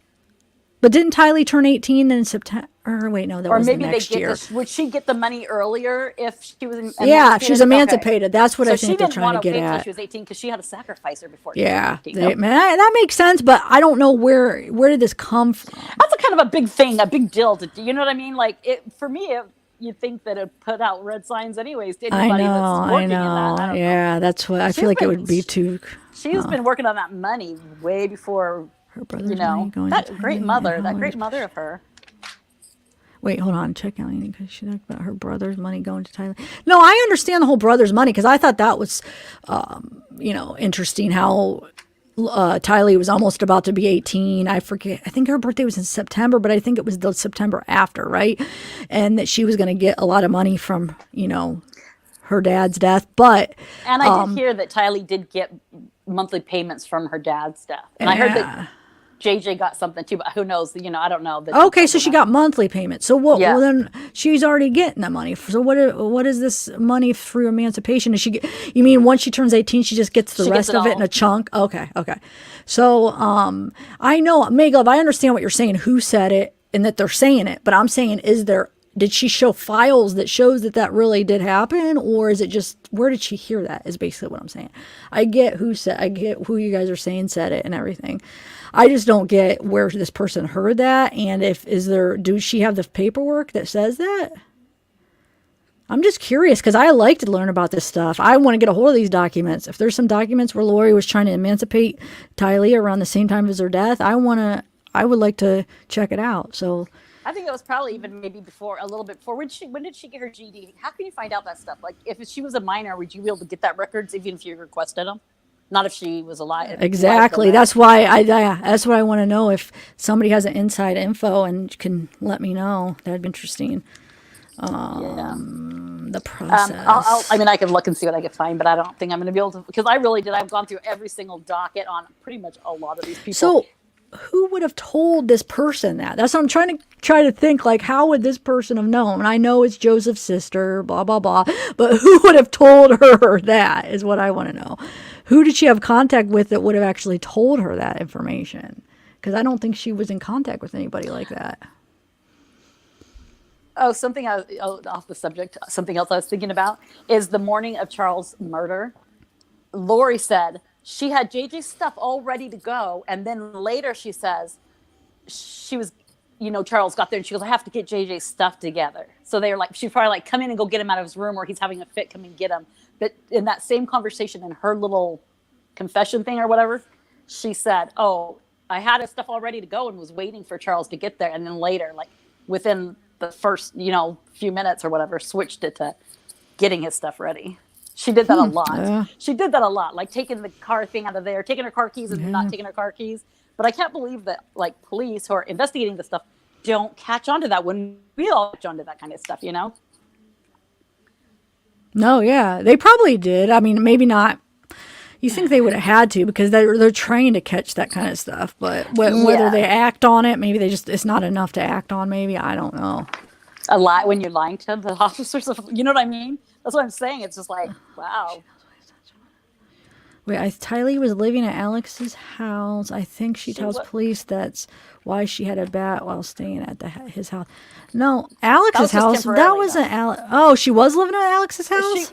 No, her and Lori moved there for just during that time that she was missing. Before they went to Hawaii, they went and stayed there for a while. Oh, yeah, but and so with her having the bat makes me think, why? The bat. But the bat is. I think you're referring to Charles's house. No. That's when she goes. I have a bat because when I stayed at my uncle's house, I had a bat because I felt safer that way. But then she just took it to her house, and that's why she had it there. Oh, okay. So I'm like thinking, why would she feel scared at Alex's house? Maybe because what he did to her mother when she was younger. Something for whatever reason. Why would she feel threatened over there? Yeah, that's interesting. Or maybe because Alex is always gone out on the road because he's a truck driver. Maybe she was alone a lot. Wasn't he a truck driver? I think Lori was there too, though, because then they went to Hawaii after that. Okay, they hadn't been falling out in the street or whatever. Yeah, in the street. Which is interesting, but isn't that funny? We know like all these little details of these people's lives. I'm not going to kill him. It was probably about him not wanting to kill Charles, and then ended up. That's what I thought. That's exactly what I thought. A lot of people thought it was about him being gay, but I thought it was about the main issue. I feel like was about him refusing to go through with it. That's what I was thinking too. Yeah, and also if you look at stuff on the family, their family is very anti-gay and anti-whatever. So that could. Mormons isn't that like a? It's not something that they really want to support, but I mean, it depends on I guess it depends on people. Some people are like. They don't think it's right and they don't condone it, but they weren't letting, I think they weren't letting them go to church, but I think just recently they have a new church that they maybe can go to. I don't know. I really don't know that part of it. Hold on, let me clear. No, Teresa, that's what I was thinking that the bout was in Arizona, but that's what they were just clearing up. Good night. I was saying good night to you, Teresa. That's what I was saying. No, it's in Arizona, but I guess misbehaved. I think what she said is that when they questioned her, she said she had the bat because she had it when she was staying with Alex. So that's why. So that means that she had it before, I guess. Which I think don't they know. probably went out I and didn't bought it, remember but- that either, but yeah, that makes. Oh, you think they bought it specifically? No, for no, I don't. I mean, necessarily, I don't know, but that's what she said on there. She said from when she was staying at her uncle's, so she just brought it over there. That's what. So what? She Okay. took it to Hawaii with her. I mean, I think it's weird that Alex. What do you left mean her- Hawaii though? Because What? I remember know when I'm she getting- went missing? Remember that time span when she went missing? Like it was in May or whatever. She went missing for like 90 something days or whatever when Lori went missing and she left Yeah. JJ. Yeah. They went and stayed at Alex's. And then they had the Yeah. falling out. And then she went to Hawaii and stayed at April's house, Okay. April okay. Raymond's house.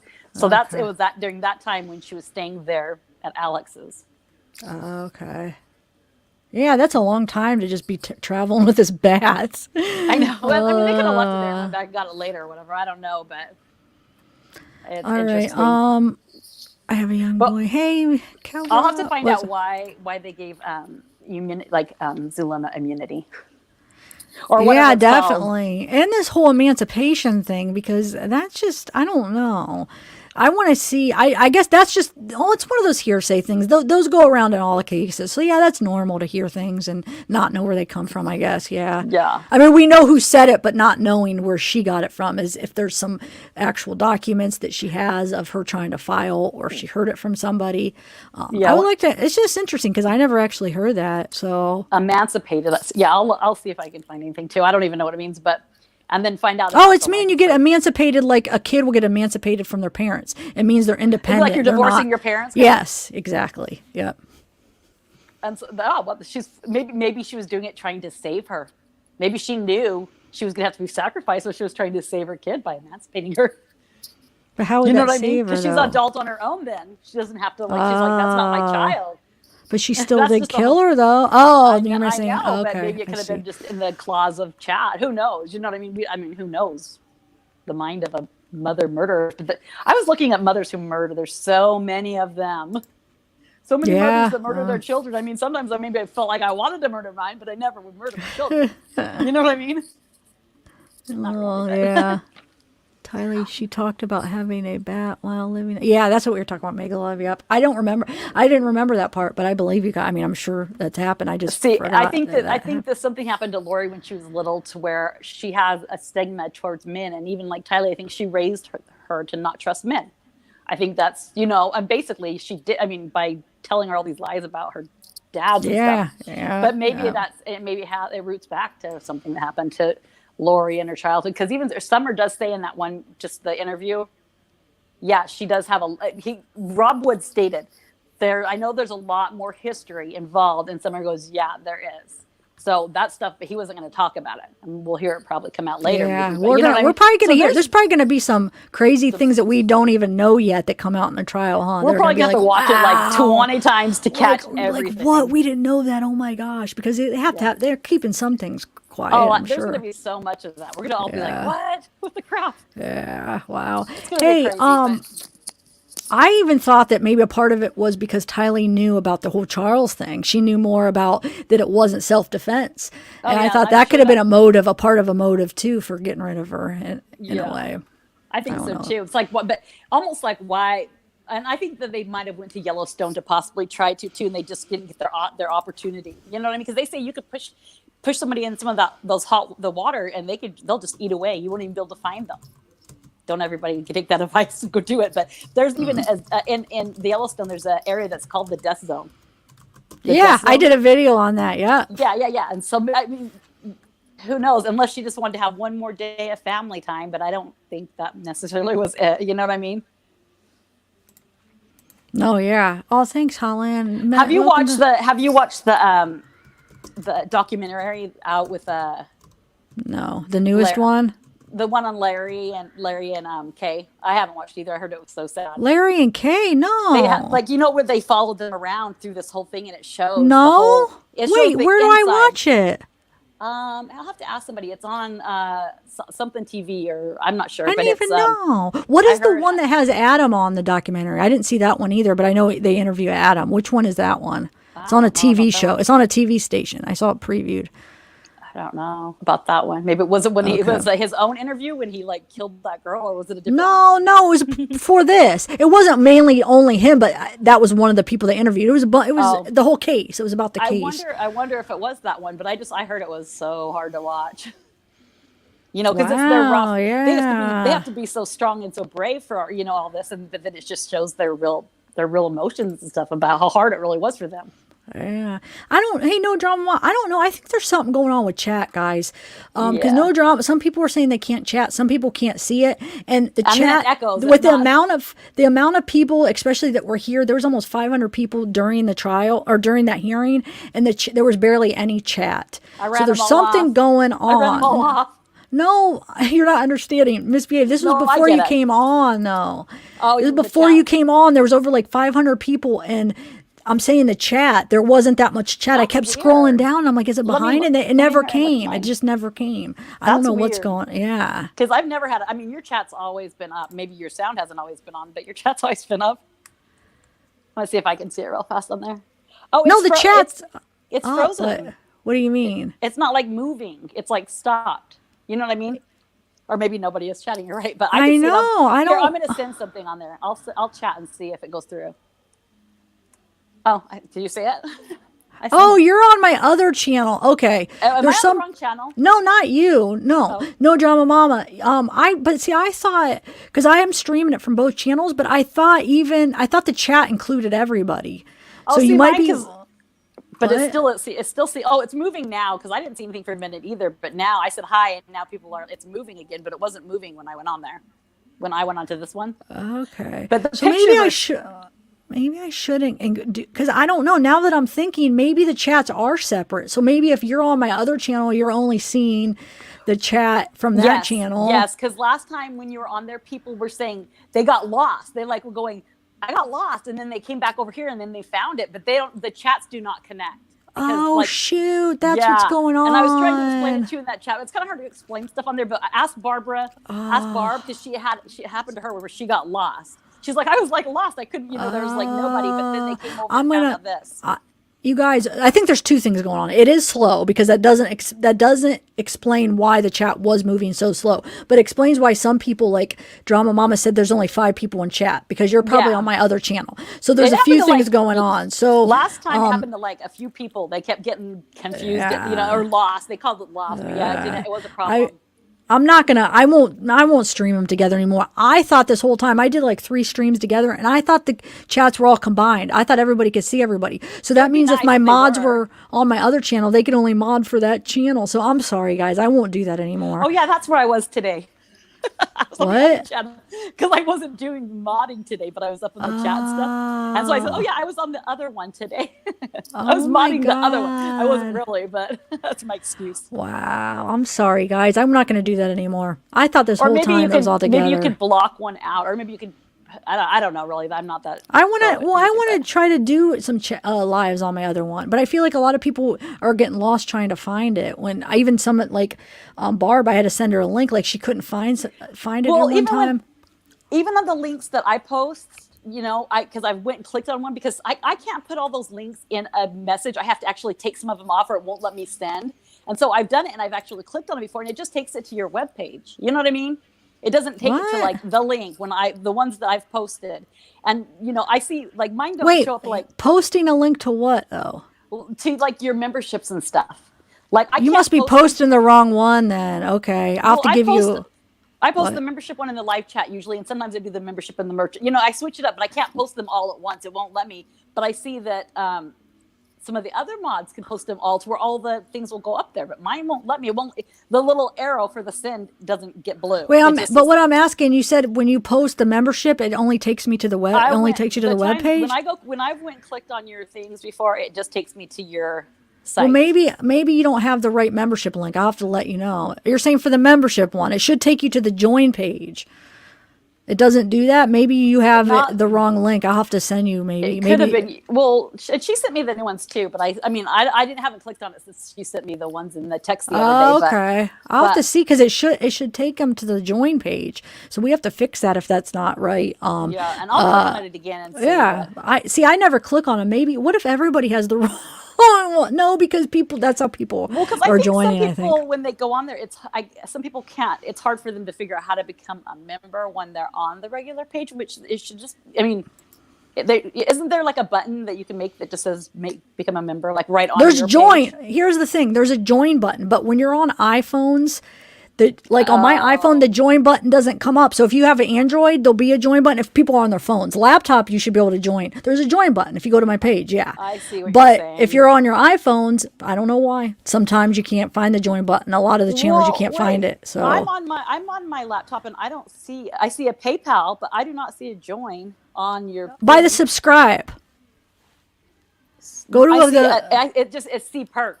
So it says see perks. That's probably why. Maybe they're just like saying because you're a member. Because you're a member already. Oh. That's why you're just seeing the perks. If you weren't a member, it would say join. It's say join.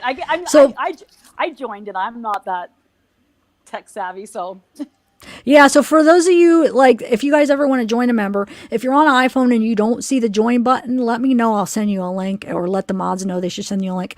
Otherwise, if you're on a laptop or Android, you should see the join beside the subscribe button, and that's the membership on my web. Like, if you go this to is my how- actual YouTube page. this is how smart I am. I see your page and I see that's live and I'm like, wait, they're still in court.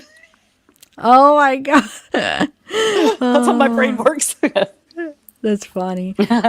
Short Nice says, oh, so maybe that's what I'm saying, Short Nice. Sometimes, like when I'm on my iPhone, sometimes there'll be channels I see join, but not all the channels that do have join. So sometimes, maybe, what iPhone do you have? Maybe you have, let me see. Hold on. Let me see. Who has a for sure join thing?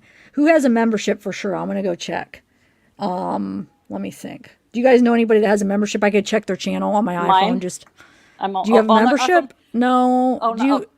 No, I'm saying I'm so sorry. for channels, people that have a channel that you could join. I want to check. I have one on mine, but I don't know if it's public or not. I have one, but it's not really. It is a channel though, because I was gonna try and do one. Look, Save Robbie. Save Robbie. I know he has a membership program.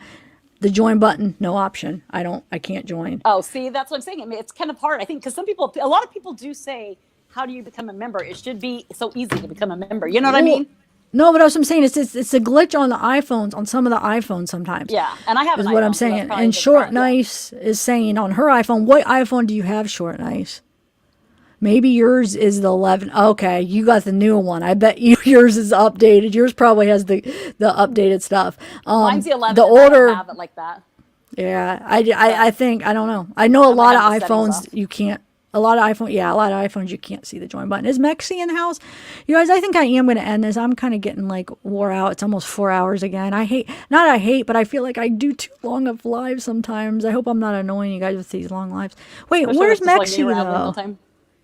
Everybody's saying hi, Mexi, and I wanted to say hi, and I don't see him.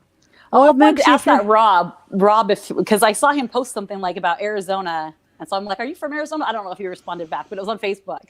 No, Rob, Save Robbie, or Yeah. the other Rob? Which one? It was It's Save- it was Robbie or Save- it's Save Save Robbie. Robbie's from Colorado. Oh, is he? Because Yeah. it was just an election thing that he posted about. No, Arizona. he's definitely Colorado. Him and Mexi both are from Colorado. Yeah, I saw that they were together, so I knew that he lived there, but I just wasn't sure. But that other Robbie that was here today, I don't know where he's from. All right, It's guys. Save Robbie. Okay. Thank you guys for coming. Sorry about the echo. Sorry that sometimes we're talking fast and you might not know what we're talking about. I talk so fast and I ramble. You're worse, not worse. I shouldn't use the word worse, but you're I faster am. than me. I thought I was fast, but you got me beat. It's a trait that carried with me, but I am, and people hate talking to me. Like, I don't even answer my phone because seriously, I frustrate the crap out of everybody, and I have to repeat myself so many times that I frustrate the crap out of myself. I could see, especially like. I know this case pretty good because, I've been doing videos on it, but I could see if people were just, maybe not that familiar and they're trying to understand what you're saying going from subject to, I could see how it would be hard. I followed you pretty good because I mean, that's what I do here, but I could see some people were like, wait, slow down. I can't follow. Yeah, I'm bad. But, I should have really my stuff all together more than I well, ever that's do, just, but it's like, how you, I mean, that's just your brain. I could tell that's how you operate. Like, that's I just get how so your scatterbrained. thoughts. I get so Yeah. scatterbrained. I'm just like, No, I could tell. unscatter is not that easy. I am a But I little have a bit, lot but of I feel like information. mild compared to you. You do. She does. She has a lot, but I think it's just so much that It's she, like yeah, you just have to. AD, ADHD, D. I have like all these. Not really. I mean, I probably do, but I have all these. I do have a weird. I need to get out more, I think. I need to get off YouTube and get out more. Well, no, not with this COVID, though. That's the Well, problem, I've been though. home. Yeah, I've been thinking about it. I've been home since today was the first day I went out. I went on a drive the other day, and took my dog to get her groomers. But I've been home since December 3rd.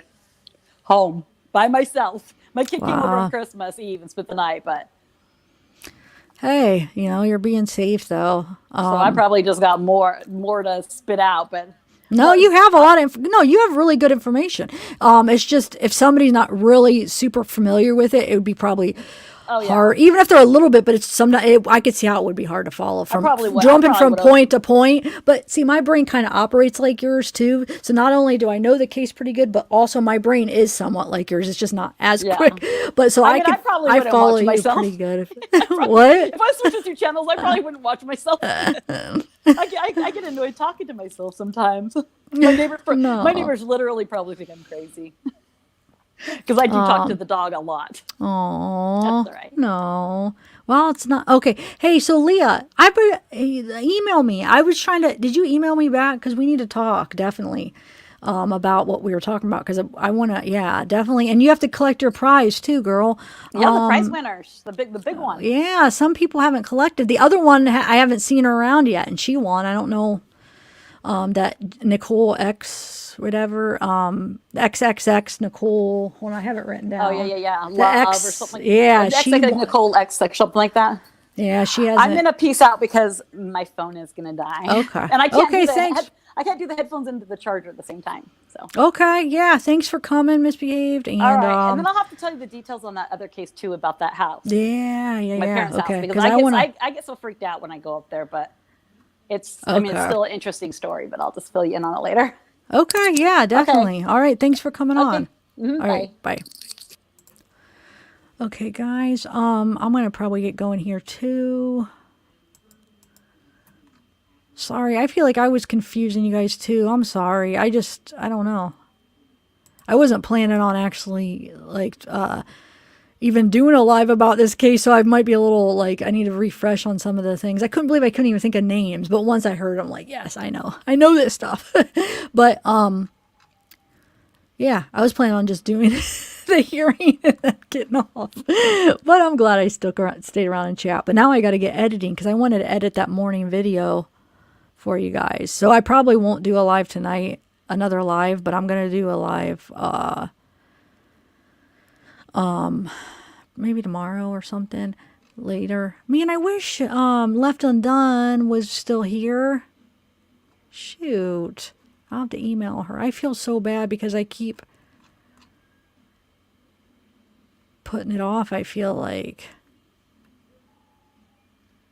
But thank you guys for sticking around. And those of you guys that are just joining, I'm sorry, I'm leaving. And that's why I'm not like on video, because I was just planning on doing the hearing, the verdict. It was like a spur of the moment. Misbehaves like, hey, the hearing is on. The judges might make his ruling. And then K-Clo texted me. I'm like, oh my God, I forgot. It's Friday? I thought it was Thursday. I thought like today was Thursday. I didn't realize today was Friday. So I hurry up and put it on without even watching the beginning part. So, if it was a little disorganized, that's why, guys. Yeah, I'll definitely do a live this weekend. I just don't know what day, either Saturday or Sunday, either tomorrow, probably, I don't know. It depends on when I get this morning video edited. That's what I would be working on right now. So, it's already getting late, but I'm a night owl, so I'll get on it.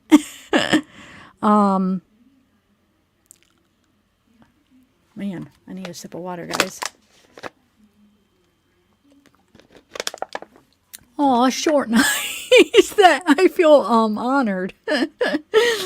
Aw. You guys are sweet. Savro, because she probably told her subs you were coming. Wait, what? What do you mean? She did tell the sub that I was coming? Wait a minute. Oh, if she did, then I need to go to bed soon and do it. Is that what you're saying? That Left Undone told her sub that she was coming? That I was coming? Yeah, Anna. That's what I was planning on doing. Maybe like a month before we could start refreshing the case, because there's a lot of things that about this case.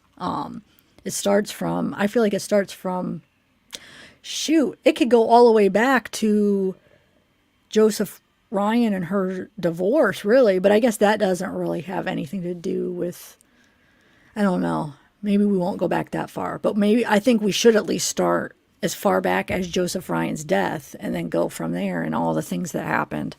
Excuse me. Oh, thanks, no drama, mama. You have to come back on again. Oh, you're not feeling good, Christina? Get better. Go get some sleep and get better. Ooh, Kansas. Kansas, Ohio. Kansas, Ohio. I never heard of Kansas, Ohio. Huh. Yeah, her first husband's name was, oh my God. I did a video on it. I have a picture of him. He looks just like Colby. Because it's Colby's dad, actually. Hold on. I'll put up a picture. It's on my other laptop. Hold on a second. Oh, thanks, no drama, mama. I'll put up Colby's biological dad. You guys want to see a picture of him? Who sent it to me? I want to give a shout out. Who's the one? Weird Mom is the one that I think is the one that actually found those pictures a while, like way back. Thank you. Hold on. I have my other computer on. Let me see if I still have the picture of Colby's dad. I think he looks a lot like Colby. I think I still have him in my files. But he never really was his dad. I mean, it was just his biological dad. There's a bunch of documents of that whole divorce, all of that, where all the drama that was involved with that. There's the court documents on that too. And so Colby really never knew his biological dad. And then, so, basically Lori was, a single mom for a little bit before she met Joseph Ryan. And then Joseph Ryan adopted Colby. And then when Joseph Ryan and Lori got a divorce, then basically Charles kind of adopted him, And it seems like, as far as what Colby says, Charles was like the better dad, like as far as the way he treated him and stuff. He was a good father figure, I guess. They got along really well. But I don't think Ty Lee and Charles got along that well. Not anything like serious, but sometimes parents and kids don't get along at times, Hold on, let me try to find this real quick. I'll share it with you guys real quick, and then I'll probably go. Well, maybe I'll chat with you for a few minutes, but trying to think, what files did I put him in? Hold on. I have so many files of the Vallow, so many Vallow case files on my old computer when I have like over 100 videos on this case, actually. I think like 120 or something. Okay, let's see here. One second.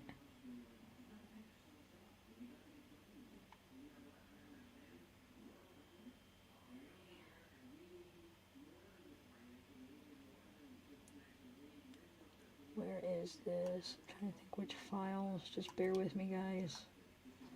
Actually, maybe it's in.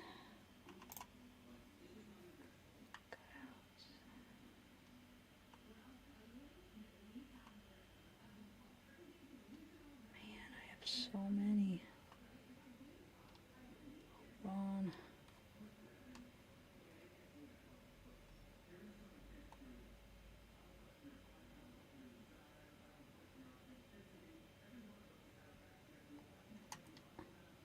Oh wait, Lori. Hold on, guys. Oh, there we go. I think it's in these files.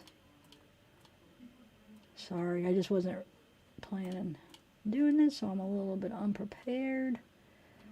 Where are they? They might actually, I know I might still have them in my phone too. Oh, wait. Here they are. Okay, I found them, guys. Hold on. I have 3 of them. of Colby's dad. Hold on, let me share my screen in a minute. I mean, 1 minute. I got to log on to StreamYards on. A lot of you guys probably already seen it, but does somebody want to see it? I'm sure somebody out there might want to see pictures. So this is Colby's dad. So Colby's dad and Lori had a very dramatic relationship too, from the court documents. So it's like every man she was with, there was this crazy drama involved. Did I say thank you, drama mama? No drama mama?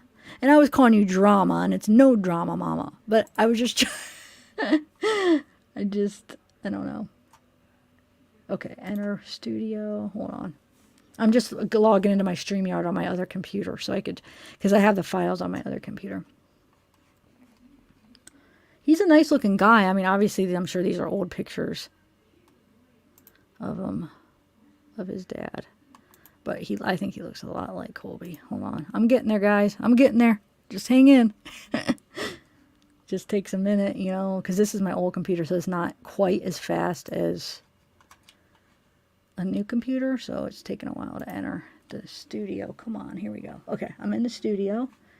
Now let me share my screen.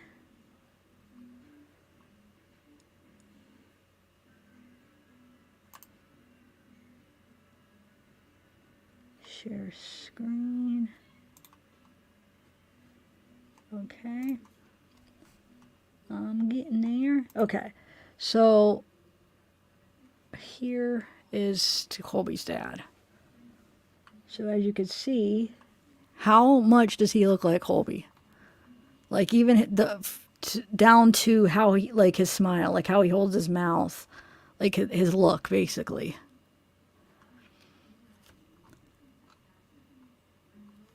And then there's a couple other ones here. There's another one. And then I think there's one more. Yeah, doesn't he look a lot? I mean, there's no denying that this is Colby's dad. He's a nice looking guy. And then this one is, I don't know why the filter's kind of weird on it. Is that this? Wait. No, that's not the same one. Filter. It's a kind of cool filter, but those are the only 3 pictures I have. Yeah, you know, doesn't he? He's cute. This one right here is like almost like twin Colby. Oh, there's an echo? Maybe because I'm sharing this screen over here. I don't know why it does this. Is that what you're saying? I have an echo? Well, I'm about to stop sharing the screen. I just wanted to show you that. So that's that. But anyway, there were some court documents. Well, maybe I should continue reading. Well, I'll wait maybe closer leading up to the trial. Maybe I'll start in the spring, maybe finishing through reading through the documents.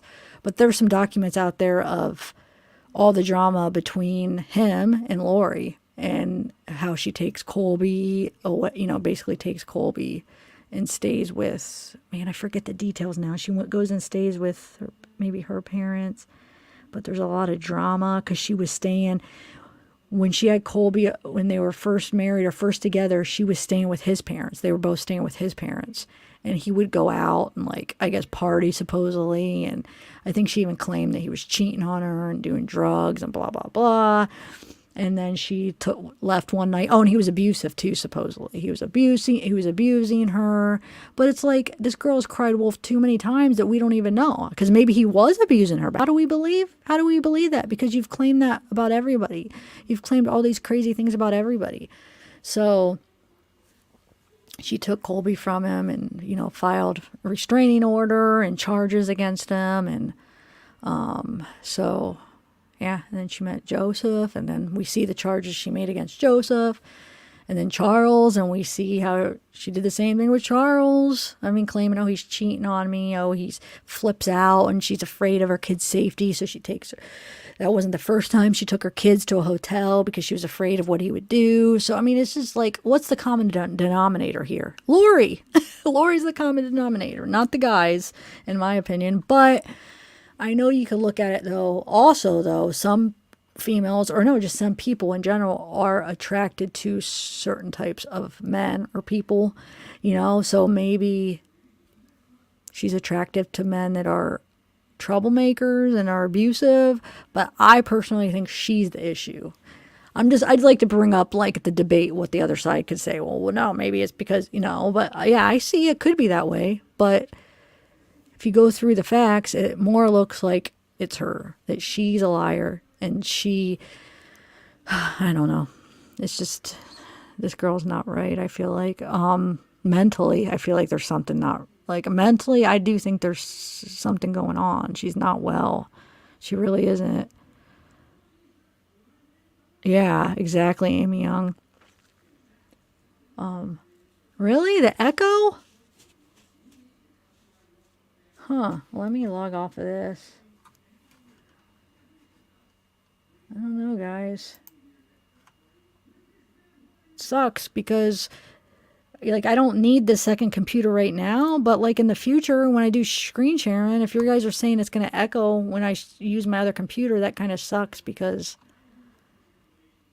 I mean, that's why I got another computer, so I could have two screens. That sucks.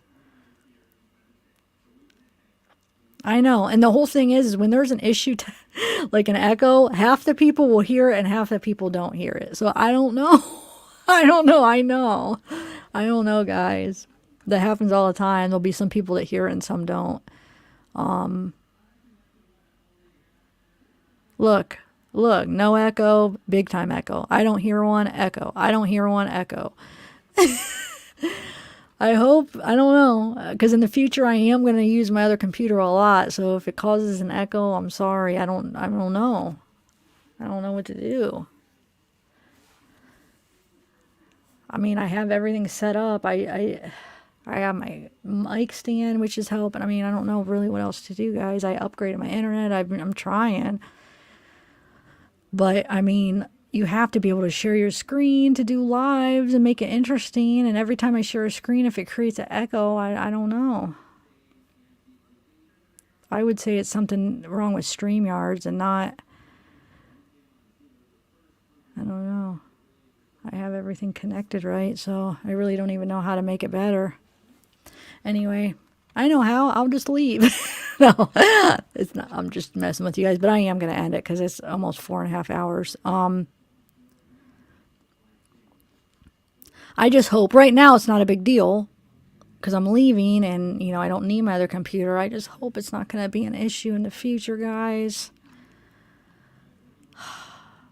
This sucks. I don't even know what to do. I'm going to go back and see at this point if I hear echo when I watch it. Wait, is it a new one, Meg Love? I mean, I've watched one of them. I mean, is it a new one with Sherilyn? Or is it one after that I did an interview with her? I don't know. No, I haven't. If it's one after, I definitely haven't seen it. I only seen one with him and Sherilyn. The one where, like, one of the first ones back.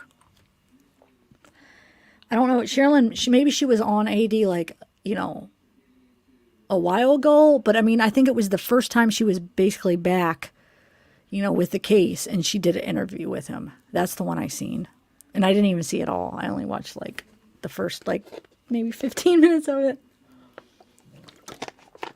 But I got the gist of what was going on. It was that big thing that they announced or whatever.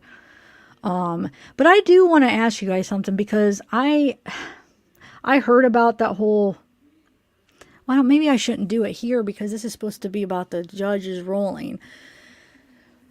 But I just want to know I just want to know what you guys think real quick. Okay. So I heard about the whole thing where on a live, I heard when I was talking about Blair and I said, oh, you know, I think Blair is real and stuff. And I heard everybody saying, oh my God, it got debunked. You guys to watch this channel. They accidentally, she accidentally showed, or she or he, I don't even know if it's a she or he, but accidentally showed her video, like her face on accident because the camera, she forgot. Somehow she turned the camera on and it showed her face, right? And so everybody was like, it's a lie. She's fake. But my thing is, even if this person is Blair, which I think it is because I did see the video somebody sent me. So this person that is claiming to be Blair, I think it is either a man or maybe just she doesn't describe herself exactly the way she looks. But who isn't guilty of that? How many people do that? Think about that. I'm sure there's probably tons of people that describe themselves in situations physically or puts up pictures that don't quite look like them because they do Facetune or whatever that new thing, or it'll be a fake picture. It happens. I know. It makes it hard to trust the person. I know. But does that necessarily mean that the whole thing is fake, that this person isn't really talking to Chris? No. This person could just be tricking Chris and saying, yeah, I'm a nice, skinny brunette and like female, and just basically catfishing Chris. Okay? Because my whole thing is what I'm trying to figure out is if this person is talking to Chris. And as far as the letters, it looks like she is. The emails, I don't know, because some people said the font's different than Cora Links normally is. I don't know. I haven't looked into that. Maybe I'll look into it. But just because this person doesn't look the way that they said they look doesn't necessarily mean that the person isn't talking to Chris, is my point. Like, maybe this person's still talking to Chris, but they're kind of just lying to Chris about what they look like, and maybe lying to AD about what they look like. And yet they're still talking to him. So it doesn't necessarily mean that it's all fake, is what I'm saying. Even if it's not, even if this person doesn't really look like what they said they look like, it doesn't mean that they're fake, is what I'm saying. Do you see what I'm saying, guys? Let me see what you guys are saying to this. Hold on. Dad, did you watch Lady? Just joking.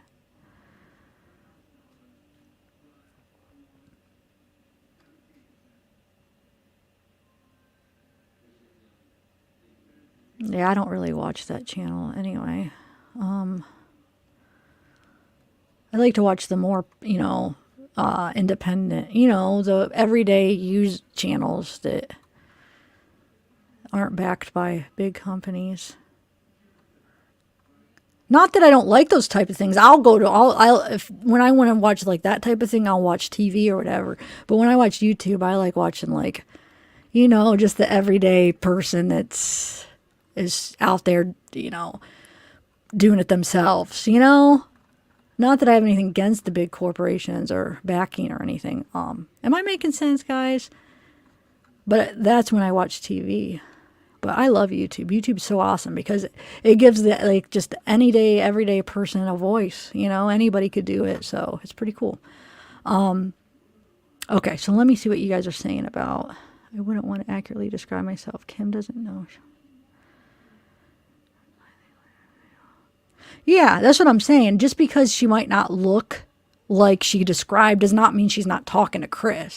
I think the more important thing to focus on is if she's really talking to Chris. But what my point is, I totally understand that you're doubting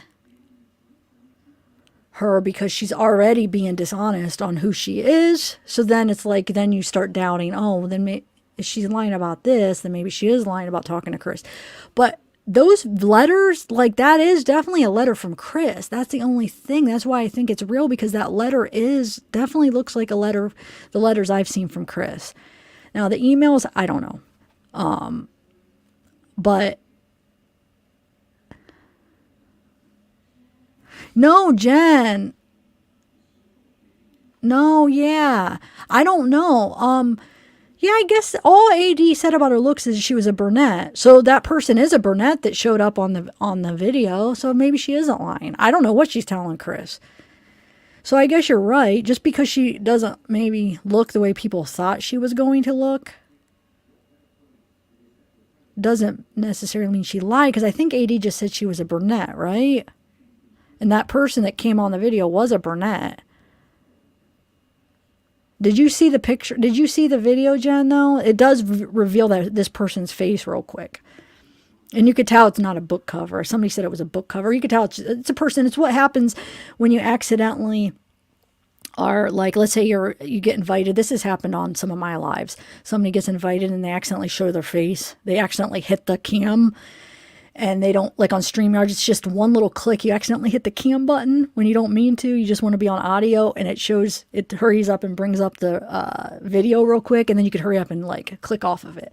That's what happened to this person. It's not a book cover. I heard somebody saying it was a book cover. It was definitely a person, but I don't know. I don't think it's a big deal about the way she or he looks. It's just, is he or she talking to Chris is the big thing, I guess. No, I'm not talking about her identity. No, Jen, I think maybe you don't know about this. Totally understand use a fake name because she is protecting her identity. I'm not even talking about the fake name. I'm talking about there's a video when she was on that she accidentally got on video, or he accidentally. I can't tell if it was a boy or girl, but whoever it was accidentally showed their face. And you clearly see it. There people who have screen copied it and stuff. So, and people were saying, oh, it's debunked because she accidentally or he accidentally showed his face. But how does that debunk? Because it wasn't about what this person looked like. That's the point I'm trying to say. Like, how do you debunk it? It was about this person talking to Chris, not about what this person looks like. So that's where I'm having trouble. I don't think it's necessarily debunked because this person didn't look like what they claim to. But the font thing, I want to look into that because I don't know about the whole font thing. But the letter thing, definitely, that was a letter from Chris, wherever it came from. That was a letter. You saw his signature, and that's exactly how he signs it. The paper looks everything like it. So yeah. Oh, KK. No, I'm not talking about KK. I'm talking about Blair. But I did show a picture of Kay. She shows her face too, you guys. Yeah, that exactly, Natalie. I don't think she ever said. All I remember AD saying is she was brunette, and this person was brunette that accidentally shows their face. So it doesn't necessarily mean this person was lying, even if they were lying about the way they look. Think about how many people probably do that, and they use I've heard so many YouTubers saying that they use that Facetune and stuff, and so they alter their looks a little bit. So, I mean, I don't know. I don't know enough about it, I guess, because I don't watch AD that much, so maybe there's more details. I don't know, guys. All I know is somebody sent me a couple videos of what they were talking about the debunking, and I watched them, and I'm thinking, how does this debunk her talking to Chris? This doesn't debunk it. All it debunks is what she looks like. It has nothing to do with if she talks to Chris or not. Like, I don't get that part. So that's why maybe I don't know as much as what. Does anybody know how that debunks her talking to Chris?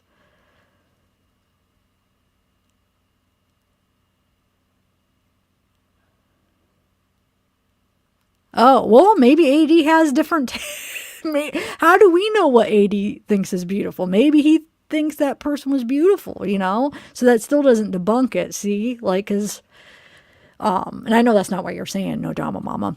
I'm just agreeing with you, yeah. So he might think you know what I'm saying? Maybe that's his taste. So I don't know. All I know is I want to look into it, but just what she looks like doesn't mean that it's debunked. That's all. And I'm not saying that I don't know about that. Yeah, exactly. That's what I was saying. It doesn't mean she's not talking to Chris. So that has nothing to do with it.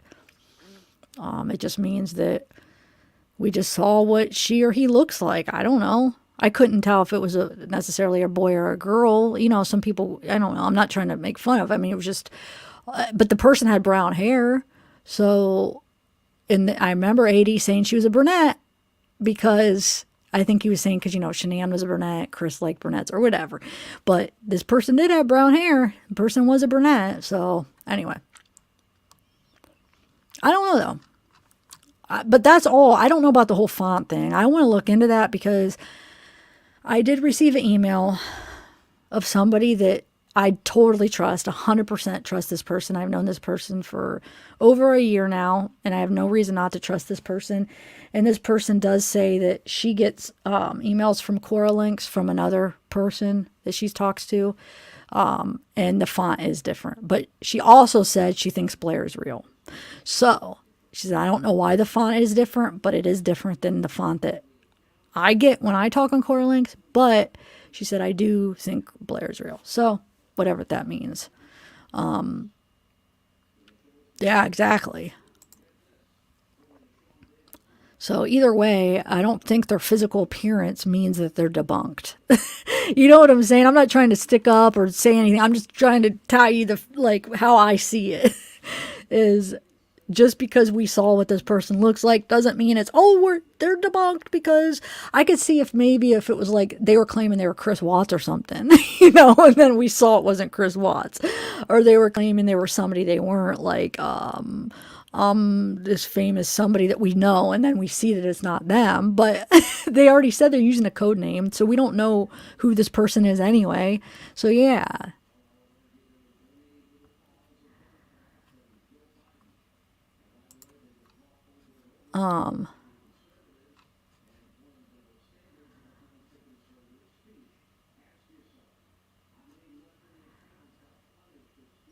Free to watch. I hope am I not making anybody mad, right? Because I'm not on anybody's side. I mean, I'm not trying to stick up or put anybody down. I'm just trying to look at it, just show you how I look at it, how I'm seeing it right now. But I haven't watched all of this stuff. So, but just from the little that I have seen about Blair, I feel like she is real, just because the letter, not the email, because I haven't looked into the email, but the letter is definitely from Chris. That letter is Chris's. Just trust me on that. The email, I don't know. But then if she's talking to him through a letter, then I'm sure it makes sense that she probably would be talking to him through email too, right? So anyway, so that's my thoughts on that. I just wanted to ask you what you guys thought on it.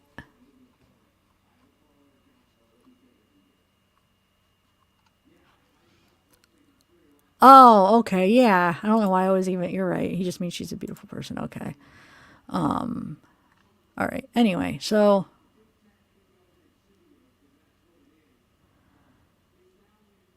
I could send you, no, they copyright.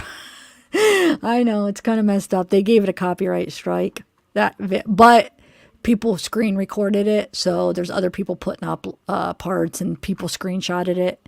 So the original one, oh, you mean the one from AD? Okay, never mind. I thought you meant the original person that debunked it. They gave the person a copyright strike, I guess, for using that screenshot, which is, that person should definitely fight it. I don't know who gave her the copyright strike, to be honest, but somehow she got a copyright strike, and I don't even know who it was. I just saw another channel talking about that the original person that debunked got a copyright strike, which I'm staying neutral, so I'm not trying to take sides, but that person who got a copyright strike, that's definitely fair use, though. So they should fight that regardless. I'm just saying they should be allowed to use a screenshot that they took with their own device. But that's besides the point. But other people have copied it, and so you can find it anywhere. But I can email you, Page Q, if you want. Yeah, I heard Don Keller. I don't know. I didn't see it. Some people were debating if that really was the same Blair. Because, are you sure that was actually the Blair the AD's talking to? I don't know. I totally missed it. But that's cool. Yeah, I wish I would have seen it. Just like I missed freaking Left Undone earlier. I wish I would have caught her when she was in chat.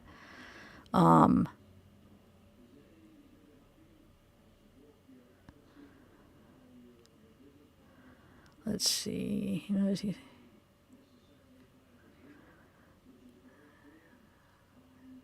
Huh. Yeah, I don't know I don't know a lot of details about all this stuff, because I don't really normally, I don't know. I'll just shut up.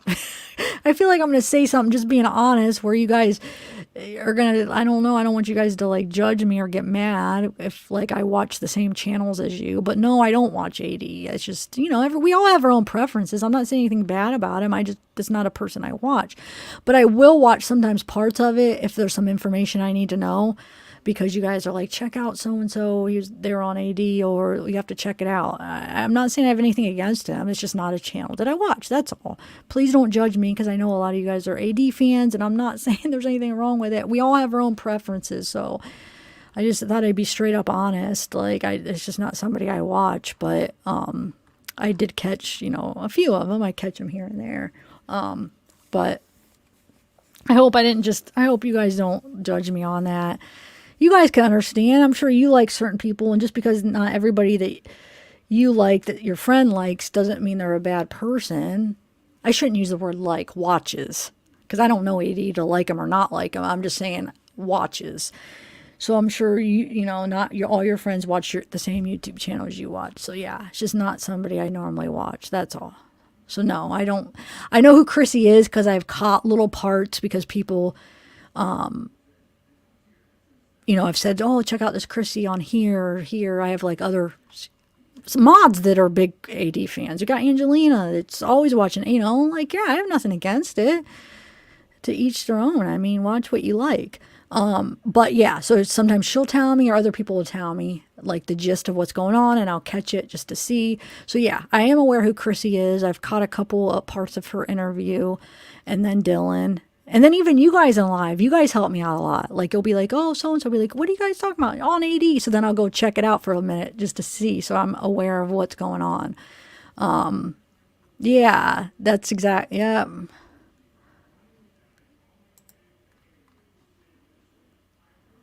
He has a lot of good help, I would say, AD. He's got a lot of people that help him out with a lot of stuff. And I don't mean that in a bad way. I just mean he does. He's got a lot of people that are willing to really go that length to make his channel successful. And that's a compliment. I'm not meaning that in a bad way, guys. So please don't misunderstand what I'm saying. I meant that as a compliment. But anyway, so yeah, that's all I'll say. I just thought I know, because you guys, a lot of people will send me stuff, and I just wanted to be honest and hope you guys don't not like me because of it. He's just not one of the ones I watch. So, but anyway,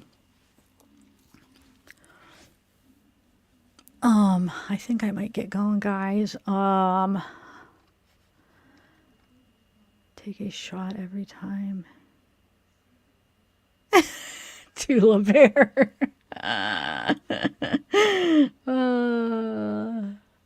Yeah, I just met Joe the Cat. He emailed me. Because he wanted to use a part of my video with Sherilyn Cato. He emailed me to see if he could use a clip from it. He's like, I work for the AD team.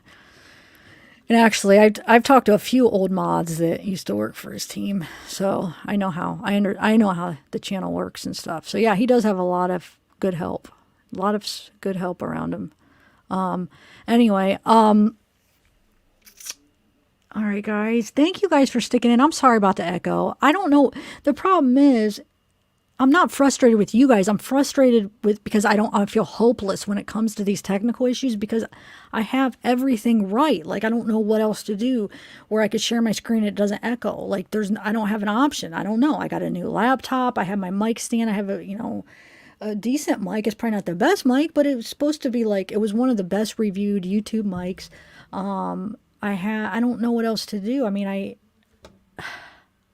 upgraded my internet, and it's like I'm stuck. I'm willing to fix it, but I don't know what to do to fix it. Do you see what I'm saying? I don't know. I have no idea why it's echoing sometimes when I share my screen, or when I have like guests on and then I try to share my screen, it echoes. I don't know. And it's frustrating because I want to fix it and I don't know what to do to fix it, because I'm losing people because it's so annoying, I guess, when it echoes. But do you guys, I swear to, I shouldn't use that phrase, but I swear that when I had the guests on, like when Amanda was on, I really didn't hear the echo. And with Misbehaved, I wasn't hearing echo. Maybe it was something seemed a slight off, but I'm not hearing it as dramatic as you guys are. Like she said, when you're in chat, it's a lot more dramatic. So I don't know. I'm going to try to maybe Google and see. I think it's on StreamYard side. Have you guys been on other channels where when they share the screen, it echoes? Is it a common, when StreamYards, not like recordings, like if they're using StreamYards to stream, does anybody know? No, I know Short Nice. I know when she was on, she's the one that echoed, but earlier when I had my other laptop and I was on StreamYards with my other laptop sharing the screen when I was sharing Colby's dad's pictures, probably half the people were saying that I had echo then. So I logged off of my other computer. But I want to be able to use this in the future when I share my screen. I want to use it a lot. That's why I have 2 monitors, basically. So I got 2 laptops so I could have 2 screens. And if every time I'm on my other laptop and share the screen, if it's going to echo, that's going to be a problem because I need it to have 2 screens. So, no, I think you're right, but I have to share the audio sometimes. And I feel like I didn't share the audio when I had misbehaved when I was just sharing the artwork. I don't think I shared the audio that time. And remember, it still did it. Remember, I think somebody said J for Justice gave me, I don't remember, I didn't see the name, but I just saw the comment that one day when Amanda was on and I saw the comment that said, don't share your audio. Well, I went in there and I redid it and didn't share my audio, and you guys said it was still echoing. So that's not necessarily fixing it for some reason. No, not right now. Not now, Hot Scorpio. I'm fine right now, and I'm fine if I'm just me. But when I share my screen, when I have a guest, the guest echoes. And I guess it seems like when I have my other computer into StreamYards, so I'm using both screens, and then I'm sharing my screen with my other computer earlier, that seems to create echo. So both of those, not now. I know I'm good now because I'm not sharing my screen. So I don't know. But anyway, but see, I don't know. I feel like that it's nothing that I could fix. That's what I'm afraid of. It's nothing that I could do to fix it. I have a feeling it has something to do with StreamYard and the streaming. That's what I'm afraid of.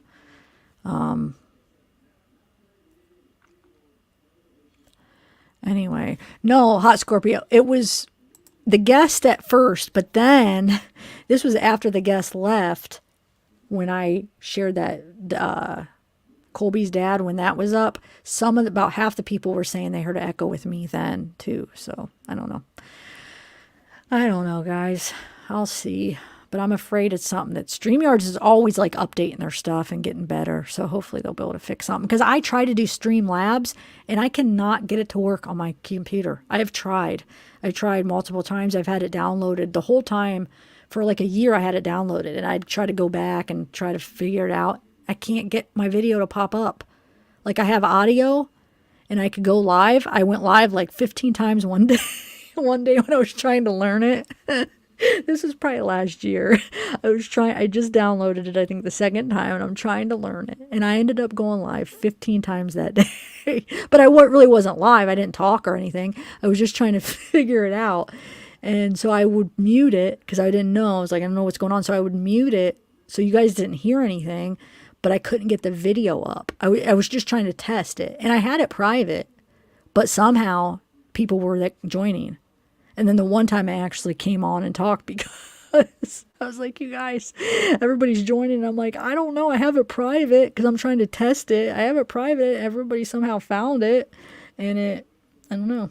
I couldn't figure it out. I couldn't get the video to pop up. So, and Streamlabs, it has a lot of cool things. The only thing with Streamlabs, the one bad thing about Streamlabs is it takes up a lot of memory and it's harder on your like system to stream.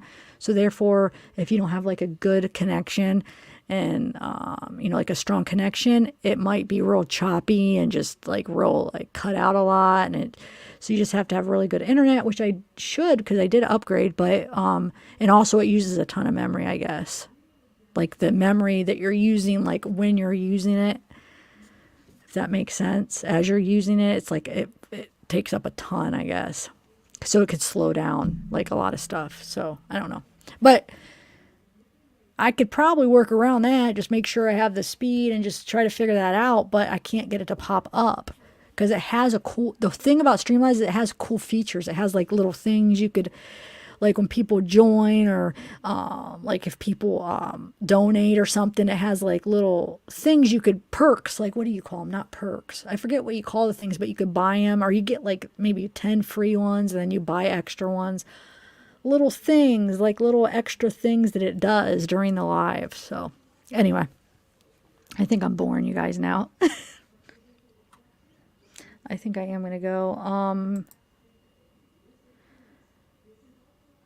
Yeah, maybe. See, I have Geek Squad now, so I'm wondering if they will help me out. But the one thing I don't want to do with the Geek Squad is I do not want to take my laptop there and have them work on it there.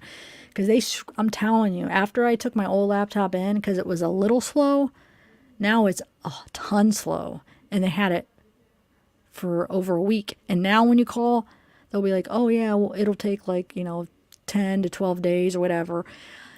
And I don't want to take my new laptop in. Like the way, I don't know. I'm just nervous that they might be rough with it. And not that I trust them. I do trust them, but I want them to come to the house. I'll pay the extra, like I think it's $15 for a house call, I think. I just don't know. I'm tempted to call them and see if they'll help me set up Streamlabs, if that's something they'll do.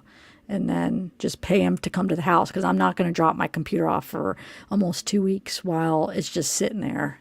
No.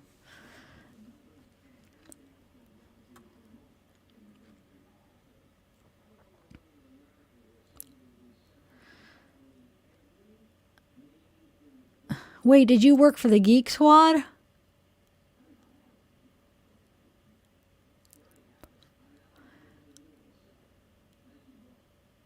Because like when I took my computer in, like I had my case and I wanted to, since they were going to have it for so long, I wanted them to keep it in a case until they worked on it. They would not take my case. They just had to take the bare thing. And I'm thinking, man, they're probably just like piling up these computers, slamming them around, not slamming them, but like I'm very careful with my stuff. And I've seen people, like some people they're just not as careful, like the way they handle stuff. And if that goes between how many hands of Geek Squad moving stuff and it's just sitting there, there's going to be some rough people, and it's just, I don't know, it makes me nervous to have my new one there for like almost 2 weeks just sitting there.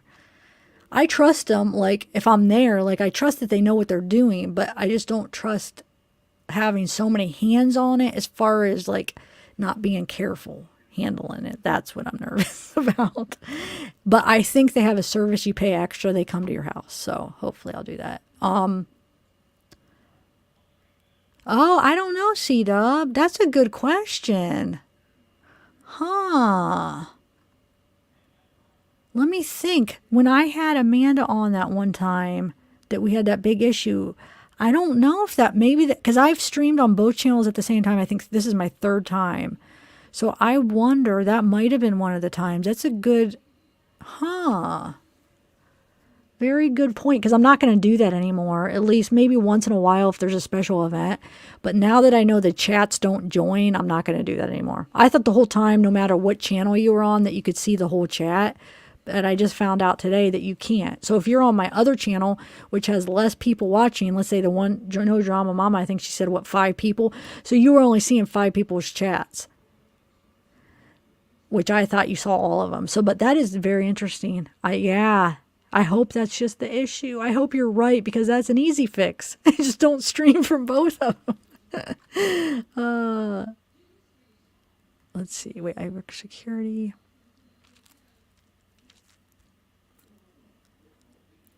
Oh, really? You're making me nervous here. Shoot. I thought they were really good. Well, I don't know. Maybe I should. I like it because you get like up to 12 things. You get the security. It's almost worth your money just for that. If you have multiple devices, you get the, whatever security you want. Well, they offer a couple different ones. But you know what upsets me? They disappointed me because I needed something fixed. I needed, I can't do my Ethernet. You know how it kept knocking me off? I can't do a live stream. I have to do it on Wi-Fi. When they tell you when you live stream, go to a hard line. It makes for a smoother stream. So I bought an adapter for my Ethernet and it kept kicking me off. You guys saw it. It just kicked me off.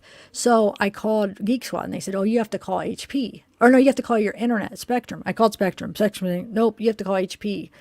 I call HP. HP says, charged me $55 to do it. Didn't fix it. Still does it. They just, you know what they did? They reinstalled it and installed it. That's all they did. You're telling me Geek Squad couldn't have done that? And I'm $55 just to do that, and it didn't fix the problem. Geek Squad could have done that. So that kind of makes me mad because the one time that I actually needed, I pay $200 a year. I know it doesn't seem like a lot, but when am I going to have them do anything? It's probably not that much I'm going to use it. The one problem I had this year, they couldn't do it. So I don't know. I'm a little disappointed. It's something they definitely could have at least tried. It didn't work, but at least I would have not been $55 short for something that I should have been covered.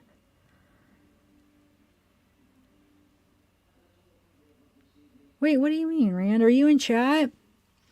I know I need to find a good computer thing because that upset me though. Oh, bye, Darksea. Sorry, I know I'm just rambling on. I feel like I probably made people mad tonight. Some of the stuff I don't know. I just feel like I said some stuff that maybe upset people and got frustrated a little bit with this. Is May Love still here? I feel like I was never frustrated with your comment. I don't know. Sometimes my tone, I'm like, oh, there you are, Rand. See, you need to change your name because I don't recognize you sometimes. That's Randy, guys. I never recognize him. I forget. I got to remember. So, but what I was going to say is so Meg Love is still here. I'm sorry. I feel like sometimes my tone when I was trying to figure that out, it wasn't against you. I was just trying to figure out where that came from. I was just like, I hope she's not thinking that I was upset or like frustrated. No, I just didn't hear it. I was just trying to get to the bottom of where it came from. That's all. So I'm glad you're still here. There was no echo. It was just one person trolling. Oh, I don't know, Makeup. Thanks. I don't know. I hope there wasn't.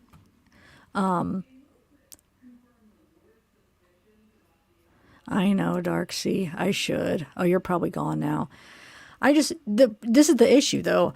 For me to get, what would happen is they'd be like, hey, my computer's running slower. They'd want to get it back again. You know what I'm saying? They're not going to just be like, oh, here's your money back. Oh, you mean for HP? I see. Yeah, I should. But as far as Geek Squad, if I would call them and say, hey, my computer's actually running slower, they would probably want to get my computer back for another 2 weeks because they're so busy and backed up. So I would have to be gone and have my computer be roughly handled for another 2 weeks for a couple hours jobs. And I'm not saying they're not probably good at what they do. I'm sure those couple hours they work, they're good. But I don't want my computer sitting there just being tossed around for a couple weeks, just sitting there unprotected. I want my case with it. That's why I brought my case when I dropped it off and they wouldn't take it. And then be gone for a couple weeks, and then chances are get it back, and them saying, oh, nothing was wrong with it. And then it's more roughed up again, so it's not even worth it. But as far as HP, yeah, I probably should get my money back, but I don't think I will, to be honest. Hey, Sabib. Oh,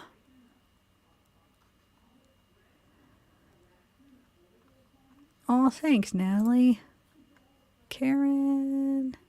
Oh, Alicia, thanks. I don't think anyone got mad at you. You were the nicest YouTuber. Yeah, I was hoping not. Sometimes, like, when I'm, like, as for instance, when I was trying to get to the bottom of the emancipation, or when I don't understand something, like, sometimes I'm like, did that come across like I was, like, upset, like, my tone? Because I wasn't, but maybe sometimes I, like, word it, or my tone.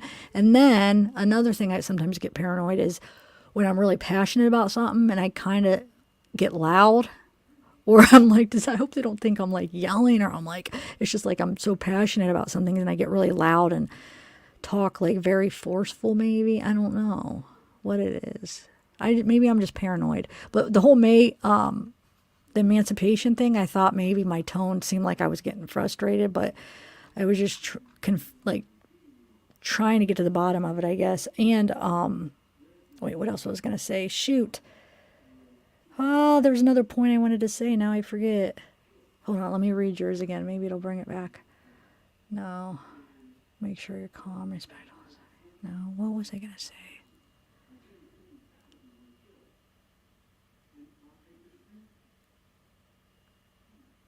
No, Jen. They wouldn't do it. They said to call I think they even said either call HP, which is my computer company, or call your internet provider when I asked them about me getting knocked off. That's what they told me. And then when I called Spectrum, I called Spectrum first, and then they said, no, you have to call HP or Geek Squad. They were confused. They're like, well, what did Geek Squad say? And I said, well, they said to call HP or call you guys. And they're like, and Spectrum's like, oh, they said to call us? She's like, okay, well, yeah, you're just going to have to call HP. So, because of course, Spectrum checked my connection. Everything was fine. So I called HP, and they charged me. And mine is still under warranty. It's an HP computer, and it's not even a couple months old. I'm like, this should be under warranty. You're going to charge me $55. And then when I saw what they did, Jen, all they did was uninstall my graphics. I think it was some kind of thing, graphics card. I don't even know if it was a graphics card. Something, they uninstalled and reinstalled it. That should have been definitely something that Geek Squad should have done. It took 2 seconds. If Geek Squads can't do that, then I doubt what they can do. I don't know. I just feel like that's what I'm paying the $200 a year, because really, how many times am I going to need them for something? Probably not that much. The one issue I did have this year, and they couldn't even do it. Yeah, but Spectrum is AT&T. See, where I live, the only other internet company is AT&T, and AT&T sucks for the area I live in. It's way worse. Trust me, that's what we had before. That's what they still have at this house here. I have my separate internet. So the internet that I have is only mine. It's right in my room. I'm the only one using it. It should be awesome. AT&T sucks. Not in general, because of the area that we're at. I forget why. It's because, shoot, wait, they explained it. The guy explained it, why it's not that good here. It's because you can't get the highest speed of AT&T here for some reason, because of where we're at and how it's set up. I forget the reasoning, but you couldn't get like this high speed. So Spectrum is my only other option, really. And I don't know. But the whole thing with my Ethernet where it knocks me off, I think it's a setting. Because they reinstalled it, they installed it, everything's up to date, they said. They don't understand it shouldn't knock me off. Well, Kay cloned me, we're talking, and she talked to somebody she knows, and I think it's some kind of setting that's wrong in my computer that's making it go to Wi-Fi for some reason. So it knocks me off, and I don't know how to do it or what it is, why. So I'm always on Wi-Fi. I'm not even on my Ethernet, which I should be able to have one hooked straight up to my router, which is better. But anyway, what she is doing. Why would she be doing what she's doing? Wait, what do you mean, Natalie? Who got in trouble for money laundering? What?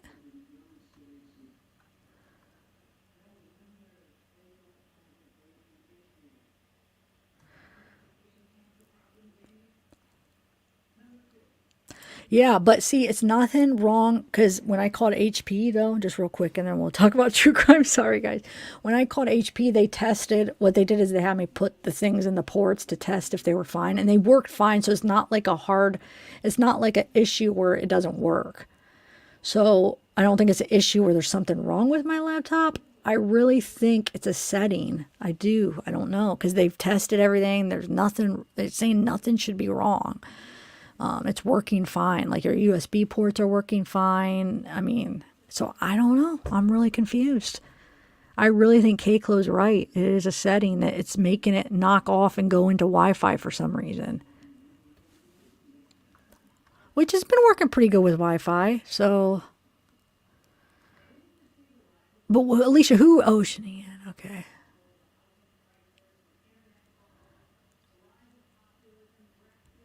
Yeah, no, yeah, I know about that. You don't have to pull it. Or if you're pulling it for somebody else, yeah.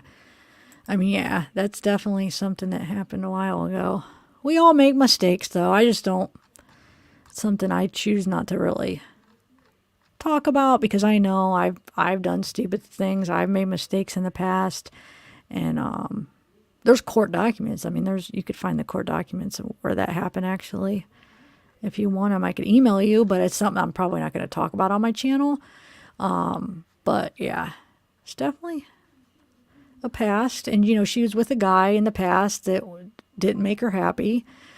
I don't know why, but I mean, who knows why? There could have been many reasons. So I think when she got with Chris, Chris was actually somebody she really was in love with and made her happy.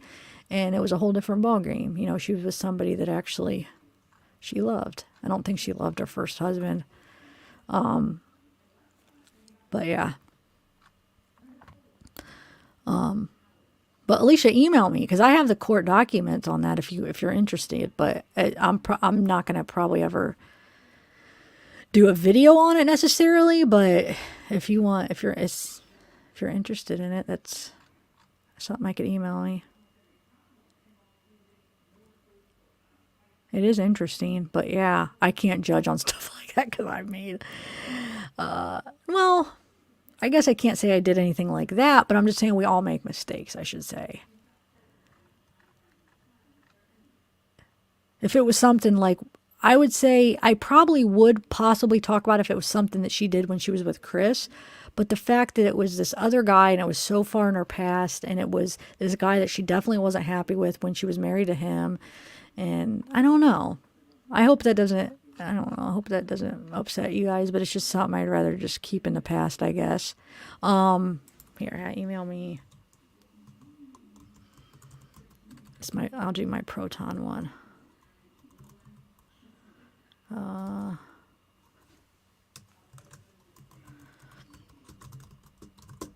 Did I write that right? Yeah, that should be right.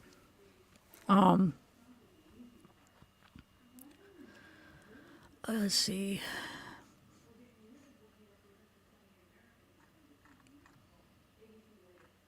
Man, I was planning on, right? I was gonna come home, edit this video of the morning, because remember I said I was gonna, so I could zoom in and then I was gonna play that September, some of those body cams. I was gonna jump in the shower and I was gonna do a live, but it's already 10:13 and I haven't done any of that, guys.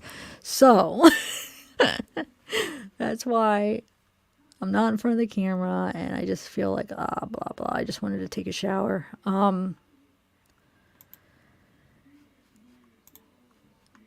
So yeah, I'll work on it a little bit tonight, and then hopefully tomorrow I'll get up and get what I wanted to get done, and then I could do the live either tomorrow or Sunday for sure. By Sunday, he's a Lassapoo, and I will show you Zeke. Oh my God, he's so freaking cute. He was sleeping on the couch with me last night, all snuggled up, and I was my one friend wanted to call me, and I was like, because I was in the living room, my grandma was sleeping, so I couldn't just sit there and talk. You know, it'd probably, I don't know, I feel like I would wake her up. So, and Zeke was all in my lap and I was like, okay, Zeke, get up. I want to get up so I could go upstairs. And he looked at me with the saddest eyes. Okay. And he had his little sweater on and, he just got his hair cut. So he's like extra cold. When dogs first get their hair cut, they're a little bit, at least I think he might be a little cold. He looked up at me and he just like, so sad eyes, and then he like curled into me even tighter and was like kind of like shaking a little bit, like he wanted to get warm, so I had to cuddle up. I'm like, I text her like, I can't make him get up. I'm gonna have to call you tomorrow. I don't have the heart to make him get up. He's not ready. Oh, our pets rule us, don't they? Wait, why are you mad, Chitty Chatty Meg? I'm so mad? What do you mean?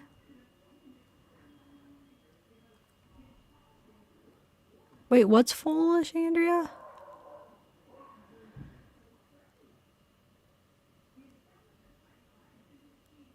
No, I know. Yeah, that's what I'm saying. I don't think it really has anything to do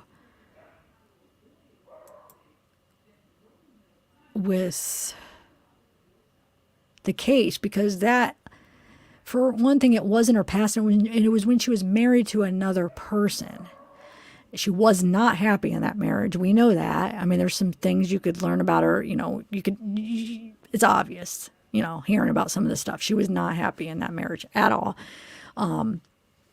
And I think she was happy with Chris. She really was. I think she really loved him. She would never have thought of cheating on him. I really think that thought never even went through her mind. She was in love with Chris. Now, the other guy, no, she wasn't at all, as far as from what I gather. And what she did, I feel like, think about it, she could have been influenced, because it wasn't like she acted alone. So she could have been influenced. And also, I feel like that doesn't have anything to do with what everybody's claiming that she did, because even if that's something she did in the past, murdering your kids and doing that, I mean, that's not really, I don't know. And I just feel like that really wasn't her. I don't know. I don't want to try to explain it because I feel like I'm just not going to probably make sense. But yeah, I choose to not really talk about it for some reason. But we all know, I mean, people are aware of it. I know everybody's aware of it, but I'm not going to do any videos on it or anything. Thanks, Natalie.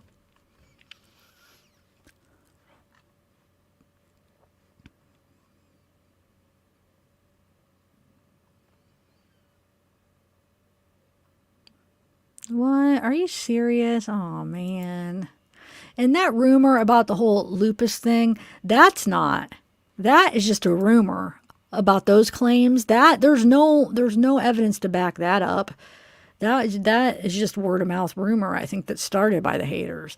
But there was one thing that really did happen, and with somebody else, and this was in a whole different time of her life. So yeah. So that's what I understand. People are going to be upset about that, but they're okay about somebody murdering their family. I mean, that's the real bad person. Really, if you think about it, that's horrible. That's so much worse.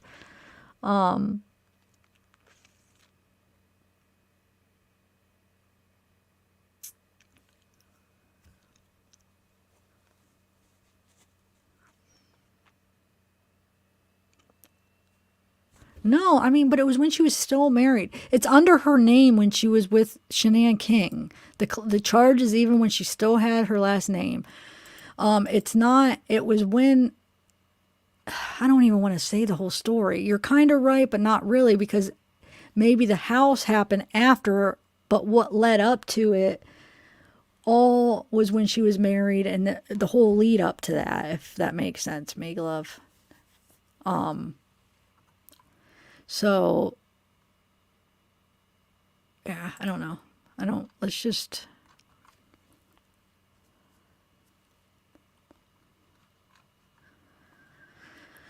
I gotta refresh. I don't know. I have the documents. I just haven't even looked at them in a while, but because I don't think it's just anything that pertains to anything about the murder. I mean, because I 100% never even thought and never will think that Shanann killed her kids. So therefore, what does that have to do with Chris killing his family? You see what I'm saying? To me, that doesn't have anything to do with why and how Chris killed his family. I don't know. That's just my opinion. I don't know. But I know that the haters of, the other side, of course they're going to use this. Oh my God. But the thing is, this isn't new. Are they just finding out about this stuff right now? Is that what you're saying? Or not? Oh, okay. Wait, this happened tonight, Chitty Chatty Meg? Okay. See, I didn't even know. So wait, she just came out tonight. Wow. Huh. Yeah, I'm over it too. I'm very disappointed in that person. I really am. Because I really actually liked her before. But I'm so disappointed. Very disappointed.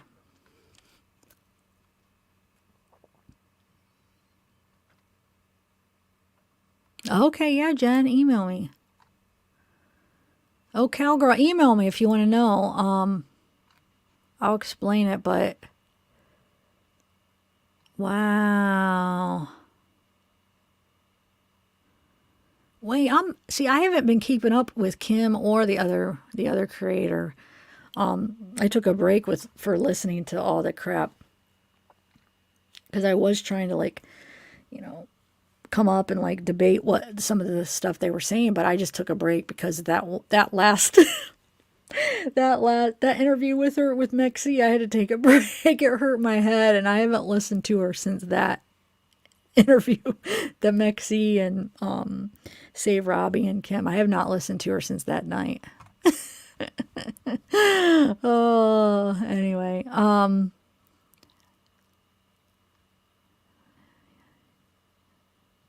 Oh, hey, Rand, you're still are here.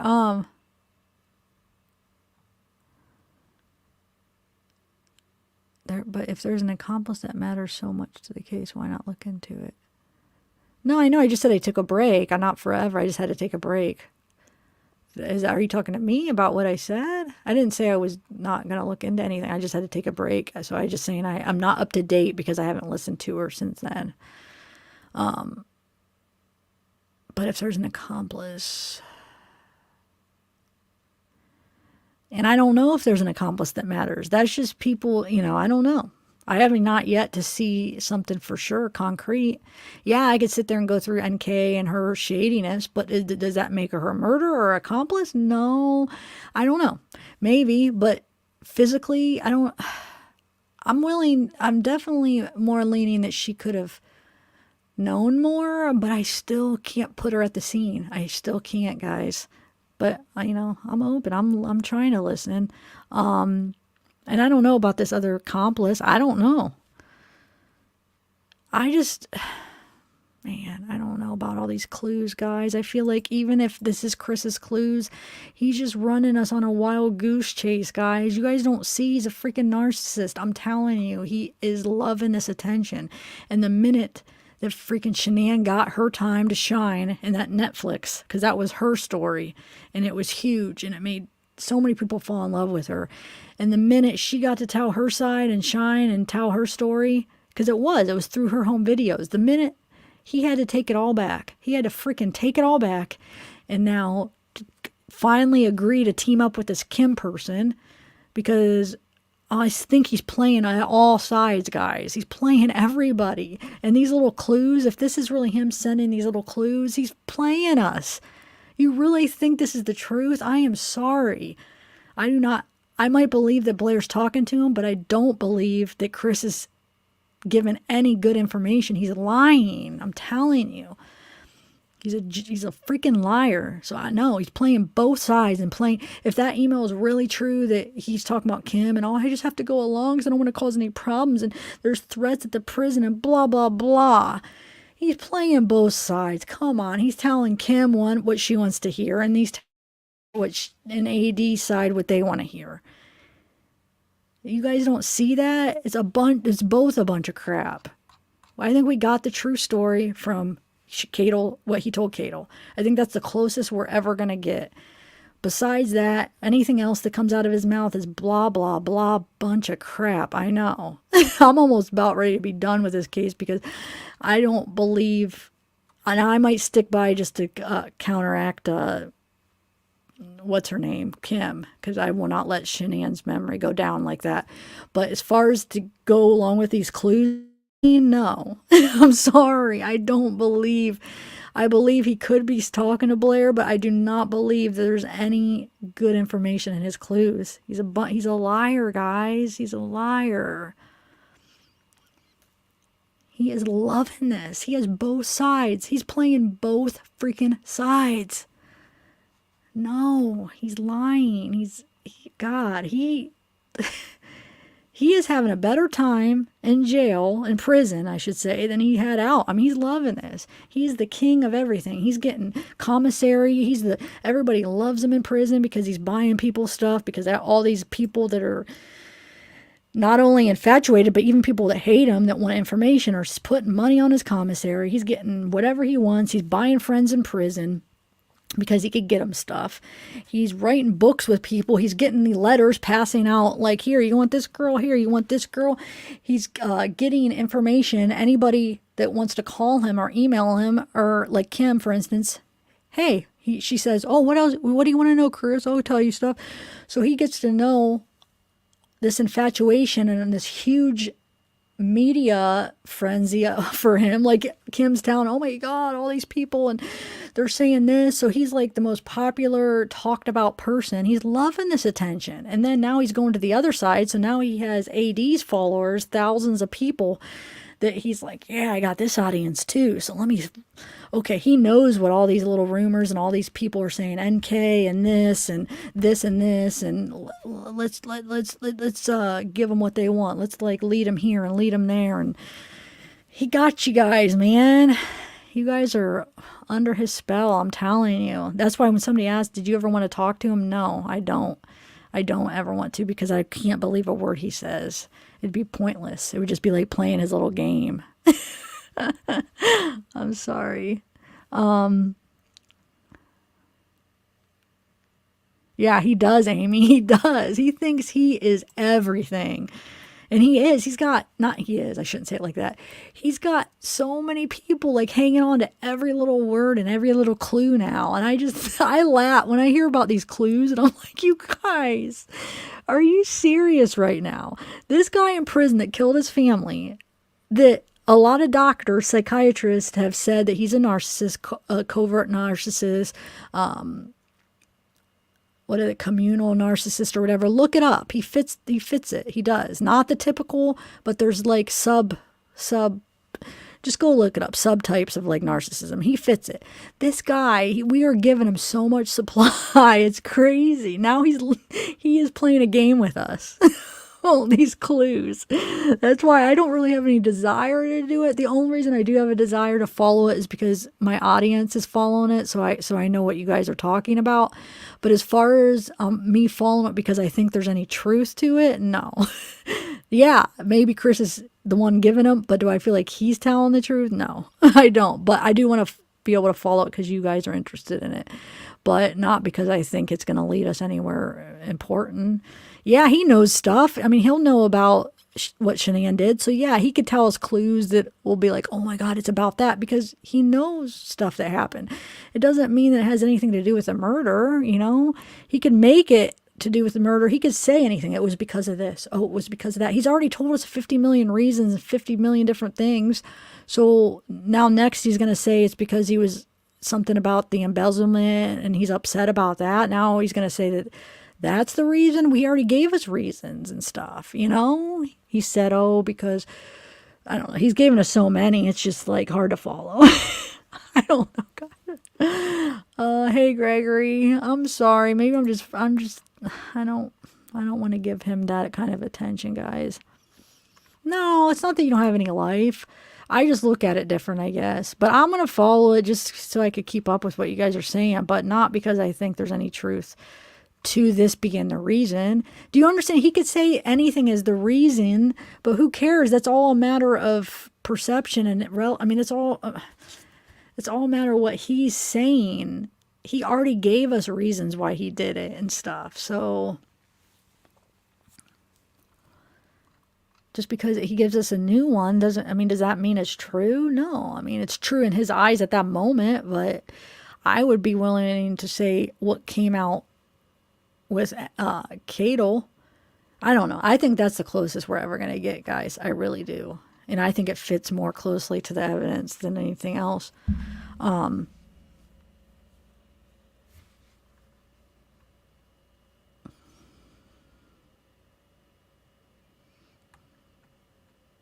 But I'll go along with it. I mean, I'll go along with it like it's a fiction thing. It's definitely not. It's him just playing his little games with us, guys. It really is.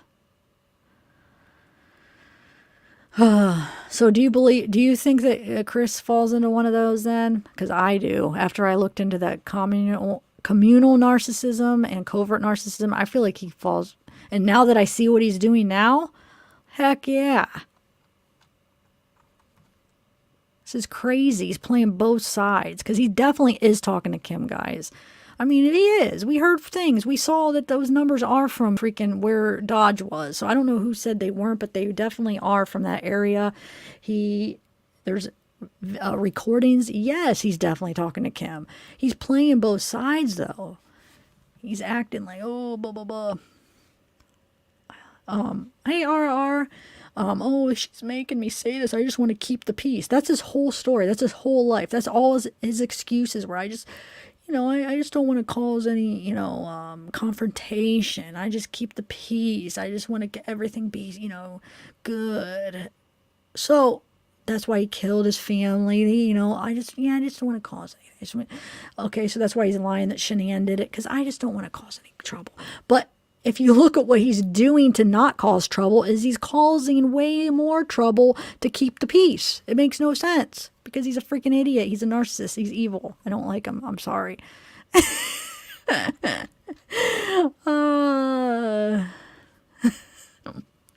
Yeah, look up here. Let's look it up. I think, hold on. We'll just do that real quick. The narcissist. The one that made me aware of that other subtype was that book that the author, she was a psychiatrist. She wrote a book. And I didn't even know. I knew about the covert narcissist where I was like, yeah, you know, that fits Chris. But the other one I feel like even fits him more. But bottom line, there's that typical narcissist, and then there's these other. Let me bring this up. Hold on. Hope it doesn't make me echo because I'm going to be sharing my screen. Okay. The new kind of narcissist, communal narcissist. I think this one, he fits really close, to be honest. I don't know. You want me to read the article in Psychology Today? I mean, there's a ton of articles, but should I just pick the first one just to introduce you guys? I don't know. Psychology Today, or what one? I don't know which one to pick because you could read so many journals, so many things on it, but just to read you guys an overview, I'm trying to think of what would be a good one to read for you guys. Hold on. Since I don't have it prepared. Usually when I do stuff like this, I'll read a bunch of different things and then I'll kind of take parts, like do a summary of everything together of some important parts. But since I'm doing it right now, live, I'm not going to be able to do it that way. So let me see how I want to do it. We have SciNet, we have Psychology Today, we have, which one? Science Direct, I don't know which one to read. PubMed. What article you want me to read? Who do you guys like? Oh, I'll just do the first one, Psychology Today. But I don't know. I've heard people criticize this one, Psychology Today, before. But trust me, they all come to a consensus of what it means. So let me see if there's another one that maybe you guys would trust more. Hold on, just give me 1 minute, because I just want you to hear this, because I do feel like. Oh, don't tell me I have to freaking be a member here to get access. I graduated from Kent State, and I need to remember my freaking email password because I could get into all the freaking journals and all the good stuff from my college because I have access because I'm an alumni, and you get that access, but I cannot freaking remember my password. I need to get a hold of them because then I could get into a bunch of good research. I am the most helpful person. Oh, yeah, Chris, we know you are. Here, let me just read this quick. This one's an easy one to read for you guys. So, what is it? It is... Communion refers to community-related aspects of life, such as helpfulness, cooperation, and trustworthiness. Wasn't that three of the words that he used to kind of describe himself when he rattled off, and with Coder, how he rattled off why they should believe him and who he was?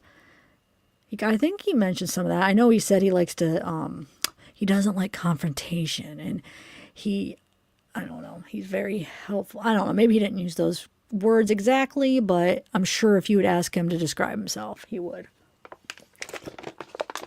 Okay, so in social psychology, narcissism is generally, maybe I should share my screen, but I'm afraid I'll get echoey. Is generally synonymous with grandiose narcissism, a personality trait characterized by inflated opinions of oneself, a sense of entitlement, exploitativeness. Man, sometimes when I'm on, I normally could talk, but sometimes when I am on live so long, I don't know. I can't say words. I don't know. It's weird. And limited empathy. Narcissists' inflated opinions of themselves are strengthened by agency-related self-evaluations. So this is the grandiose one. This isn't the one, the communal one, okay? But anyway, strengthened by agency-related self-evaluations. I am exceptionally bright, competent, alluring, elegant. However, narcissists consider themselves exceptionally only in traits related to agency, competence, intelligence, not communion, honesty, agreeableness, and helpfulness, okay? Typically, they're saying how. Hold on. Who keeps emailing? Who keeps... No, Rand, go to my other... Hey, Randy, go to my other channel. I have both. I'm streaming from both channels. Go to my main channel. That's why. I thought the chats were together and they're not. Okay, so where am I? Okay, so a narcissist might think of herself as the most intelligent, beautiful, sexy, or efficient person, but not as the most friendly, compassionate, considerate, or supportive person. What is communal narcissism, right? Now, this is going to show you a whole different side of narcissism, right? So, a 2012 paper, Gabe, I don't even know how to say his name, and colleagues proposed an agency communion model, arguing that there are two types of narcissist. Agenic narcissist is the typical narcissist, or communal narcissists. The authors were not suggesting that some narcissists are highly cooperative and trustworthy. No. Communal narcissists have grandiose self-related needs too. However, the authors propose that communal narcissists differ from agenic ones in that they use communal means to meet those same grandiose needs. To illustrate this difference, let us examine an example to see how these two types of narcissists justify their sense of entitlement. Imagine the case of a man who always expects his friends' gatherings planned according to his availability and preferences, even though he rarely stays long and sometimes does not attend at all. If he is an agenic narcissist, a typical narcissist, he might justify the current state of affairs by saying, I deserve special treatment because I am exceptionally smart. I am an expert on almost any topic of conversation. A communal narcissist, however, may reason this way, I deserve special treatment because I am extraordinary, warm-hearted, trustworthy, and helpful. Everyone feels at ease telling me all their problems. I don't know if I like this article. That book really explains it really good, that psychiatrist that wrote that book, but we'll continue here. Okay. A communal narcissist is likely to rate herself high on pro-social behavior, but does that translate to actual pro-social tendencies such as being trustworthy, working well with others, listening to other people's problems, and providing support? Communal narcissists, according to people who interact with them, are low in pro-social traits and communal behaviors. We know that. So what is going on? If communal narcissists are not more pro-social than other individuals, are they lying to others or are they lying to themselves? Okay, so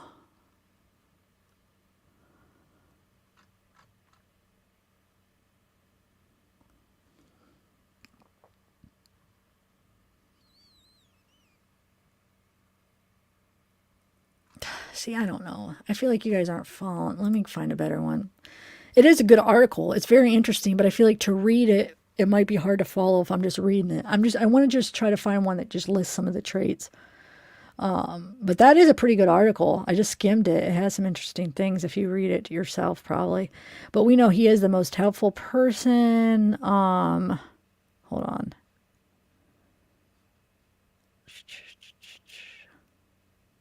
No, that's not a good article. Let me find another one. Not the one I was reading. I went to another one, but I didn't like it because it only had like one paragraph. Okay, so let's see what this one says. That's why it's better if I just... Maybe I should have waited to do this. I should just do a whole video on it and do some research. But I just wanted to give you like the basic rundowns. I should just bring that book up. Come on, guys. I know there's better answers. Where are we? Hold on. Stay with me, guys. Trust me. He does fit it. That just wasn't the best article to read to show necessarily. And so much, same with covert. He fits a lot of the covert narcissist traits too. So communal narcissists are people who appear to do good things for the world or show themselves to do good things, but the reason for that is to get attention and validation from the world. Such people can be confusing because people genuinely think that they are good people but don't know their real side. They can do a lot of charity work and might post such things on social media since that's the image they want to show to the world. They might organize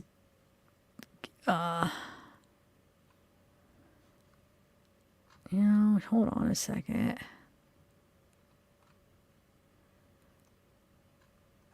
That's just, I thought that was an article, but that was just somebody commented to article. Never mind. I don't want to just, well, I guess I could read a comment. I was just trying to read. Okay, I just screwed this all up, guys. I can't find what I'm looking for. I can. There's a ton of it. Just look it up. Look up that in covert, and you'll see. That one book does an awesome job describing it, though. It really does. Covert. Let's see. What are signs of covert narcissist?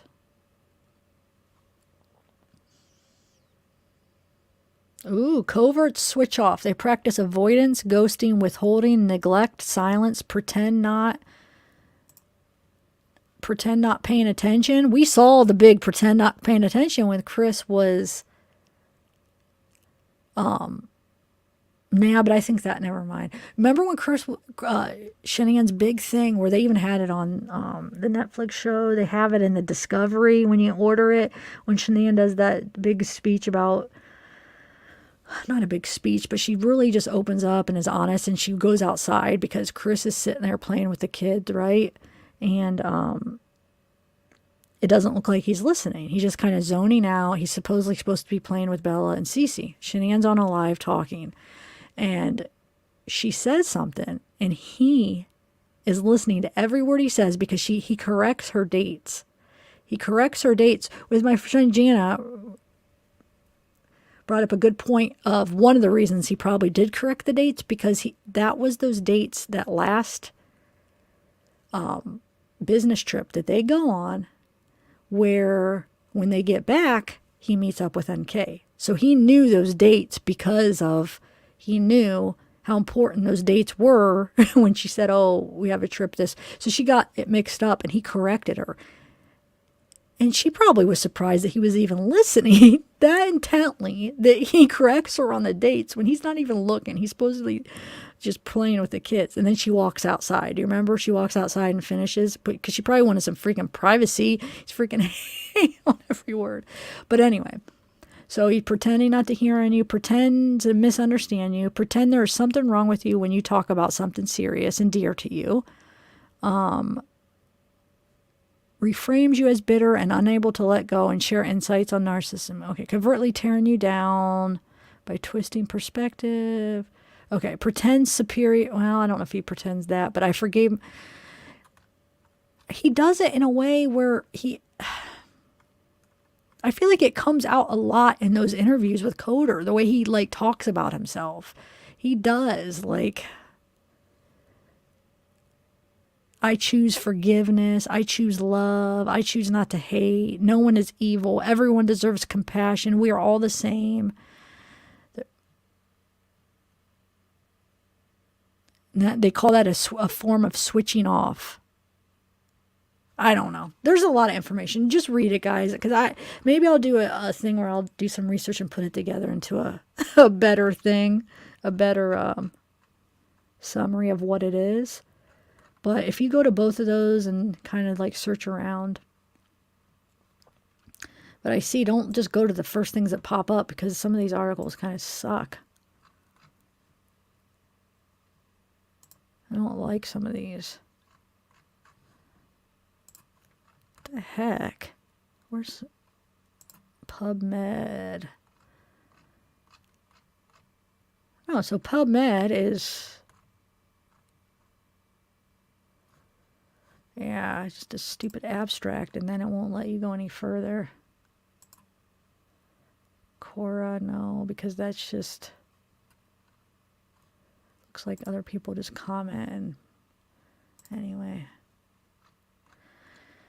I just think he's playing us all, guys. I really do. 3 types of narcissistic parents. You can learn a lot about it. Just look around. I know people. One of the people are criticized about narcissists. Everybody just labels as a narcissist. Everybody just labels, narcissist. But think about it. We're in true crime. So when you guys are probably watching a lot of true crime videos, and a lot of them do have some kind of personality disorder because they're committing these crimes. I mean, not the everyday mentally healthy person is going to be involved in stuff like that. So you are going to hear this stuff a lot. If you're watching true crime stuff, yeah. Because those are the type of people that would do certain things like this. So no, I mean, I think it makes sense. Wait, what are you guys talking about? Would you guys watch it if I put together like a summary of like, believe me, it'll be much better than this because I'll do research and put together stuff of the communal narcissist and covert narcissist. Would you guys watch something like that or no? It'll be like a recorded video maybe. Or I guess I could do a live, do the research, type it up, and then I could do a live on it.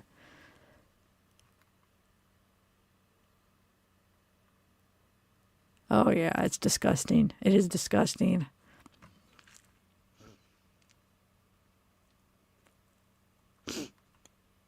Hey Ninja, what's up? This turned into like a Chris Watts thing. Oh, I better get off because this is titled the... Oh my God, this is titled, the judge makes a ruling on the... Oh, I wonder if I could somehow split this because this is silly. I'm talking about... We went on for hours after that. Wow. Oh, well, I think it'll be all right.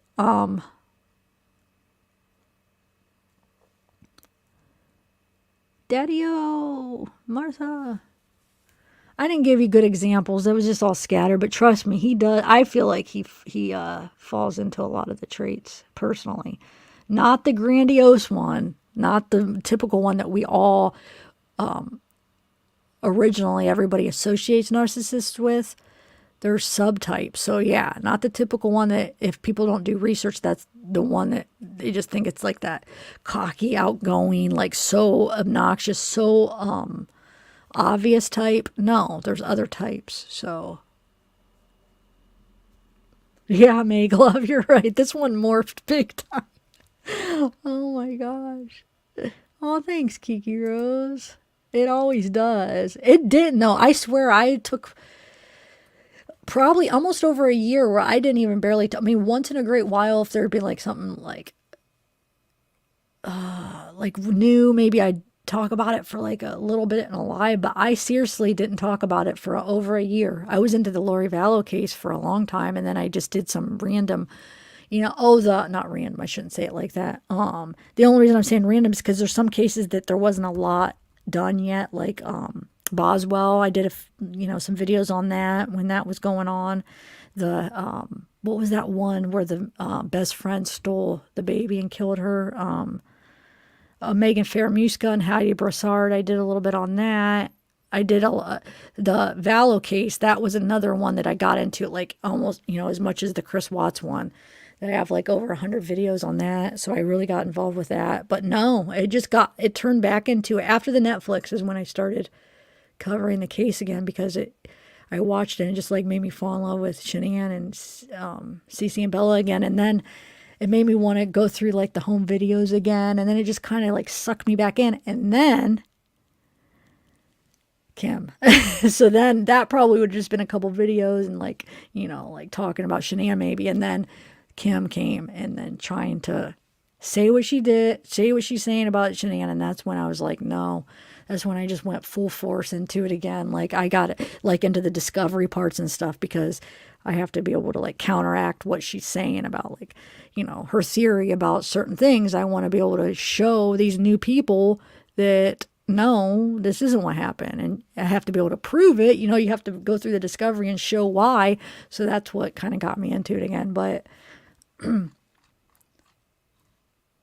I don't think I did one single video on that case, John Bonet, but that's interesting. I followed it and researched it, but I don't think I ever did a video on it.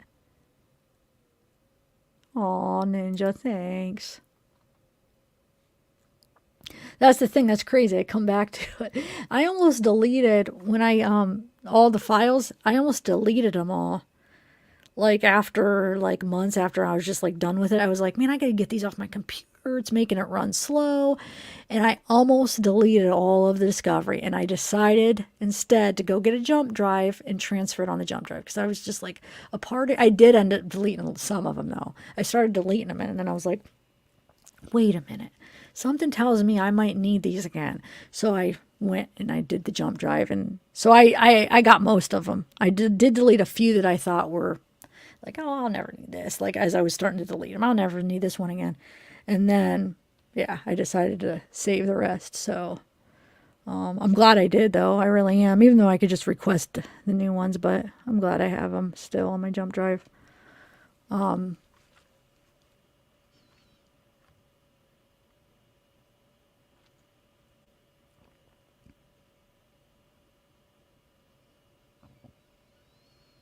I don't know, but I do think that possibly that is interesting. That I think possibly that girl that was seen going in September, that could maybe that is what they got was the oxy, because I mean there was no oxy in the house.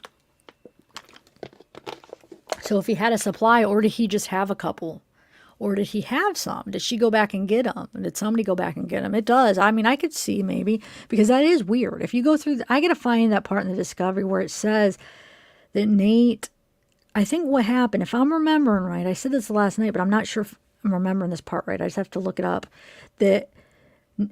So basically, Sandy said, if there's any issues, she tells the neighbor, Nate, if there's any issues, call me, if there's any issues with the house or whatever, just keep me updated. So I think what happens is Nate calls Sandy and tells Sandy, hey, I saw somebody go into the house. They didn't leave. And isn't Sandy the one that calls the cops and says, hey, Nate? I think that's how it happened. But besides the point, it's Nate has some video he was going through, or he saw on his driveway video, the one that you could see, Chris's house. He sees a girl, I think, did he even say brunette, dark hair girl or whatever, that goes into the house. And then I guess he's probably waiting to see if she leaves, and she never leaves. He calls Sandy and tells her. So I still have to see that. Everybody said that, but I don't know, guys. I think to be honest, her face goes from talking about nameless to comments to I personally think her face got that way because, I don't think she cares for Kim that much. So I don't know, though. I haven't went back to see what you're talking about. That's interesting. I probably took it as because she doesn't care too much for Kim. And when people mention that's really following it, they get like probably a face because there's so much emotion and anger or whatever you have when that name comes up, So that's probably what I was taking from it, but I don't know. I have no idea, guys. I'm going to do another one. Sherilyn's going to come back on because I would love to ask her some questions and really let her talk with just me and her. I think it'd be better just let her talk more instead of like drill her with questions and stuff, and just kind of let her, because there's sometimes I wish that I would have just heard more of what she was saying, but anyway. I don't know. You guys know that there was a video, audio. I forget who got it. Somebody released it. Who released it? Now I can't remember.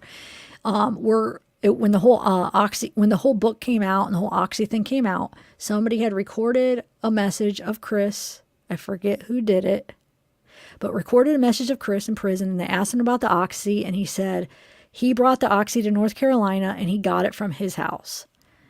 That's what he said. So what else did he say? Did he say that it was, I forget if he did say it was even from Shenanigans. Now I forget exactly. Maybe he even did go that far to say that. Do you guys remember that video, the audio that came out? You can't follow what? You can't follow me?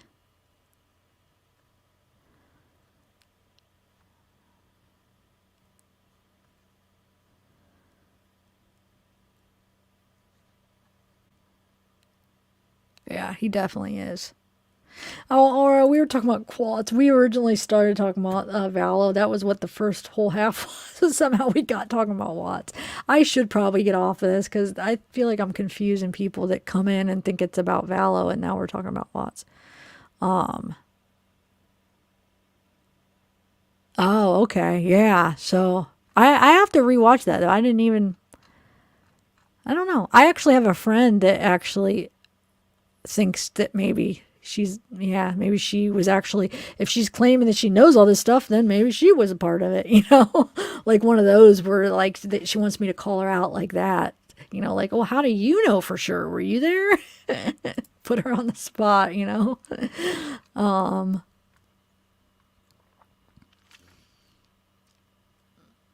I know there is this. I know I already talked about this in another live, before, like way back. But there's this freaking prescription bottle that's in her office that I got a screenshot of it, and I can't read. It's like so close to being able to read what it says, but it's just a little bit too far.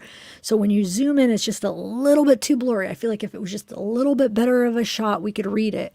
And it's just one prescription bottle that's sitting on top. It's in her office that we were thinking that maybe that was the oxy bottle. Maybe it was from Shenan's surgery or something. Maybe I was wanting to see what it said, and you can't read it. I'm so mad. I wish I could. You can't. It's just a little bit too far that when you zoom, it's just a little bit too blurry. But I don't know. So some of you guys, the new people that are following it, maybe you didn't hear the audio because this was probably like a year or so ago that it was released. It was right after Cato's first book got released. That somebody asked Chris, and they recorded his answer, and he said, yeah, it was an oxy that he brought on the plane. He brought from home to North Carolina. Do you guys, some of the old school people, do you guys remember that audio? Do you remember what channel that was on? I don't remember.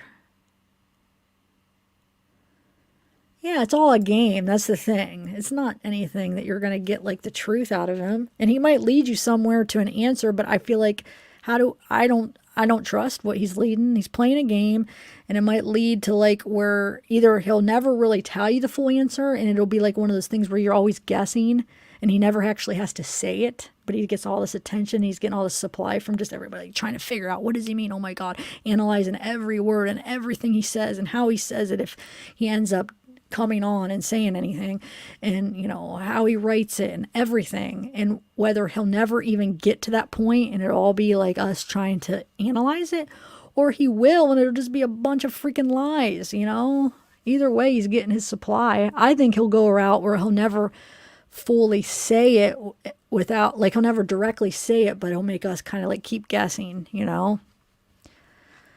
but I'll try to keep up with it so I could follow what everybody's talking about, but it doesn't mean that I believe him at all.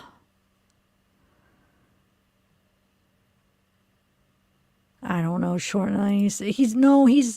I guess from what I'm gathering, I guess he's somehow writing through another person to AD, giving him clues about the murder, I guess. I don't know if it's about the murder. I guess it's supposed to lead the people. Man, he is getting so much supply, guys. He really is.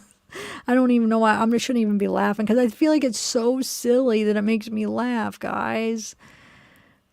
I know it's fun and it's entertaining, but are you going to get any truth? Don't count on it.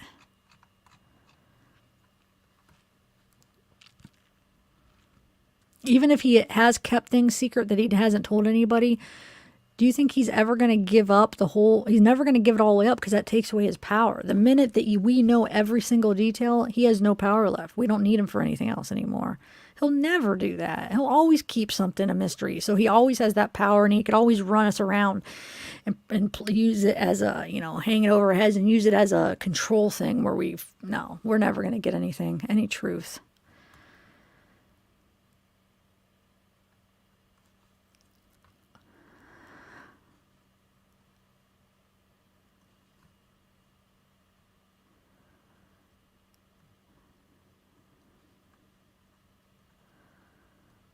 Yeah, I don't know if I can.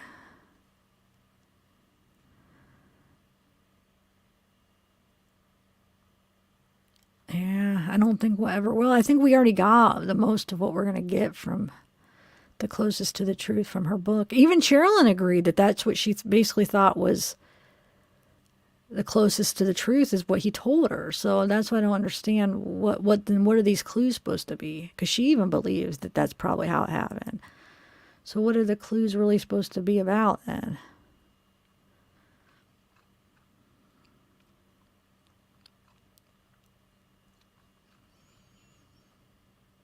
Yeah, exactly. It's like even if he does do a big reveal, I mean, I'm not going to believe it. I won't believe it. And you know what, though? Even you guys, all you guys following these clues, once he does give you that, I guarantee once he gives you some answers that you guys are trying to follow, then it's going to be like, oh, he's lying. And then you guys will even not believe him. Watch. You're not going to believe him. You're like, no, he's lying. It's this. And there's no way. He's unbelievable. I mean, we can't believe him, guys. He lost his credibility a long time ago.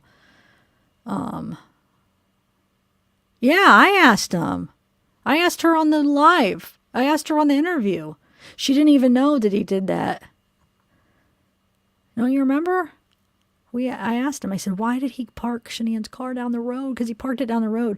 She said she didn't even know. I don't think it was almost like she's like, oh, he did? She wasn't even aware of it. So I think a lot of you guys, you guys always help me see certain things, like, because you guys are thousands of eyes on it that, so you guys make me aware of a lot of things as I study these cases. I mean, I've got a lot of answers from you, like seeing a situation in a way where I would never have seen it in a way if it wasn't for one of you guys. But I feel like quite a few of you guys have brought it to my attention that maybe he parked it down the street because NK parked her car in the garage and they were trying to hide her car, which makes sense. That's the only reason I could possibly think of why he would have Shanann's car parked down the road, or even his truck. I feel like both. I feel like there was claims where his truck was parked down the road and claims where her car was parked down the road. The car I could see to fit Shanann's car or NK's car, but wait, it was a triple garage. Hold on a second. I know Chris's truck supposedly doesn't fit in that other side, because do you notice that one side is a little bit smaller? And I feel like I remember reading somewhere where his truck won't fit on that other side. But we know that NK has a Toyota, 4Runner? I'm trying to think, would Shanann's car need to be out for her car to fit? Maybe, because the one side's not as big as the other side.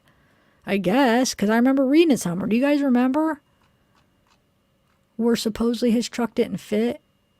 And then the reason why he didn't park in the driveway because it leaked oil or it leaked some stuff. But I don't think his truck actually fit in the garage. I think even Sandy said that or something when she was talking to Nicole or something. I feel like that came from Sandy. No, I don't actually. Are you talking about the Watts case? No, I don't.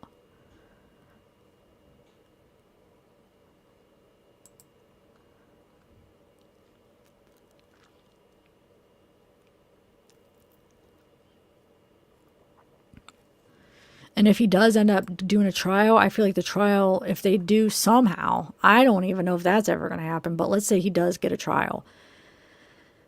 Well, if he really is going with Shanann doing it, then no, there won't be any arrests. I mean, how could there be? But I still think, how long, what do you guys think? Is there anybody that's lawyers or in the law? Like, how long do you think that the 35C, let's see, they do get a new trial. When do you think that trial could be? Would that be like in a year? Would 2 years, 3 years? How long do you think that would be before they would go to trial, I wonder?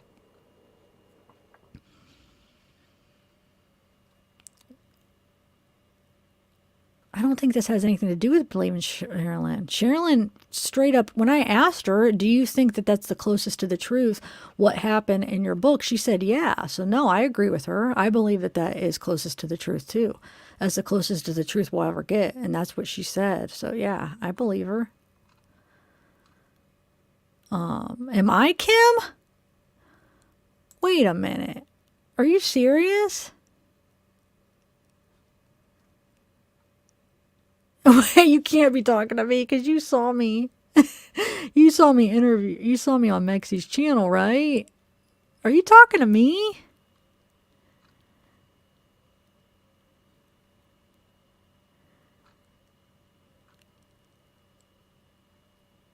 Or is there somebody in here that that might be Kim? I don't know. Let me look. I wouldn't put it past her to have other accounts. Yeah, that's probably something because I caught something she said.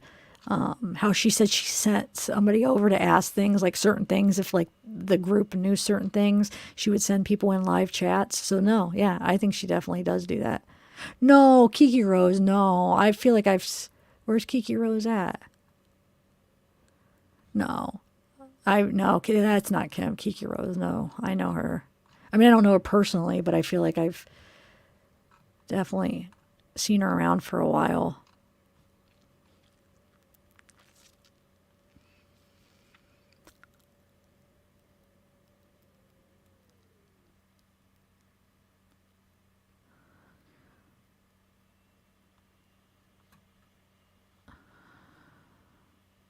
Well, number one, Nico, they were going to spell it with a K.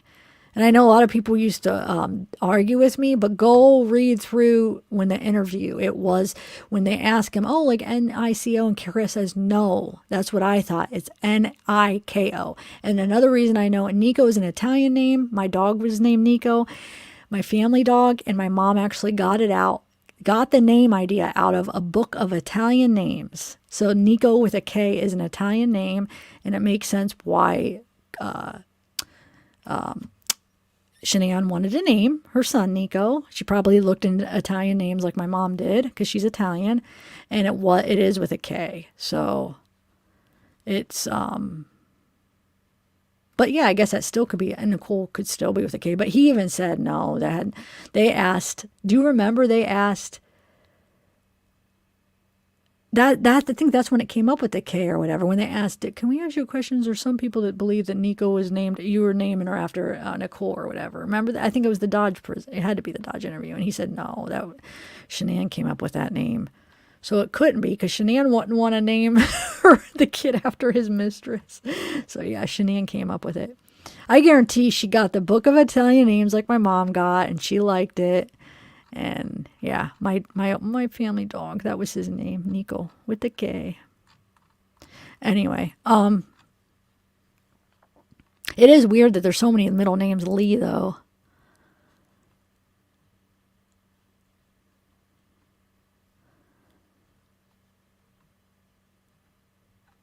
I mean, I'm sure some people could spell it with a C though, but do you remember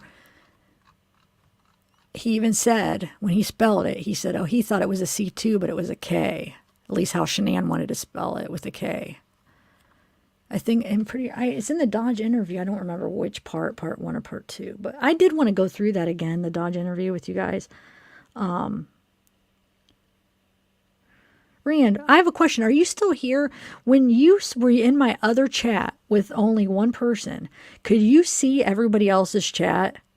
That's the $1 million question there. Not really, but that's the question I've been trying to figure out. Because everybody else said no, but he was actually just there. I was just curious what he sees when he saw one person. Hold on a second, guys. I just want to see. I better get going, guys. Thank you, guys, for coming. I have to start looking into this. I'm a little behind on like what Kim's saying now because you guys have been saying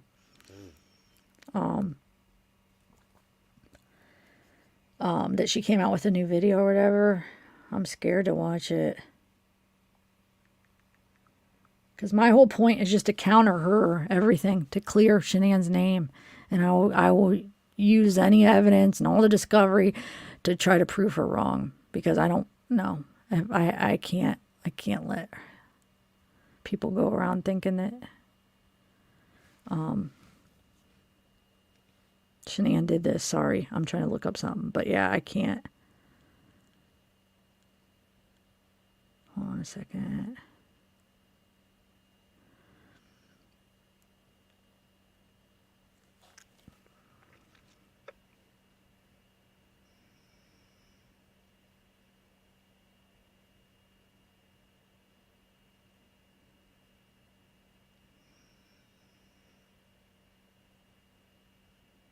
So I guess I just wanted to make sure to correct myself. I guess the C too is an Italian too, but he said K. So that's how Shanann wanted to spell it, with a K. So both of them, it could be with a C or K. It could be Italian, but we spelled our dog's name with a K, and Chris said that Shanann wanted to spell it with a K. So I don't know, but yeah. So if you look it up, I know I'm going to have people say, you're wrong. It's with the C is Italian. They both could be Italian. I just wanted to make sure what I was in for. Anyway, Kim's going live. Okay, guys. Well, I'm going to go. Yeah, that's probably, I know. No, because there's a lot of new people though. That's what I'm saying. A lot of new people fall in the case. So they're not even going through. It wouldn't be a new spin to them because they're new. Do you see what I'm saying? So think about this though. Let's say you get into a new case and one of the first narratives you hear is that. Then that might be the strongest narrative in your head. And that's why I wanted to make sure that the other side was as strong as ever, and trying to counter it, because there's seriously thousands of new people following it. And I just don't want that. I just want them to see some facts that go against that. That's all. All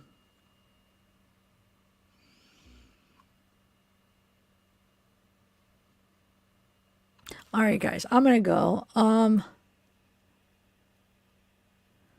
Yeah, I'm still waiting for Larry to he was in the chat earlier. I'm hoping he'll get a hold of me because I would like to have him up for a guest. Because you guys have been dying to get him on here. And so I'd like to ask him some questions. I saw one live with him. I think it's been like a couple weeks ago. And it was interesting. Yeah, I was definitely interested in what he said. I'm not going to say I believe. I'm the type where I'm not going to just sit there and believe. I have to ask a million questions and then look into it, and then before I could say, yeah, I believe it. But it was interesting, and I would like to know more. So I'd love to have him on to ask him some stuff. I just want to edit. I would stay, but I want to try to edit a couple videos. So I want to do a live either Saturday or Sunday. Some of the videos I've been promising that I would edit and go over for you guys. And so I kind of wanted to do that right now. And now it's getting late. So, I don't know. Yeah, I'll check out all this stuff, guys. I just took a break on Kim and stuff since my interview. I had to. That gave me, oh my gosh, I don't know. I just had to. I had to. Because before that, I was listening to that 5-hour live. I was listening, when I was doing her counter thing, I was listening to so much. And what I would do is I would listen on my phone, and then I'd have to stop and I'd take the notes on my phone. And just, it took so long just to get through one of the 5-hour lives to try to bring up all these counterpoints and stuff. So, and then the interview. So yeah, I just had to take a little break, but I'm definitely going to see what some new stuff, if you said she has anything new to add to the theory.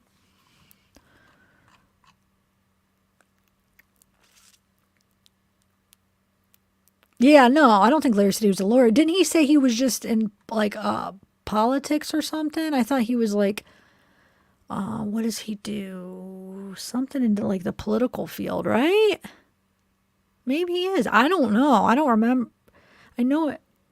Man, hold on. What did he say he did? I know he talks about politics. He knows a lot about the political people. Is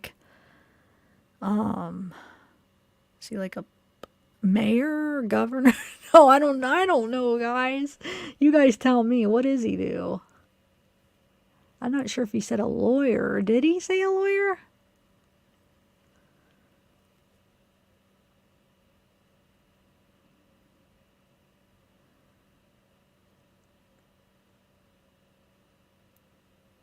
Wow, police are looking at Kim. They are. I think the only reason they might be looking at Kim is to see because she's talking to Chris, to see if she's breaking any laws with what she's doing. Because somebody had said, remember who had said, that I think I had them up on live where they said that they, or maybe it was just somebody in chat one day, they said that they tried to call, no, they called Dodge Prison and they complained about Kim, what she was doing. And they said that they're on it. They've got so many complaints and they're looking into it. So I think the only reason she might be in trouble or looking into her, not for any murder or anything, not for what Chris did, but for what she's doing with Chris. Because she's charging money and it is going to Chris because she has to pay for him to talk to her. So in a weird way, it is kind of going towards him, and it's by basically she's talking about what he's saying. So I could see maybe she's breaking that. I don't know. That would be probably it'd be a hard case to probably win on that because she could probably use all kinds of excuses. But I think that would be the only reason we've seen an arrest. But I don't think they would arrest her. I just think they would cut off communication, if anything, because they said the prison, I believe the prison's probably looking into it, because as many people that don't like him, I guarantee those people called the prison. A lot of people, I bet you, called and complained about her. Think about that. How many people really are so bothered by what she's doing enough that they would call the prison to complain about her. So I bet you they're looking into her. They're keeping tabs. They're listening to those phone conversations good, I bet, and making sure. And they're probably looking at her YouTube channel, and she's probably getting looked at. Now, I don't know if it's going to be enough to charge her, but I bet you they're looking at her. Definitely. Getting that many complaints, yeah. I just don't know if she's breaking any law. I don't know. Because I don't know. I was trying to figure out, is it legal to basically how she's talking to a prisoner and then she's, recording stuff he says, playing it on her YouTube, and then potentially making money off of her YouTube because she is monetized. She does have the membership. You have to be monetized to have the membership. So if she's trying to claim she's not monetized, that's bullcrap. So she has the membership, she's monetized, and she has Patreon. So, and she's using him talking, some of the recordings is a part of it, the case is a part of it, what he's telling her is a part of her channel. And then she's letting him basically, she's taking questions from her chat and then going back and asking Chris. So basically it's funding. The information she's getting from Chris is what's making her channel money, right?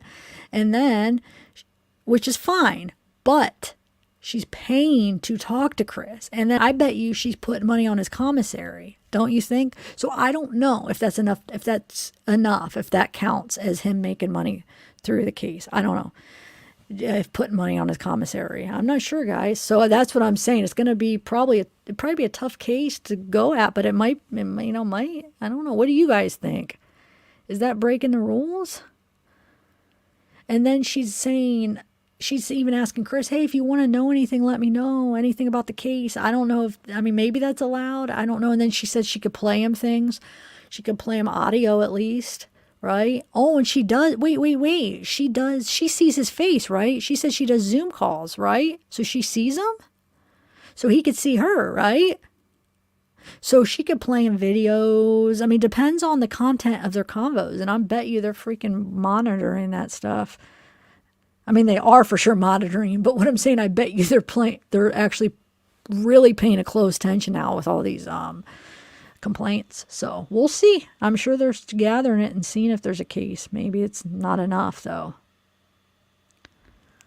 I really don't know the law enough. I just know he's not allowed to make money off of the case, but I don't know if her putting money to talk to him would be considered him making money.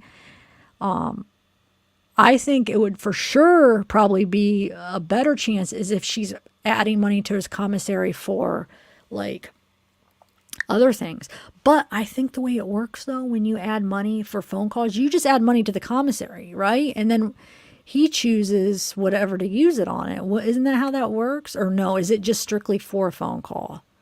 I don't know if it's different, you add money for a phone call, then you add money for food, then you add money, or do you just add money to a general thing and then they could either get the food or they could get this or they could use the phone. I'm not sure how it's split up. That's why I'm not sure, guys. Yeah, I'm not sure, Barb. That's what I was wondering. Is her recording him and then publishing it to on her channel, is that against the law? I have no idea. It seems like it would be, but maybe not. I don't know. Because think about people interview people in prison, so I don't know what the rules are. But I'm sure if they are breaking a rule, the prison is aware of it now. So if they are breaking a rule, it'll be stopped eventually because they're aware of it. I bet you they get so many calls about it. Okay, I better go, guys. I am rambling on, and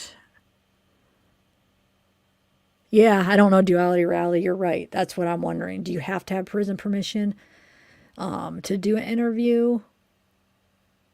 I know you do if you go in there and physically interview them, but if it's like something like that, do you? I don't know these days with technology and like think about it though. 10 years ago, like the thought of a prisoner being able to Zoom call somebody so you could see somebody when you're talking to them. I mean, technology is so crazy now that it's so advanced that I don't know if how the laws are, if they're keeping up with the advances in the technology. I mean, think about they said Lori gets an iPad and she could just basically call whenever she wants, call whoever she wants, Zoom call. I think she has to have money on it probably, but I mean, think about that. I don't know. They have to keep up like these laws. I don't know if they're keeping up with the times and how that works. Okay, so we have like some people saying definitely and then some people saying no, he's not breaking laws. I don't know.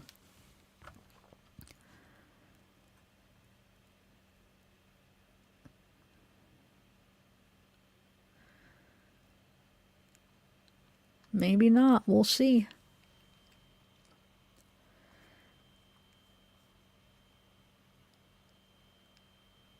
No, I don't think he has internet access to Golly Reality. I don't think that. I think Chris just can Zoom call at a certain time because isn't that how she described it? Like, but the way that I think every prison is different depending on like what level. Isn't like some prisoners on a higher like stricter. I forget how they do it. I remember when in Colorado I had a friend and he was on like the level. I feel like it went on levels or something where it was like more highly guarded, where he got less freedom, like considered more dangerous. Well, no, Lori should. What the heck? But her charges isn't murder yet, though. Remember that hers isn't even a murder charge yet. But I remember Lori. I don't know how loose the internet access is, but I don't know if Chris is necessarily have an iPad the whole like all day, like they said Lori does. I don't know. Oh, really?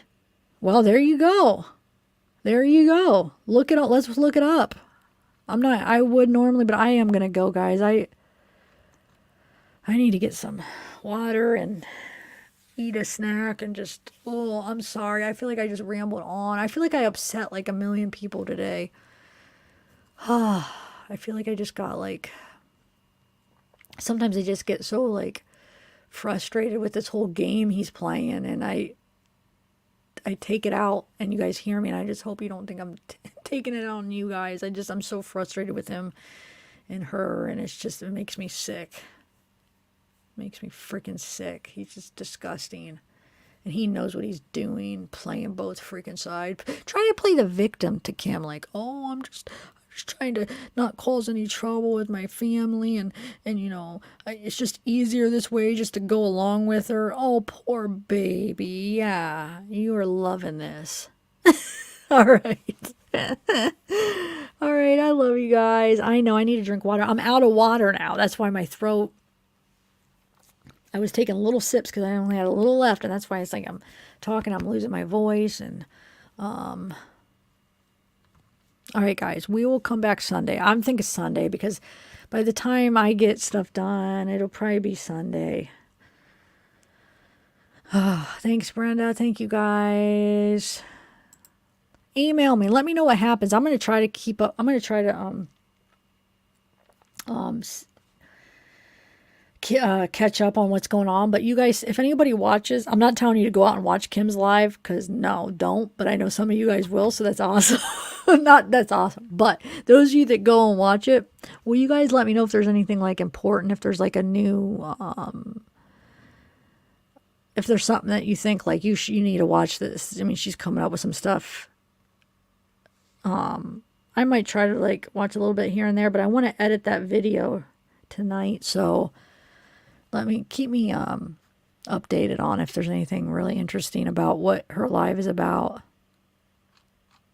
If there's any good timestamps while you're watching it, write down timestamps if there's like important stuff that like maybe like that we could counter like on a timestamp, and email me so I don't have to maybe watch like 5 hours of it, and I could just get to the good parts.